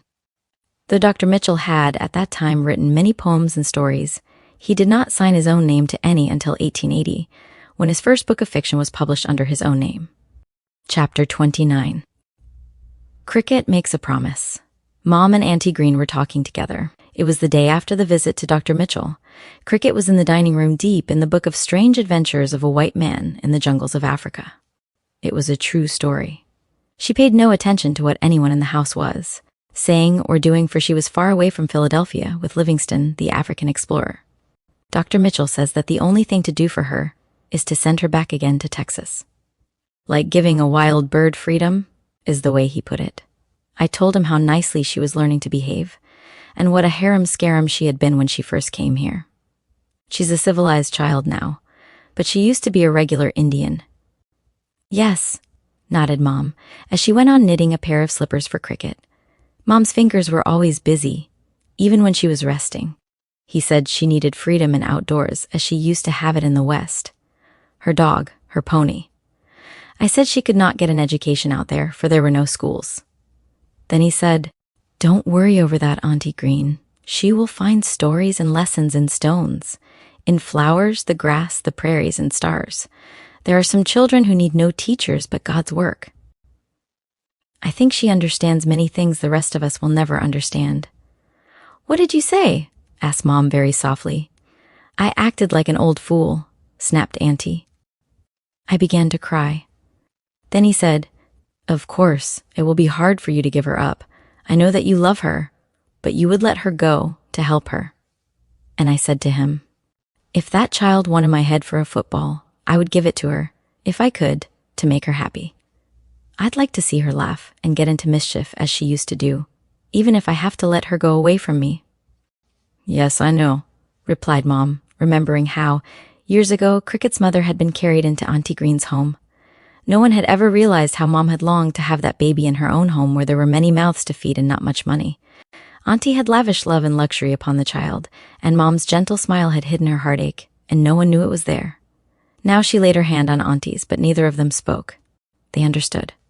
Cricket finished the book that Dr. Mitchell had let her bring home, and as she closed the cover and looked out the front window, she saw old Amy going past Mom's door and down the street, probably on an errand for Auntie. Amy was carrying a letter to mail. That letter, written by Auntie Green, was to Cricket's father and mother. It told what Weir Mitchell had said about Cricket. Nobody spoke to Cricket of the letter. So one evening, the latter part of August, Cricket was dressed in her best summer dress and Sunday shoes. "Have I got to go somewhere today?" she asked Auntie after the final inspection. "Into Mom's," was the unexpected answer. "We're going to eat dinner with her, but we don't have to dress up to go to Mom's," puzzled Cricket. "Company is coming." Auntie's voice warned Cricket not to ask any more questions. "We might as well go in there now." Cricket made her way through the dark little passage that connected the upstairs of the two houses. Auntie followed her. At the top of the winding stairway that led to the back sitting room in Mom's home, Cricket stopped suddenly. Auntie, who was watching her, understood. Cricket heard voices. She heard Mom's voice laughing, and then Auntie Green saw the child darting downstairs, heard her cry out in surprise, and after that came a wild burst of sobs. With the child's sobs mingled Mom's soothing voice and the voice of Cricket's mother saying, "Why, Cricket, you great big girl." Auntie Green stood still on the stairway. Her lips were pressed tightly together, but tears rolled down her wrinkled cheeks. Then she jerked off her gold-rimmed spectacles, wiped her eyes fiercely, and set the glasses firmly on her nose. With head held high and no sign of her grief, the gallant old lady went slowly and proudly down to where Cricket's mother was now seated and talking to Mom. "Well, Flora," Auntie spoke calmly, "you are looking well. Did you have a hard trip?" Cricket's mother arose and kissed the old lady, who returned the kiss, and then the conversation that Cricket had interrupted went on. But Auntie, talking about everything, did not even look at Cricket. She was afraid to look at her, for she had found how easy it was to cry and make a fool of herself, as she called it. Late that afternoon, Cricket went over to Carrie's home to tell the wonderful news that her mother had come all the way from Fort Concho to see her, and that, after a little while, her mother was going back again. But she was going to take Cricket with her, back to the regiment, back to her father. The Cantlins joined in a chorus of pleasure. Even Sally's red face grew redder, and her wide mouth stretched into a grin. But one voice was silent. Carrie had listened without a word, then quietly she had slipped away to be alone. Cricket, too busy talking and too excited to notice anything, did not see Carrie's bent head as her playmate left the room.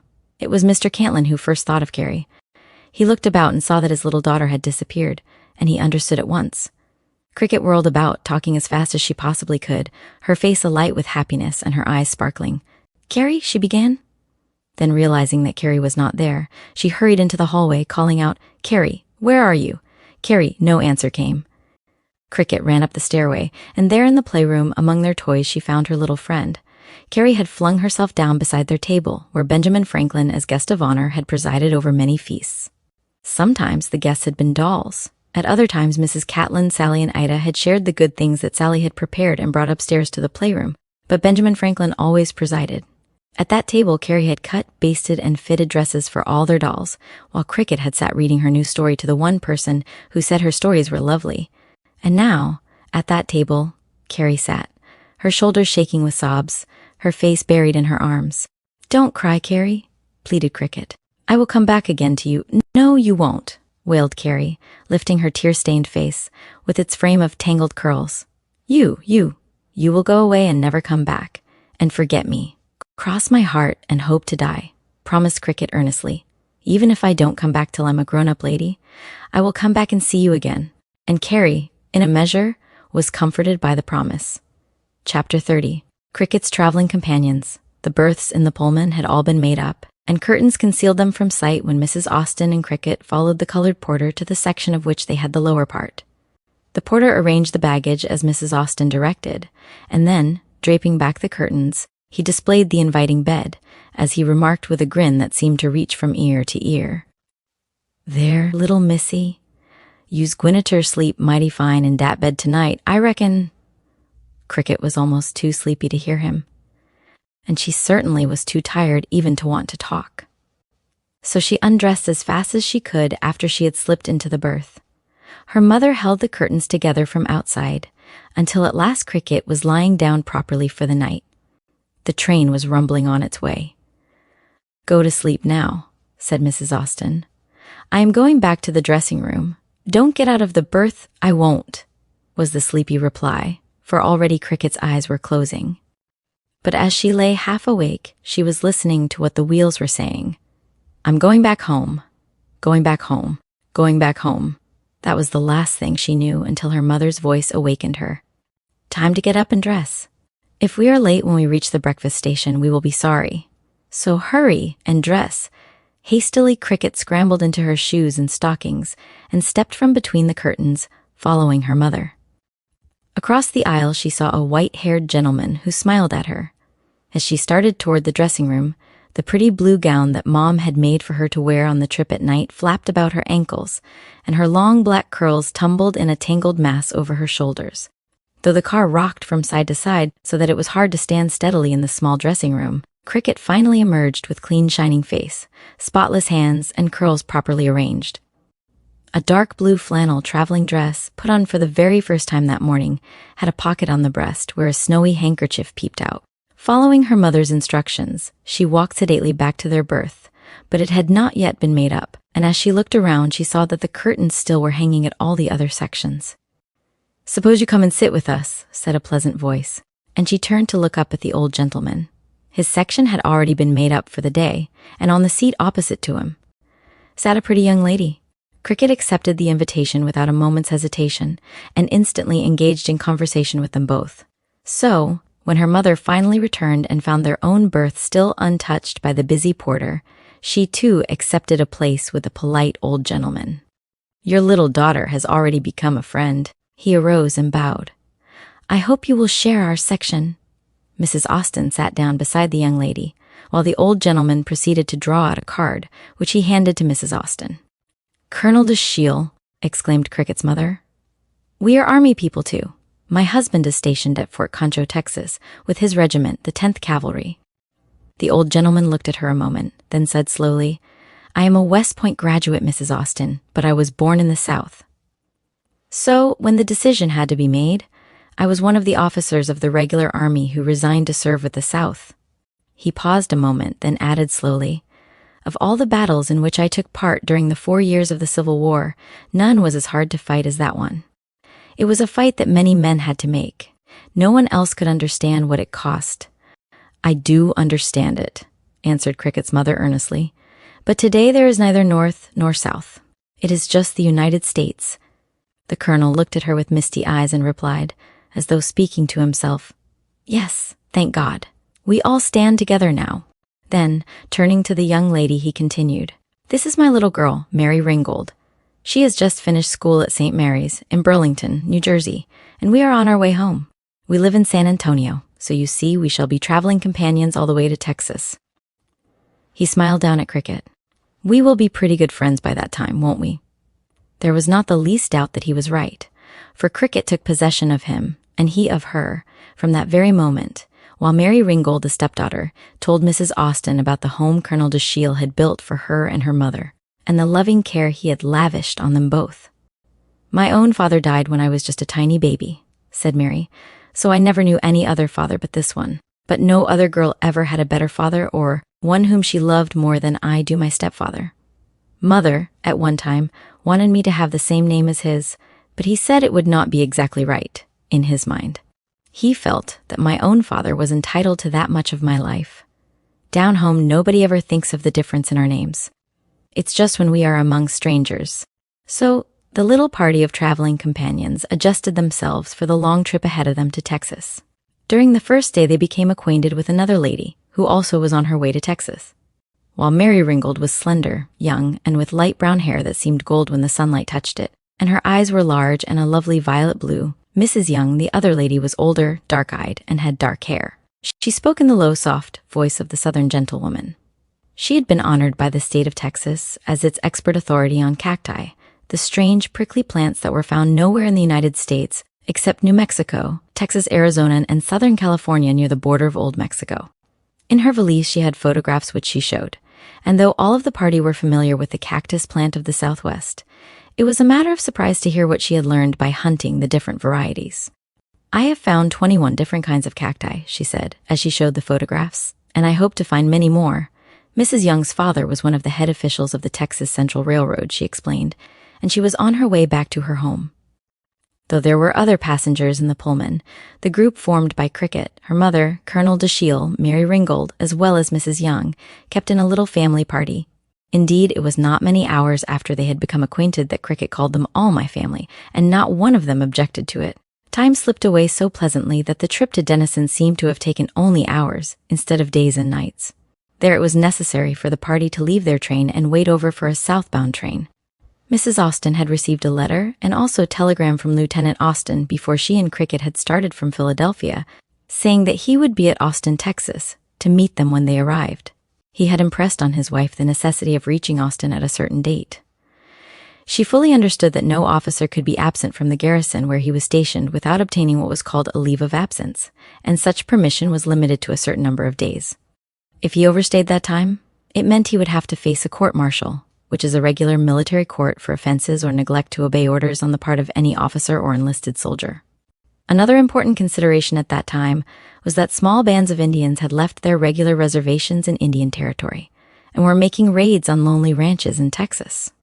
So, when couriers brought news of the location of these Indians, officers and men had to leave the garrisons immediately and scout until the Indians were captured or had been chased back to the reservations where the President of the United States had ordered them to live.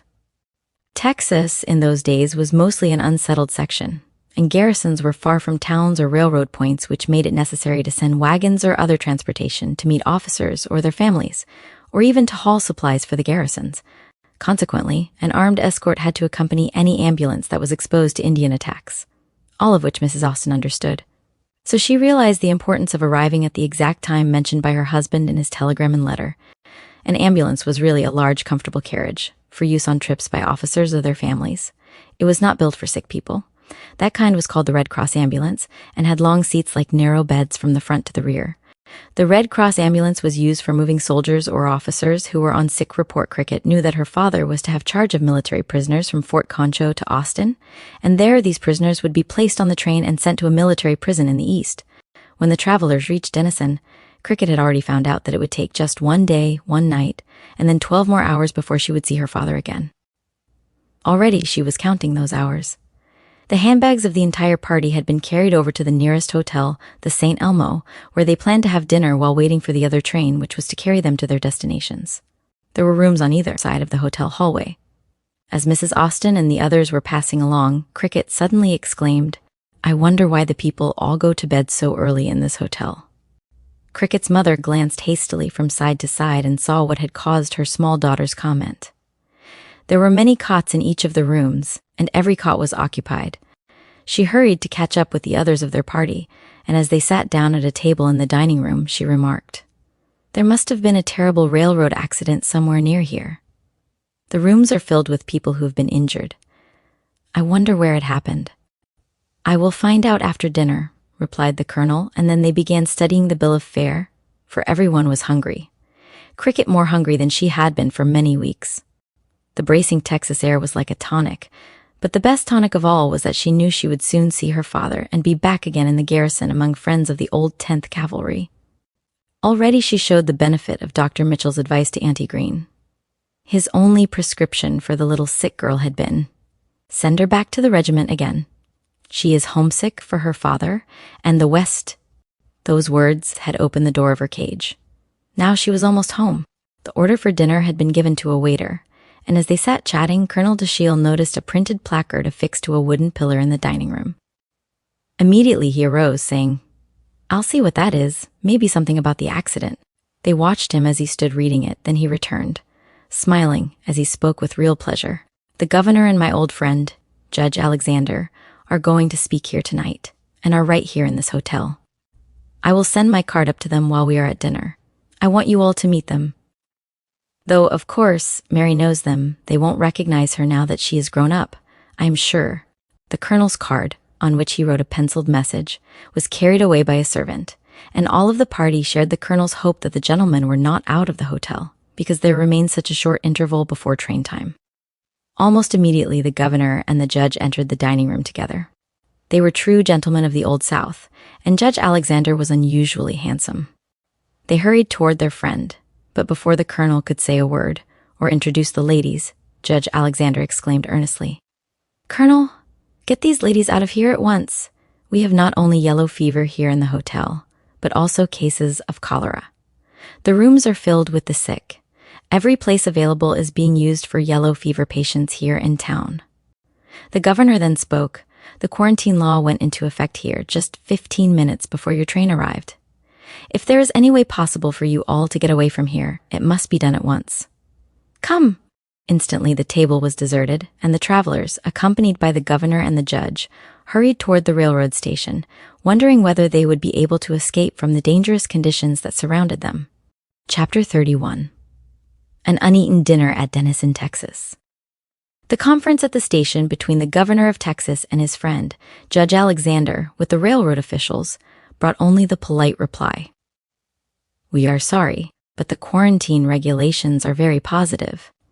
No trains are permitted to leave here for the South."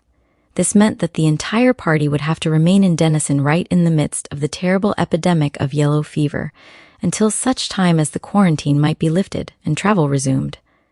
Each summer, an epidemic of yellow fever swept over certain sections of the South, and no one then had thought that the draining of low swamps, where the deadly yellow fever mosquito bred and hatched, would one day put an end to the spreading of the disease, which, year after year, cost untold money and thousands of lives. Through the study and experiments of a brave young army doctor named Walter Reed, the cause of the disease was found, and the dreaded epidemic of the South ended forever. But it was not until Dr. Walter Reed had sacrificed his own life through the bite of a yellow fever mosquito. And so he died of the disease himself in order to save other people from the scourge of the South. Colonel de Shiel and the governor realized that there was no possibility of the railroad officials allowing a train to pass south unless someone of the highest authority ordered it. The governor and the judge stood a short distance from the others and spoke together in low voices. Then the governor returned to the officials with whom he had been talking and said, "I understand that as governor, I cannot officially order a train to leave, but I shall personally assume full responsibility of sending a local train to Navasota, as that point is the least affected in the quarantine district on this railroad. There is nothing in the quarantine law that prohibits sending a local train from one affected district to another," the judge asserted positively, so the governor is acting within his legal rights. "We could send a special day coach and engine from Denison to Navasota," answered the agent, "but it could not go any farther. That is all we want you to do." "The ladies would be in less danger there than here," the judge responded.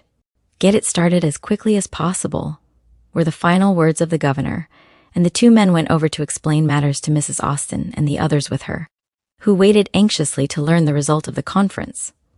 The dinner that had been deserted uneaten at the hotel had been a noonday meal, and none of them had had any food since early morning. However, they would not risk returning to the hotel, so sat waiting until the engine with one-day coach slowly puffed up to the platform. Without loss of any time, the little party boarded the car where the governor of Texas and Judge Alexander said goodbye and wished them a safe and speedy end to their journey. The trip from Philadelphia had required 2.5 days to St. Louis, and from that point nearly 3 more days and nights to reach Denison, so they had already been on their journey 6 days and nights when they had arrived at Denison. It was shortly after midday when the little engine and one coach pulled out of the Denison station, but it made no stops on the way until 10 hours later it arrived at Navasota, its final stop. The tired travelers had to leave the car at once, though it was then midnight and a terrific rain was beating down upon them. Every place was in inky darkness except where a couple of railroad employees held lanterns as the forlorn little party stepped from the train to the platform of the station. Colonel de Shiel had inquired before leaving the train, "What is the best hotel in Navasota?" "The best is the worst," was the reply of the conductor. "There's only one in town." Now the colonel, standing in the pouring rain, turned to the railroad hands who were holding the 2 lanterns. "I want a conveyance to take us to the hotel." "Where can I get it?" "You can't get anything on wheels tonight in this town," retorted the man.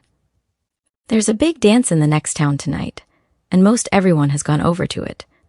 The folks that don't own a wagon themselves have rented everything on wheels to get them there. You'll have to hoof it to the hotel if you want to get there." There was nothing else to be done. So after the railroad men had given an idea of where the hotel was located in the darkness, the colonel, carrying Cricket in his arms and followed by the 3 ladies, trudged pluckily for more than 1/4 of a mile in mud that was above their ankles, while the rain pounded down upon them through darkness that made it impossible even to see one another. But at last, the hotel was reached, and the colonel registered for the party, thankful that there were rooms enough to accommodate them all. You couldn't have had even a bed here tonight if all the folks hadn't gone over to the dance, and the rain kept them from coming back, I guess. "So you're in luck," the hotel clerk remarked. None of them asked what would be done in case some of the dancers should come back before morning. All they wanted was to get to bed and sleep and hope that the rain would keep on coming down until breakfast time. Colonel de Shiel had a small room not far from the one shared by Mrs. Young and Mary Ringgold, while Cricket and her mother were just across the hallway. Cricket was very sleepy, but woke up at once when a tray was brought into the room. Colonel de Shiel had begged and bribed the clerk to get something for the ladies to eat, and so slices of cold meat between thick pieces of bread, with a pot of muddy coffee, had been procured for the hungry women. It was not very tempting, but Cricket had no thought except that she was hungry, and her mother, too, ate the sandwiches and drank the strong coffee. Meantime, sandwich in hand, Cricket was investigating the room. It was unlike any she had ever been in. Board partitions reached about 8 feet from the floor, but above that distance, an open space connected with the adjoining rooms. The partitions were not covered with paper or anything else, and as these rough, flat boards were set rather far apart, the wide cracks allowed a person in one room to see plainly what was going on in the next one.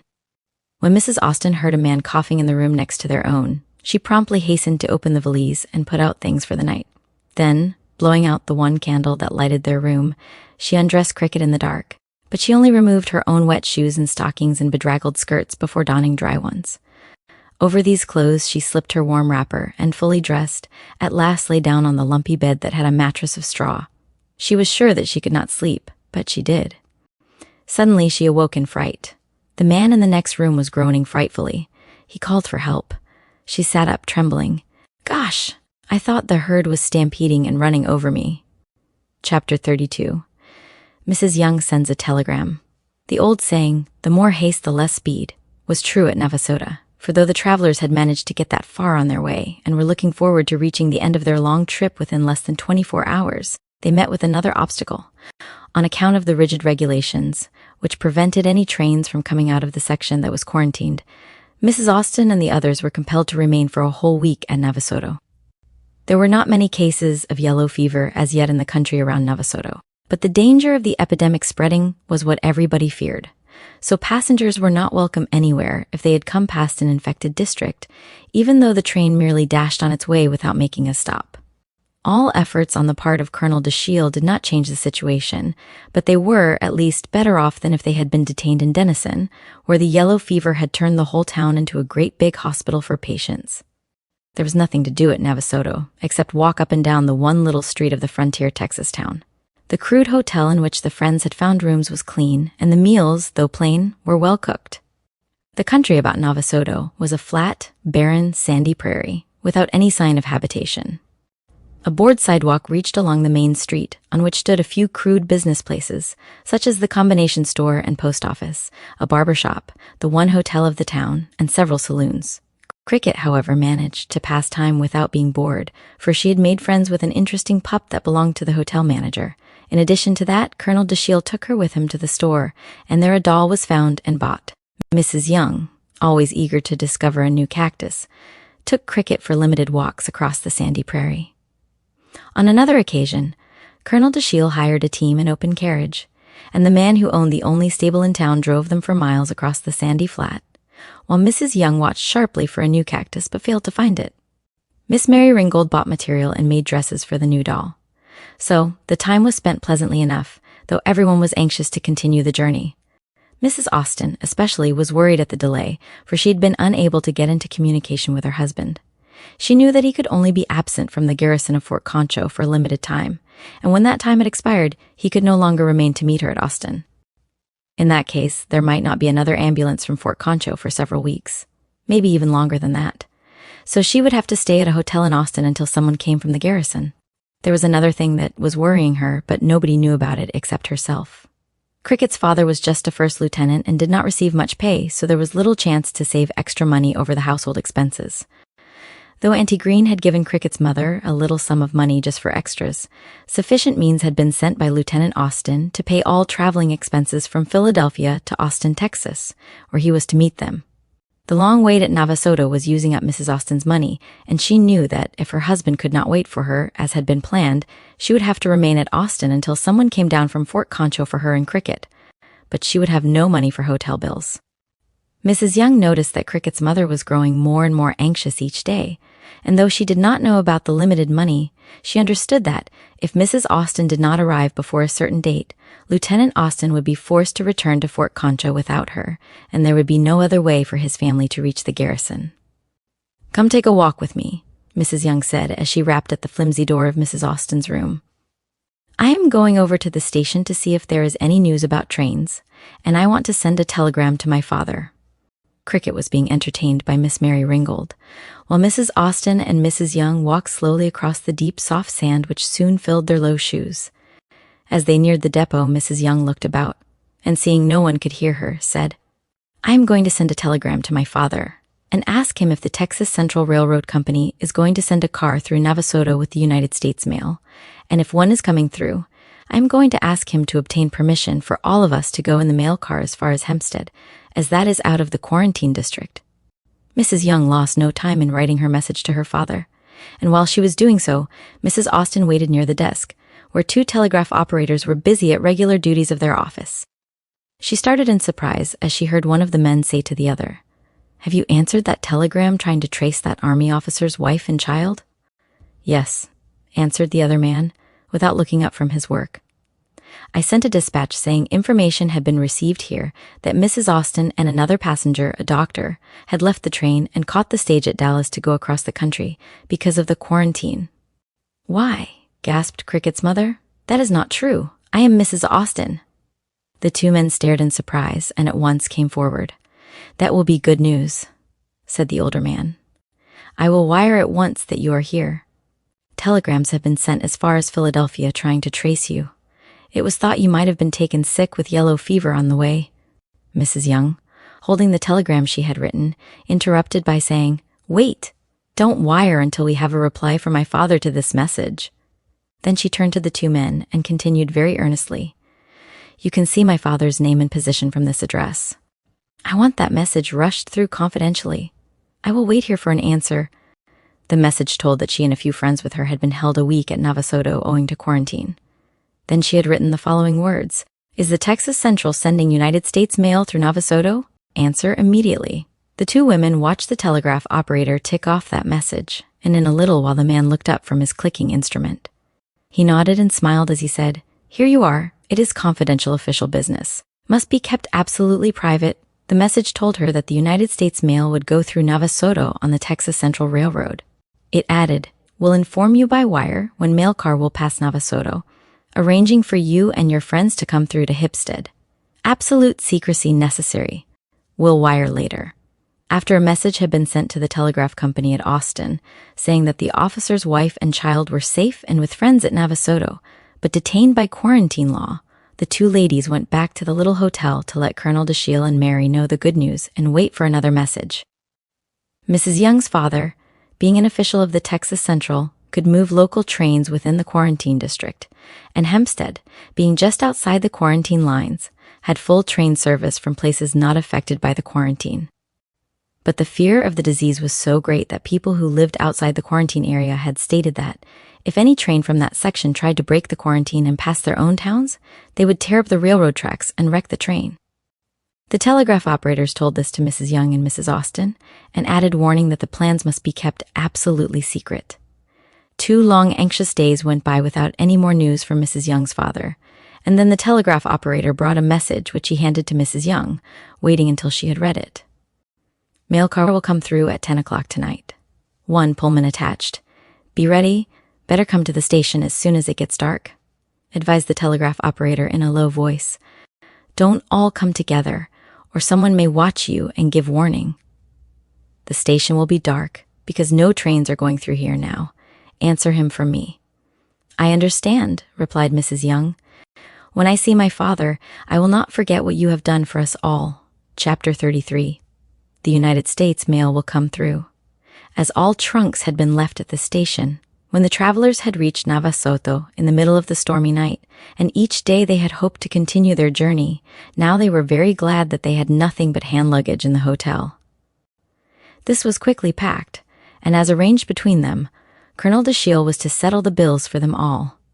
He had been paying the bills each night, and consequently, it caused no suspicion when he asked the hotel man to give him the bill for that day. It was some time after supper when Cricket, her mother, and Mrs. Young walked from the hotel as though going for a little fresh air. Their luggage had been turned over to the colonel to manage, though they did not know his plans about it. He evidently had some scheme to get it out of the hotel without attracting attention. There were no streetlights in the town. The only spots in darkness were the flickering lamps in the stores, so it was not difficult to slip out of sight after gaining the street. The station was in total darkness, as had been the case for the last week.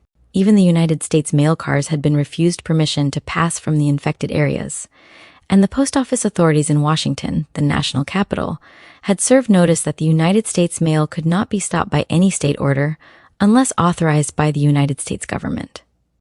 The question was still unsettled in Texas, but everyone knew that the Washington officials at the head of the government had commanded the free passage of cars carrying the United States mail. Mrs. Young and the others had known of the situation, and that was what had caused her to send the telegram to her father about the mail car. At last the colonel and Mary Bingle joined them, under the shelter of the darkened station platform, But, fearing some passerby might notice them there carrying their handbags, they walked some little distance along the railroad tracks and sat on the ground, listening and waiting for the first faint rumble of the rails that would tell them a train was approaching. So, from 8 until then, they sat, only speaking in occasional whispers. Cricket, unable to understand the reason of it all, fell asleep with her head on her mother's lap. From time to time, the colonel, hiding the flicker of a lighted match, would look at his watch, then he would whisper the time. As it neared 10 o'clock, the hour that the engine was to arrive with their car and the mail car, they rose to their feet, too nervous to sit still any longer. At last the colonel, stooping and placing his ear against the steel track, whispered, "It's coming." I heard the vibration of the rail. "Come nearer to the platform, so we won't lose any time getting on board." There was no light except the headlight of the engine as it neared the dark station. A sack was thrown from the mail car. Someone in the darkness tossed another mail sack aboard. That was all. Then the engine went on its way. The people in the town who awoke and heard the engine knew that mail service was once more in operation by order of the United States government. But they had no idea that, while the mail bags were being handled on the regular mail car, Cricket Austin, her mother, Mrs. Young, Mary Ringgold, and Colonel Dashiell had boarded the solitary Pullman sleeper that was attached in back of the mail car. There was not a light in that Pullman as they all stumbled into the darkened aisle. Every window curtain was drawn down tightly, and berths had been made up ready to receive the party. A porter moved whispering until the train was again running at full speed, but even then the car remained in total darkness. Tired with the anxiety of the past 2 days, they crept into their berths, but none of them, except Cricket, removed outer clothing, and no one except Cricket fell asleep. The engineer, following his private instructions, put on full speed, so that the mail car and the Pullman in back of his engine swayed and jerked like the tail of a kite in a high wind, while those in the berths rolled to and fro as though in a ship tossed by great waves of a storm. As the train passed sleeping towns without stopping, those in the Pullman huddled, hardly daring to draw breath, for no one knew at what moment there might be a frightful crash. Then, the danger became more serious, for many small towns through which they rushed at full speed had evidently received word that the mail train was to pass through. Hoots, yells, and even shots could be heard in the darkened sleeping car. But the presence of the Pullman behind the mail car was not discovered because of the terrific speed of the engine and the absence of any lights in the Pullman or on the back platform. Otherwise, at some point, there would have been a torn-up track for them to encounter before the engineer could know it was ahead of him and try to prevent a wreck. The United States government had ordered that the mails must go through, and that command, coming as it did from the President of the United States, was not to be ignored by any person. But in the frenzy of fear that had spread all over the entire section, even the order from the Washington authorities would not have prevented someone from tearing up the tracks had he been aware that people were hiding in a passenger coach in the rear of the mail car. The engineer carried out his orders faithfully, and before day dawned, the little train of 2 cars had passed out of the quarantine section and was rushing safely at full speed on its way to Hempstead, where it was to end its hazardous trip. At Hempstead there was regular local service that in no way touched the quarantined district, so travel from there was just the same as usual. Hempstead could not be reached before noon, the porter told them, as he lifted the shades of the windows and made up the berths for the rest of the trip. There was no need any longer for them to hide. And then came a new problem for them all.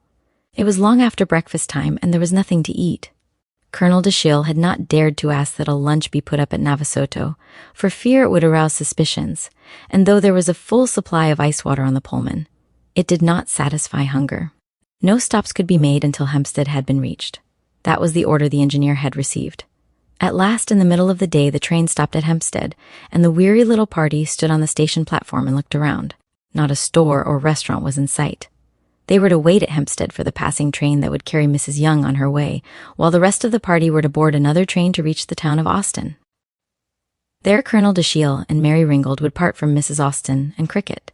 But Cricket and her mother would be over their worries, for Cricket's father would be there with the ambulance to meet and travel back with them to Fort Concho. But just now their real problem was to find something to eat, for Hempstead consisted merely of a station and a platform. The door and the one window were securely closed. Not even a station agent was to be found when they knocked. Some little distance from the station stood a small, roughly built house. "Look, there is a woman sweeping that porch," exclaimed Mrs. Austin. "Surely we can get something there." Colonel Dashiell at once started toward the house. The woman saw him coming and stopped sweeping. When he was near enough to call out to her, she suddenly ducked into the house, and, slammed the door. He kept on walking toward the place, and as the woman's head poked out through an open window, he called, "Madam, would you kindly sell me a little food? I have some ladies and a child with me who have not had any food since yesterday, and there is no other place around here but yours." "You get away," she screamed. "You came through the quarantine district. Get away from my house at once, I tell you." "But," pleaded the old gentleman, "won't you just sell me a pitcher of milk? I will leave $10 in gold. After you get the money and go into your home, I will get the pitcher of milk."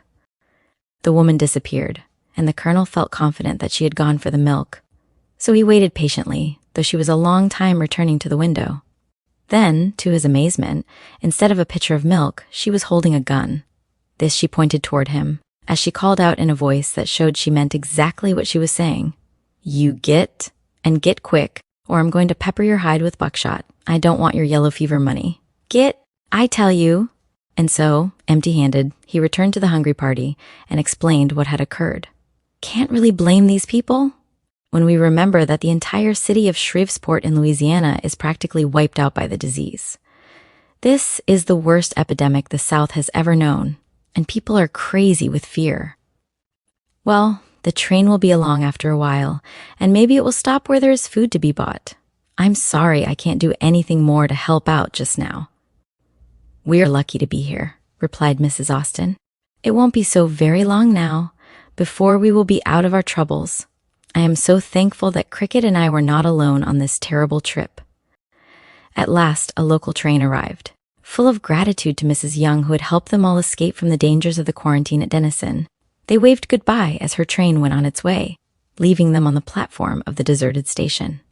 Fully 2 hours elapsed as they sat, tired, thirsty, and hungry, on the platform of a station that was merely a shack and a roofless platform. But finally, they boarded a train that stopped at their signals. Wearily, they dropped down upon the seats of a day coach. Nothing could be bought in the way of sandwiches or food on the train, though Colonel Dashiell offered to pay a big price for anything that could be eaten by Mrs. Austen, Cricket, and Mary Ringgold. The railroad track went through a long, unsettled section, the porter and conductor both explained, and if they could find any food on the train, they both assured the old gentleman they would let him know at once. But no one on that train carried a lunch. On long trips across the continent in those days, most people carried lunches in boxes, because any delay in reaching the regular eating stations meant going hungry. A washout on the track frequently held a train for a week at some isolated place, so traveling was a problem, even when in a sleeping car or on board a local train. Mrs. Austen had started from Philadelphia with a nice lunch basket of biscuit, fried chicken, cold sliced ham, butter in a tumbler, jelly, cookies, and many appetizing things. But before they had reached Denison, the entire luncheon had been eaten. She had planned to have a fresh luncheon put up at the hotel in Denison, but when they left so hastily, without even eating the dinner they had ordered, their only thought was to get away from the danger of yellow fever. So now the hungry folks tried to console themselves with the hope that they might obtain food somewhere on the road. It was about 4 o'clock in the afternoon when the colonel, watching from the car window, saw the train was approaching a tiny settlement. Just a few rough houses, but he knew food must be there. The train was not scheduled to stop, the porter told him. Colonel Dashiell sent the porter to bring the conductor. Through the conductor, the engineer agreed to stop the train just long enough to allow the colonel and porter to buy any food they could find. The only place that seemed promising was a tiny shack. It had a sign over it, lager beer. The colonel and porter rushed across, and after a few minutes, both came running toward the train that was waiting for them. Into the car came the old gentleman and the porter. They had found something to eat. Pretzels! But no one complained, as they all sat in the car munching pretzels that were as stale and tough as pretzels could possibly be. Cricket was satisfied. Her small white teeth dug into the salty, twisted hard bread. Mrs. Austen and Mary, as well as the colonel, ate their own share, and even the conductor and porter accepted the ones that were offered to them. Out on the engine that now was making up for the lost time necessary to buy those pretzels, the engineer, with one hand on the throttle, held a pretzel in the other hand and ate it to the last crumb. Then, at 7 o'clock, just 19 hours' travel from Navasoto, the lights of a town came into sight, and the porter grinned as he announced, "Here you all is. Now you can get something to eat besides pretzels. But dem pretzels sua was good." Chapter 34. Fort Concho once again. When Mrs. Austen and Cricket stepped from the train, an officer in cavalry uniform met them, but the officer was not Cricket's father. Before Mrs. Austen could ask a question, He had explained to her that Lieutenant Austin had been waiting until his orders compelled him to return to Fort Concho. During the time Cricket and her mother had been struggling to reach him, he had been trying to locate them. First, he had telegraphed to Auntie Green to find out whether they had left her, home or not. He was afraid that either Cricket or her mother might be ill, but Auntie's reply told him that they had left 2 weeks earlier. Then he had sent telegrams to the mayors of different towns through which they were to travel. Finally, he had learned their train had reached the quarantine district, and he feared that they might have been removed from the train with symptoms of the terrible disease. But still no trace could be found, and as his orders had been to return to Fort Concho on a certain date, he had to obey those orders and leave the town of Austin without any satisfactory information about Cricket or her mother.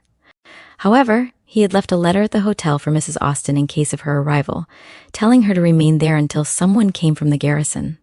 Luck turned for Cricket and her mother, for another officer had been sent on official business to Austin, and Cricket's father had met him on the road. So the situation had been explained fully. This was all told to Mrs. Austin by the officer who met them at the train.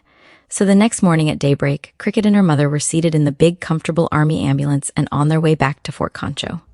To be truthful, Mrs. Austin was seated alone on the back seat of the ambulance, while Cricket, on the seat with the driver, was enjoying her ride over the prairie behind 4 fast-trotting mules. Mrs. Austin felt serene, but if she had known that the 4 long reins of the team were being held in Cricket's hands instead of the colored soldiers, and that the long-lashed whip was also in her daughter's hands, Mrs. Austin would have ordered Cricket to get into the back of the ambulance. Cricket was learning to drive 4 mules, but she was wise enough to wait until her mother settled down for a nap. A swift glance told her the proper time, then a wink of her eye was all the soldier needed from Cricket. The reins and whip were transferred at once to her hands. Through prairie dog towns, past scurrying rabbits, or while a herd of antelopes dashed out of sight, the trip went on until camp was made at sunset. 2 days' travel brought them to Fort McKavett, where they stayed with the family of Captain Lacey. Then, the next morning, they again started on their way. That night, they reached a lonely stage station called Kickapoo Springs.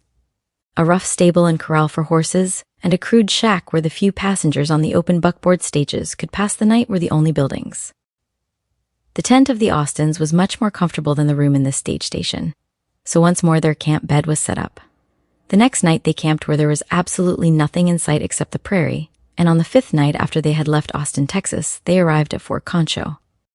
It had taken a whole month for them to reach the garrison after they had started from Philadelphia.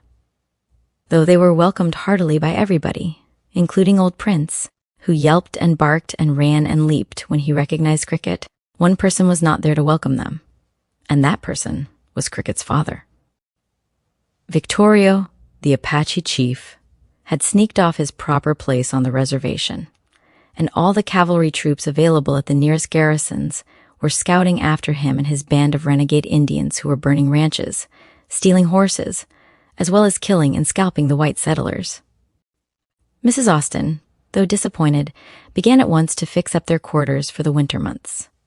It was now the middle of October, and as soon as Victorio had been captured, or forced to return to his reservation, Cricket's father and the other officers who were out scouting could come home to their families. But Cricket had not forgotten that sometimes it took many months to round up the Indians, as the officers called it. She was back home again, but she was not happy. She wanted her father. Though she did not say this to her mother, she did tell Mrs. Gasman, who occupied one side of the quarters where the Austins now were living. Mrs. Gasman was young. She had no awe of the commanding officer. And besides this, Mrs. Gasman's husband, Hans, was out scouting, too. So when a letter arrived from Lieutenant Austin saying that half of his troop had been ordered to make a permanent camp on the North Concho River, about 65 miles from the garrison, Mrs. Gasman had a brilliant idea. "Why don't you and Cricket go out to Camp Charlotte for a little visit?" she suggested. "You have your own carriage and team, and your driver is not an enlisted man, so nobody can give him orders except yourself. If Hans were out there, I'd go if I had to walk. But strict orders have been issued that none of the families of the officers or enlisted men may go to any of the camps." "It is too dangerous." "Nonsense," retorted Mrs. Gasman. "The Indians won't come so near the garrison as all that, especially as troops are on the jump all the time from here. It's right on the courier trail, too." Cricket added her plea. And finally, Mrs. Austen became interested, then convinced and enthusiastic as Mrs. Gassman outlined a plan that seemed absolutely perfect. "Get started before daybreak," she advised. "Then you will be out of the garrison before reveille, and no one will know you have gone. Clark does not have to report for duty, like the soldiers, and no one will know you are gone, except Aunt Jane. You can fix it up with her. But we will be missed. Put fishing poles in the carriage. Let the ends stick out and back," Mrs. Gassman answered promptly. "If anyone does see you, it will be thought you are on a fishing trip. Take a good lunch along. Tell Aunt Jane to hold her tongue. I will go along the front line in the morning with my fancy work, and tell everyone that Cricket wanted to go fishing. And so you had humored her and gone early." "It will take all day to drive 65 miles, argued Mrs. Austen. "Then it would take another day to rest the team. We could not possibly return before the evening of the third day." "Well, why worry? When you get back, you can say that you stopped at Ben Ficklin to visit the Metcalfs, as Cricket had not seen Zemi since you returned to Concho. That will settle it." So Mrs. Gassman's plans were carried out, and an hour before daybreak she and Aunt Jane said goodbye to Cricket and her mother. Old Black Clark, who had for years been a soldier under Lieutenant Austen, and who bragged that he had toted Missy Cricket in his arms when she had been only 3 days old, and who had finally stopped soldiering in order to be one OB Lieutenant Austen's family, grinned from ear to ear as he drove the high-headed trotters along the back line, while 2 fishing poles protruded from the back of the carriage. Clark grinned. Cricket was sitting beside him, telling about the Corgi girls and the 5 cats. Chapter 35, A Lost Trail. Clark had never been out at Camp Charlotte, and as they reached the post-trader's store, he turned to Mrs. Austen. "I reckon we better ask about the road, Miss Austen, ma'am." "That's a good idea, Clark. Stop at the post-trader's and find out what road the couriers take with the mail." The man, who was half asleep, still yawning and rubbing his eyes, opened a door. "Go along the North Concho River. It's a shortcut to Camp Charlotte." That was easy to follow, for it was a large river edged on either side with tall pecan trees. Though there was no definite road, the ground was flat, or else in slight hills, which the 2 horses traveled without any effort. By starting so early, Mrs. Austen had planned to have Clark unharness the team to rest and feed them at noon. A sack of grain was stowed under the box that formed the driver's seat of the carriage. The day was cool, the sky bright and clear, and noon hour arrived without adventure or mishaps of any kind. While Clark cared for the team, Mrs. Austen spread a cloth on the ground beneath a large tree, where they could look down into the river, and then the luncheon that Aunt Jane had prepared was eaten with keen relish. Not a crumb was left. After lunch, Cricket insisted on fishing, so the poles that had been taken along for show were hauled down by Clark. Side by side, the old Negro soldier and Cricket sat. Not a word was spoken by either. Cricket knew how to fish. Many times she and her father had sat solemnly dumb, each watching a little brightly colored bob dance on the surface of the water, as they waited to see who would get the first bite and land the first fish. The Concho River abounded with fish. Sunperch, bass, catfish, and gaspagoo. Cricket knew the way of each. The pool was deep, and she watched the bobs keenly. Without turning her head, she spoke to Clark. "Gaspagoo at your bait. Better look out, the warning was too late." Gaspagoo had grabbed the hook and bait and cut the line. Clark drew up the line. That ended his chances.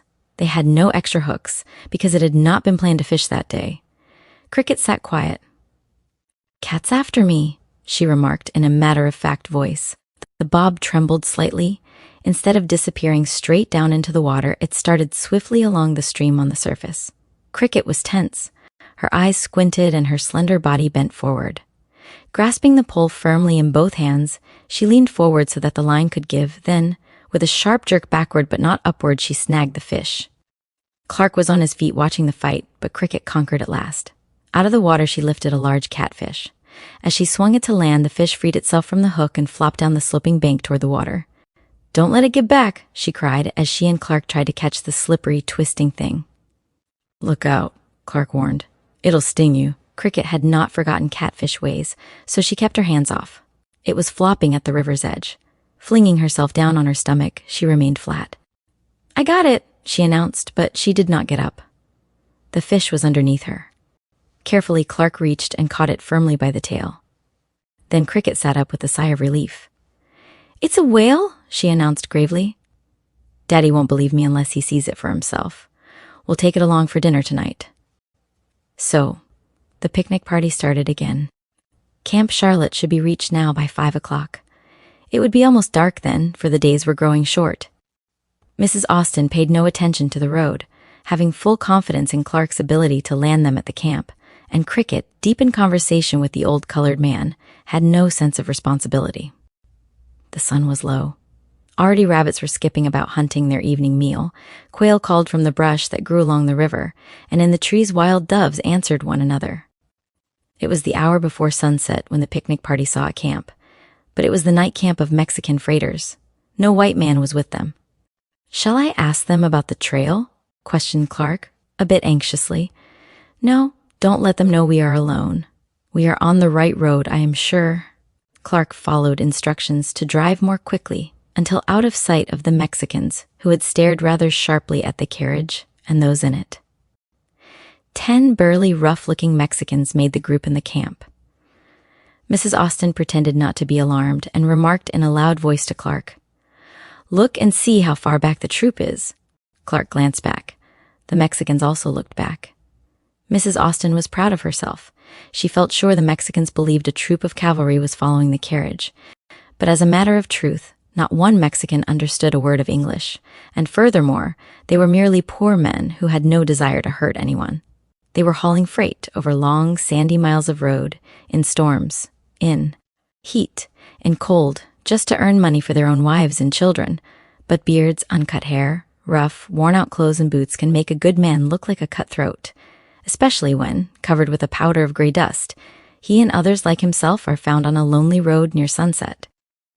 After the team had put several miles between the Mexicans and the Austens, Clark turned and spoke, "Mrs. Austen, ma'am, I knows the telegraph line runs along near Camp Charlotte.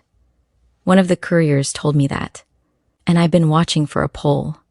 It's getting dark now, and this road here hasn't been used much lately. I reckon we'd better cut cross-country till we find the telegraph poles." Mrs. Austen, at his suggestion, got out and looked at the ground. Only a broken trace of what had once been a road lay before them. If there had been a road, she knew that, even in the dark, the 2 horses would follow it. "You are right, Clark," she decided. "We had better do that before it is too dark to see the poles. We know that by following the poles, we can find our way back to the garrison." So the old man turned the heads of the team and started across a rolling country, making as fast time as possible before darkness should shut down upon them. He knew that, unless they found a road soon, they would have to wait until daylight to resume their trip. And yet, he had to be very careful not to founder the horses. Overdriving or overheating, as well as watering or feeding a horse while it was tired or hot, would ruin any horse. Foundering, they called it, and that meant that the animal would be unable to walk the next day. Even if careful doctoring helped it a bit, the horse that once had been foundered was practically of no use afterward. Clark knew how Lieutenant Austen loved his horses, and Clark himself loved Henry and Fan. However, he did not tell Mrs. Austen this extra worry on his part. So they went on until 10 o'clock that night, without a sign of any kind to help them find a road. "The team's wearyin'," spoke Clark at last, and Mrs. Austen knew what he meant. "There is nothing to do except stop for the night," she replied. "Unharness the team, Clark, and picket them. Cricket and I can sleep in the carriage." "There are plenty of robes." "Yes, ma'am. I could make a fire." "No, no, no. The Indians may see it, or more Mexicans be near." "Mama," broke in Cricket, "I saw a light like a campfire back there." She pointed back and toward the west. "Maybe that is Daddy's camp? It might be a cowboy camp," suggested Clark. "I didn't see a light." "I did," asserted Cricket positively. "I was watching for telegraph poles, but I saw it back there.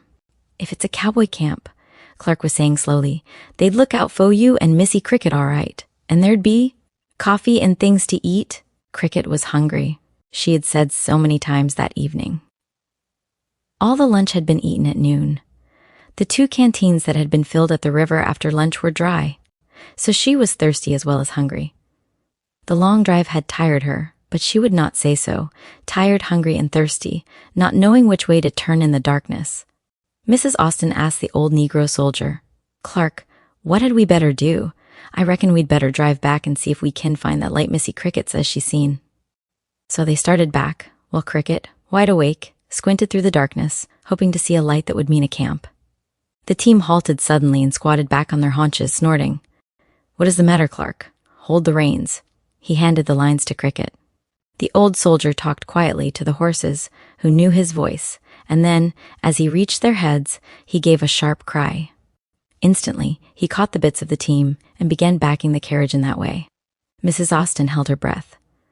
She did not know what was wrong, but she knew Clark had found danger ahead. "Back 'em," Clark called to Cricket. "Pull hard." She tightened her grip on the reins and pulled steadily, while Clark, in front of the horses' noses, gently urged them backward. They stopped, and he led them sidewise until they were facing the very direction from which they had come. Then the old man spoke. "The riverbank is washed out. If the team hadn't stopped, we'd all have pitched down the bluff. That campfire is on the other side the river. Guess I'd better take my carbine and fire it till someone answers us." As Clark took the carbine from the carriage, Mrs. Austen understood that he had brought it along because he thought he might need it to protect her and Cricket. She had not known it was there. Shots fired one after another in darkness on lonely frontier spaces were signals for help. Every man, woman, and child in those unsettled sections understood that message. After the first 3 shots, they saw an answering flash and heard the report. Again Clark signaled. Again and again came the reply. But whether those answering shots came from people who would help or harm them, no one could say. Then they heard the splashing of horses' hoofs down in the river, but could see nothing in the inky darkness. "Who are you?" called a man's voice. He halted, evidently uncertain whether it were safe to approach nearer. Cricket, her mother, and Clark all cried out at once. The mingled voices made matters worse. Then Clark called alone. "Who are you down there?" "Trumpeter Jones," the answer came. "Who are you up there?" "Lieutenant Austen's family and George Clark. We're lost. Come up and show us the crossing to camp." "I can't see you," shouted Jones. "Light a lantern." But there was no lantern. They had expected to reach Camp Charlotte long before dark. However, a candle and matches were always kept under the driver's box. Clark fished it out and lighted it. Jones could not see it. "Hold it higher." Then Clark boosted Cricket to the roof of the carriage, and she stood there holding the lighted candle high above her head. Chapter 36. Camp Charlotte. Guided by the flickering light of the candle, Trumpeter Jones rode up on his big white horse. He told Mrs. Austen and Clark that the shots had been heard at Camp Charlotte, and Lieutenant Austen had ordered the soldiers on guard for the night to fire shots in reply. General Ord, who was department commander of Texas, was expected at any time, for he was making a tour of inspection of different camps. As the river was running high, owing to recent heavy rains, the ford near Camp Charlotte was dangerous. It was supposed the shots came from General Ord's escort, so Lieutenant Austen had ordered Jones to ride down to the crossing of the river to guide the general safely to the other side. "You can't get the carriage across unless you wait till daylight, or unless the lieutenant brings down a detachment to help," said Jones. "Stay right here till I ride back to camp and report to him." So he left them. It was not long before they heard the splashing of many hoofs crossing the river. Then Cricket heard her father's voice, giving orders to the soldiers. "Daddy, Daddy," she cried out. "We found you." He dismounted, and as he passed the team, both horses reached out and nipped at him. They knew him too.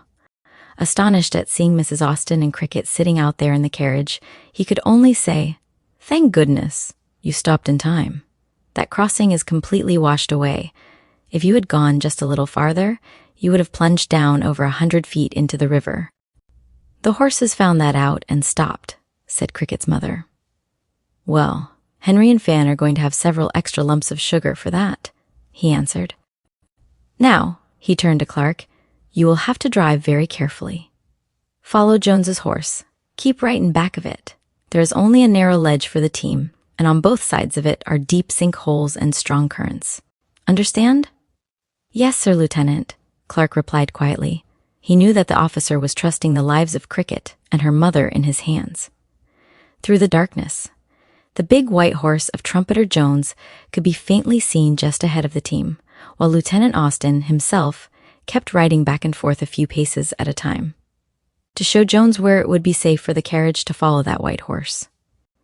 And at last, with struggles and loud snorts, the team stood on solid ground. They had understood the danger, as well as the officer who rode ahead to pick the way. And so Camp Charlotte was reached at midnight. Half an hour later, Cricket and her mother were sitting at an appetizing hot supper, venison, with lots of lovely brown gravy, flaky camp biscuits, coffee that made one hungry even to smell. And while they enjoyed it all, sitting in a dining room that was really a great big tent, Lieutenant Austin told his wife that the road they had first traveled along the river, before they had discovered they were lost, had not been used for a long time. In fact, it had been abandoned years before. That road led directly to the terrible staked plains of Texas. "Where you were lost?" asked Cricket with fear in her eyes and voice. "Yes, right there," he replied. "And both our canteens were empty," Cricket's mother said. Then they understood another danger that they had escaped. For the desolate staked plains, called by the Mexicans Llano Estacado, was a stretch of soft sand that formed a waterless desert, where many men had been lost and died of thirst. To Cricket and her mother, the name had a special horror, because Cricket's father, scouting after Indians, had been lost there in a sandstorm that wiped out every trail on the desert. And for more than 5 days and nights, the soldiers had followed him without a drop of water, and during those awful days the hot July sun was beating down and adding to their torture. Cricket knew how the horses had dropped dead, and how the soldiers struggled on, following her father, while he, himself, was suffering just the same as they were. She knew how a big thunderstorm had passed right over their heads, while they prayed that the water in those clouds might fall upon them, and how they had spread their saddle blankets to soak up the precious rain. Yet not one drop had fallen. The clouds drifted away, still carrying their burden of moisture. She knew that a mirage had formed, so that a beautiful lake of water, edged with tall green trees, appeared before their eyes. Then the men had shouted with joy and tried to hurry to wet their parched lips in that water. Lieutenant Austin had begged them not to try to reach it, but they had paid no attention to him as they stumbled along and then found it was only dry sand. Just a trick of the sun and the air and desert. A mirage. Nothing more. Breathlessly, she had listened while her father told how at last they had discovered a faint wagon trail, and following that had made their way to Double Lakes, where at last they were found by comrades who were seeking the lost troop. And now she and her mother and old Clark had almost wandered out on the staked plains themselves. Cricket sat quietly a few moments, then she said, "I'll have another drink of water, Daddy. It makes me thirsty to think about the staked plains." Her father explained to her mother that they must return without loss of time to Fort Concho. General Ord had given strict orders that no families were to be allowed to visit the camps, as the danger was too great. Besides, at any hour, a troop might have to break camp and jump on the trail after the Indians. If General Ord should come along, as we expect he may do at any hour, and find you are here, I would be in serious trouble, he ended. "Well," interrupted Cricket, "if we see him coming, we can hide down in the brush by the creek till he goes away. He might stay here several days," replied Lieutenant Austin. "Then you can pitch a tent down in the brush for us, and Clark can bring things for us to eat until General Ord goes away. Cricket and Mrs. Gasman should command the army," laughed Cricket's father. The next morning, as they sat at the breakfast table, they could see across the thickly wooded river and the dangerous ford. The camp, which was on a flat piece of ground forming a high bluff at the crossing of the river, afforded a full view of any approaching person, whether horseback, afoot, or in a vehicle. Breakfast had been arranged under a large tree, much to Cricket's delight, and just as she had announced that she wanted to stay in camp and not go back to the garrison until her father went with her, Lieutenant Austin, who felt very uneasy, noticed dust moving on the distant road. He jumped from the table, seized a pair of field glasses, and studied that dust. "I believe that is General Ord coming now," he exclaimed. "Quick, go to the creek. Don't let him find you here. Cricket, run get your hat and things. Clark, bring everything you see that belongs to us," gasped Mrs. Austin. They ran. Cricket and her mother sat very quietly down in the thick brush beside a lovely little creek, while the dust cloud came nearer and nearer Camp Charlotte. Lieutenant Austin was ready to receive the department commander, but he hoped that his superior officer would not waste any time before leaving for the next camp. The dust cloud vanished at the river crossing. Soon 2 horsemen rode up to the camp. Not the department commander, but just Dr. Smith and another officer. They were on their way back to Fort Concho, and while they were laughing at the scare they had given the Austin family, Clark trotted down to where Cricket and her mother were hiding and told the good news. That time they had escaped, but none of them cared to take further chances. And when Dr. Smith went on his way, a few hours later, Clark drove Mrs. Austin and Cricket back to Fort Concho. Dr. Smith rode with them, while his horse was tied to the back of the carriage. There were no adventures on the return trip. They knew the right road now. If they had just followed those telegraph poles from the garrison to the river crossing at Camp Charlotte, there would have been no possible risk of being lost. "I think it would be better if you drop me here before we reach the garrison," suggested the doctor, 5 miles out of Fort Concho. So Clark stopped the team, and the doctor untied his horse from the back of the carriage. The Austins went on alone, and a quarter of an hour later, Dr. Smith followed along the same road. The doctor at once went to report to the commanding officer, as that was the official duty of any officer as soon as he arrived in a garrison. Usually, an official report took very few moments, but the doctor did not leave the colonel's quarters for nearly an hour. When he did so, there was a twinkle in Dr. Smith's kindly blue eyes, and the colonel chuckled, "No, I won't say a word, doctor. But, by Jove, even the old ladies in Philadelphia couldn't change cricket. She's just the same old sixpence she always was. And I'm glad of it, too." "So she found the camp, did she? Hid down in the creek from General Ord?" Well, well, well. Chapter 37. The Colonel's Christmas Party. Victorio did not surrender. Neither was he chased back to his reservation as had been hoped, so that the officers in the field might come home at Christmas time. So many families would have to spend Christmas without the head of the household that a number of ladies had declared they would not try to have a tree. But Colonel Grierson, having his own family together, decided that he would have a big tree for everyone. On that tree gifts were to be hung, in addition to any that the parents wished to give to their own children. It was to be a regimental tree, just for the children of the garrison. So everyone planned gifts to hang on that tree Christmas Eve. Cricket was much interested, but not one thing could she find out from anyone as to what might be given to her.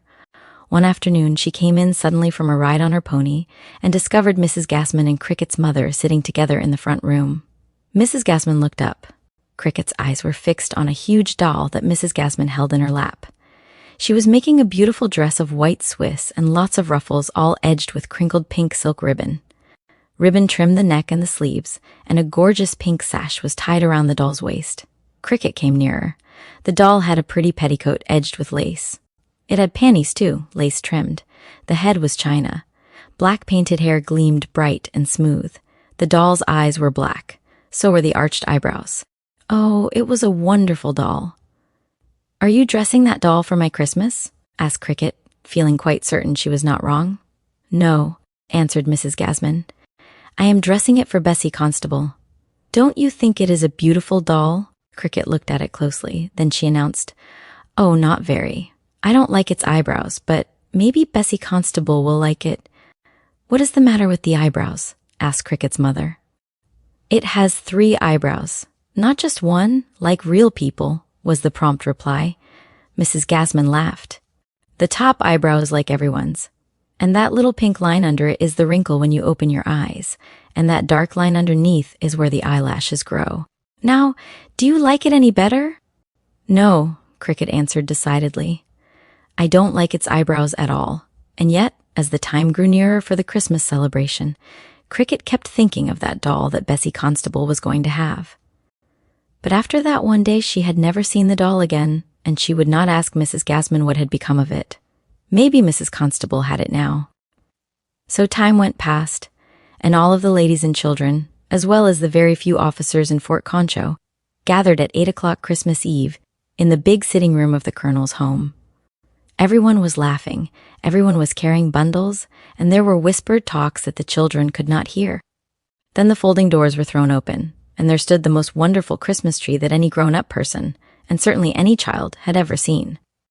Tiny candles made a dazzling light. Toys, candies, gold and silver ornaments cluttered the boughs and heaped all around it, and even on chairs nearby were bundles and bundles and bundles. Large, small, fat, and thin. Cricket looked at them only a few seconds, then her eyes caught sight of the beautiful doll hanging from a branch of the tree. It looked even more beautiful than when she had first seen it. Enviously, she glanced at Bessie Constable. Bessie did not know that doll was to be her own. Anyway, it did have 3 eyebrows. One by one, a fat, jolly Santa Claus took down the gifts from the tree and called the name of the lucky child. He reached up for the doll. A lump arose in Cricket's throat. It hurt, but she blinked fast. If you blink real fast, nobody can tell that you are crying. Cricket had found that out a long time ago, so she blinked faster and faster. Santa spoke of the beautiful doll. He praised the lovely dress and the pink sash. Then he waited just a tiny bit while he held the doll up for everyone to see it. And this doll is going to live with Cricket couldn't blink fast enough. A tear rolled down her cheek. She rubbed it away. The doll is going to live with Miss Cricket Austen." She stood staring, unable to realize it was true. "Really mine?" she gasped as Santa placed it in her hands. "Yes," laughed Mrs. Gasman. "I was dressing it for you." "But you know it has 3 eyebrows?" "That doesn't make any difference," retorted Cricket, looking at the 3 eyebrows. "She wouldn't be pretty with just one like other people." Then the other presents were distributed, and everyone was laughing happily when a loud knocking sounded at the front door. Colonel Grierson turned as a soldier came in and said, "A package that was ordered delivered at Colonel Grierson's quarters, sir." The soldier saluted, as the commanding officer answered, "Very well." "Bring it in." The people in the room turned curiously as 2 soldiers carried a perfectly enormous bundle into the room and propped it against the wall. A tag was fastened to it. The colonel read it aloud. "For Miss Cricket Austen, handle with care, open gently." "Well, Cricket, you had better open it right now." "Looks like a new flagstaff," said Colonel Grierson, smiling. Cricket was too surprised even to speak. But when the colonel cut the stout cord that was wound around the strong brown paper, she began unwinding it as he told her to do. Slowly the cord was released, then the colonel tore down a strip of the brown paper. Cricket gave a scream of delight. Everyone was laughing, and yet tears dimmed all eyes as Cricket cried out, "Daddy, oh Daddy, you did come home for Christmas." And that was the colonel's Christmas present to Cricket Austen. For when he had heard the story of the dangers the little girl and her mother had faced just to see her father, the colonel had sent an order for Lieutenant Austen to report at Fort Concho the evening before Christmas, but that his coming was not to be known to anyone, not even to Cricket or her mother. The regimental adjutant, who has full charge of all the official papers of the regiment, and whose duties keep him in any garrison with regimental headquarters, where the colonel is always stationed, had gone on a recruiting detail for a year. That left a vacancy to be filled by some other officer of the regiment. And so Colonel Grierson had appointed Cricket's father to be regimental adjutant of the 10th Cavalry. Even Cricket understood that the regimental adjutant never has to go out scouting, so her father was back home to stay there. Mrs. Gasman smiled as she saw the doll that had 3 eyebrows lying forgotten on a chair. "Here is your doll, Cricket," she called. Cricket turned and looked at the doll. "You can give it to Bessie, Constable, if she wants it. I don't care now. Daddy has come home." Chapter 38. Cricket keeps her promise. Weeks, months, then years passed by, and Auntie Green and Mom had gone quietly to sleep among their loved ones in the old churchyard. The city had crawled slowly on its way, and the old families had moved with the city's growth. Their homes had passed into the hands of strangers who were poor people from foreign lands. The white marble steps were dirty, and children, jabbering in foreign languages, swarmed and raced up and down the streets where Cricket and Carrie had once played. 2 ladies stepped out of an automobile which stopped at the door where Auntie Green had once lived. Only the iron railing about the areaway seemed unchanged, and the little fancy gate swung as staunchly as ever. The driver of the car followed the ladies to the door. A dark-eyed woman opened it. The landlord had told her they were coming, so she stood aside without a word as the 3 of them passed through the hallway and out the back door leading into the yard. The dirty children and their mothers followed the visitors, wondering what it all meant. Cricket looked at Carrie. They both tried to smile as the back door swung on its rusty hinges. Through Auntie Green's yard, they hurried to where the white boy stood waiting. The rosebush that had once climbed in flowering glory along the fence was dead. Only bits of branches hung where Mom had tacked tiny strips of leather to hold it in place. A few broken shells lay at the foot of the rockery, but all the delicate green love and tangle had dried and blown away. Everything had changed.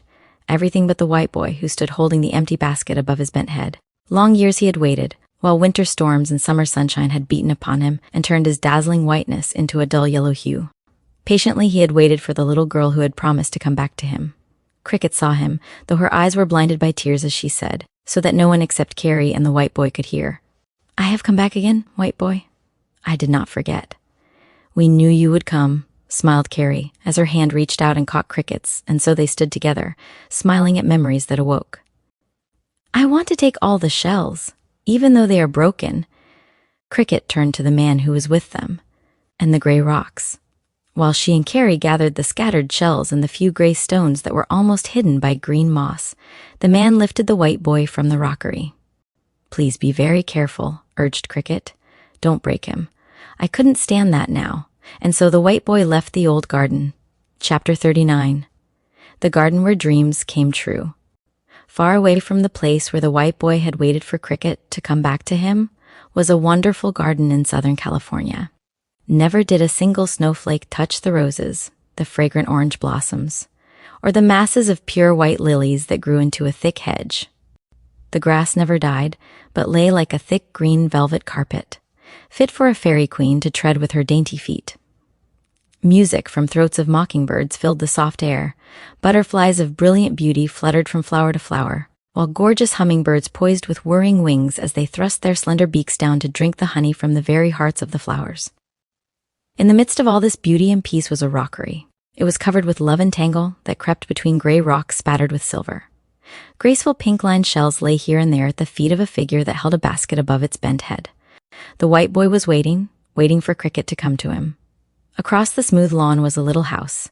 Its walls and roof were completely hidden under climbing pink roses. Cricket called it the Little House of Happiness. The white boy knew there was a table beside a window, so that Cricket could look out at him as she sat answering many letters from children in far distant places. Children whom she had never seen, but who wrote to tell her how they loved her and how they loved her books. Some told about their pets, some of their dreams, and what they would do when they grew up. Others asked, "Did you really know Cricket? Or were you Cricket yourself?" While still others begged, "Please write more stories." The white boy loved those letters. Through the window he could see Cricket gently tearing the letters she had answered, and a little thrill stirred within him.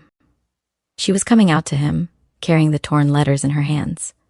As she stood in front of him, a mischievous breeze that was wandering in the garden shook a spray of roses that waved above her head.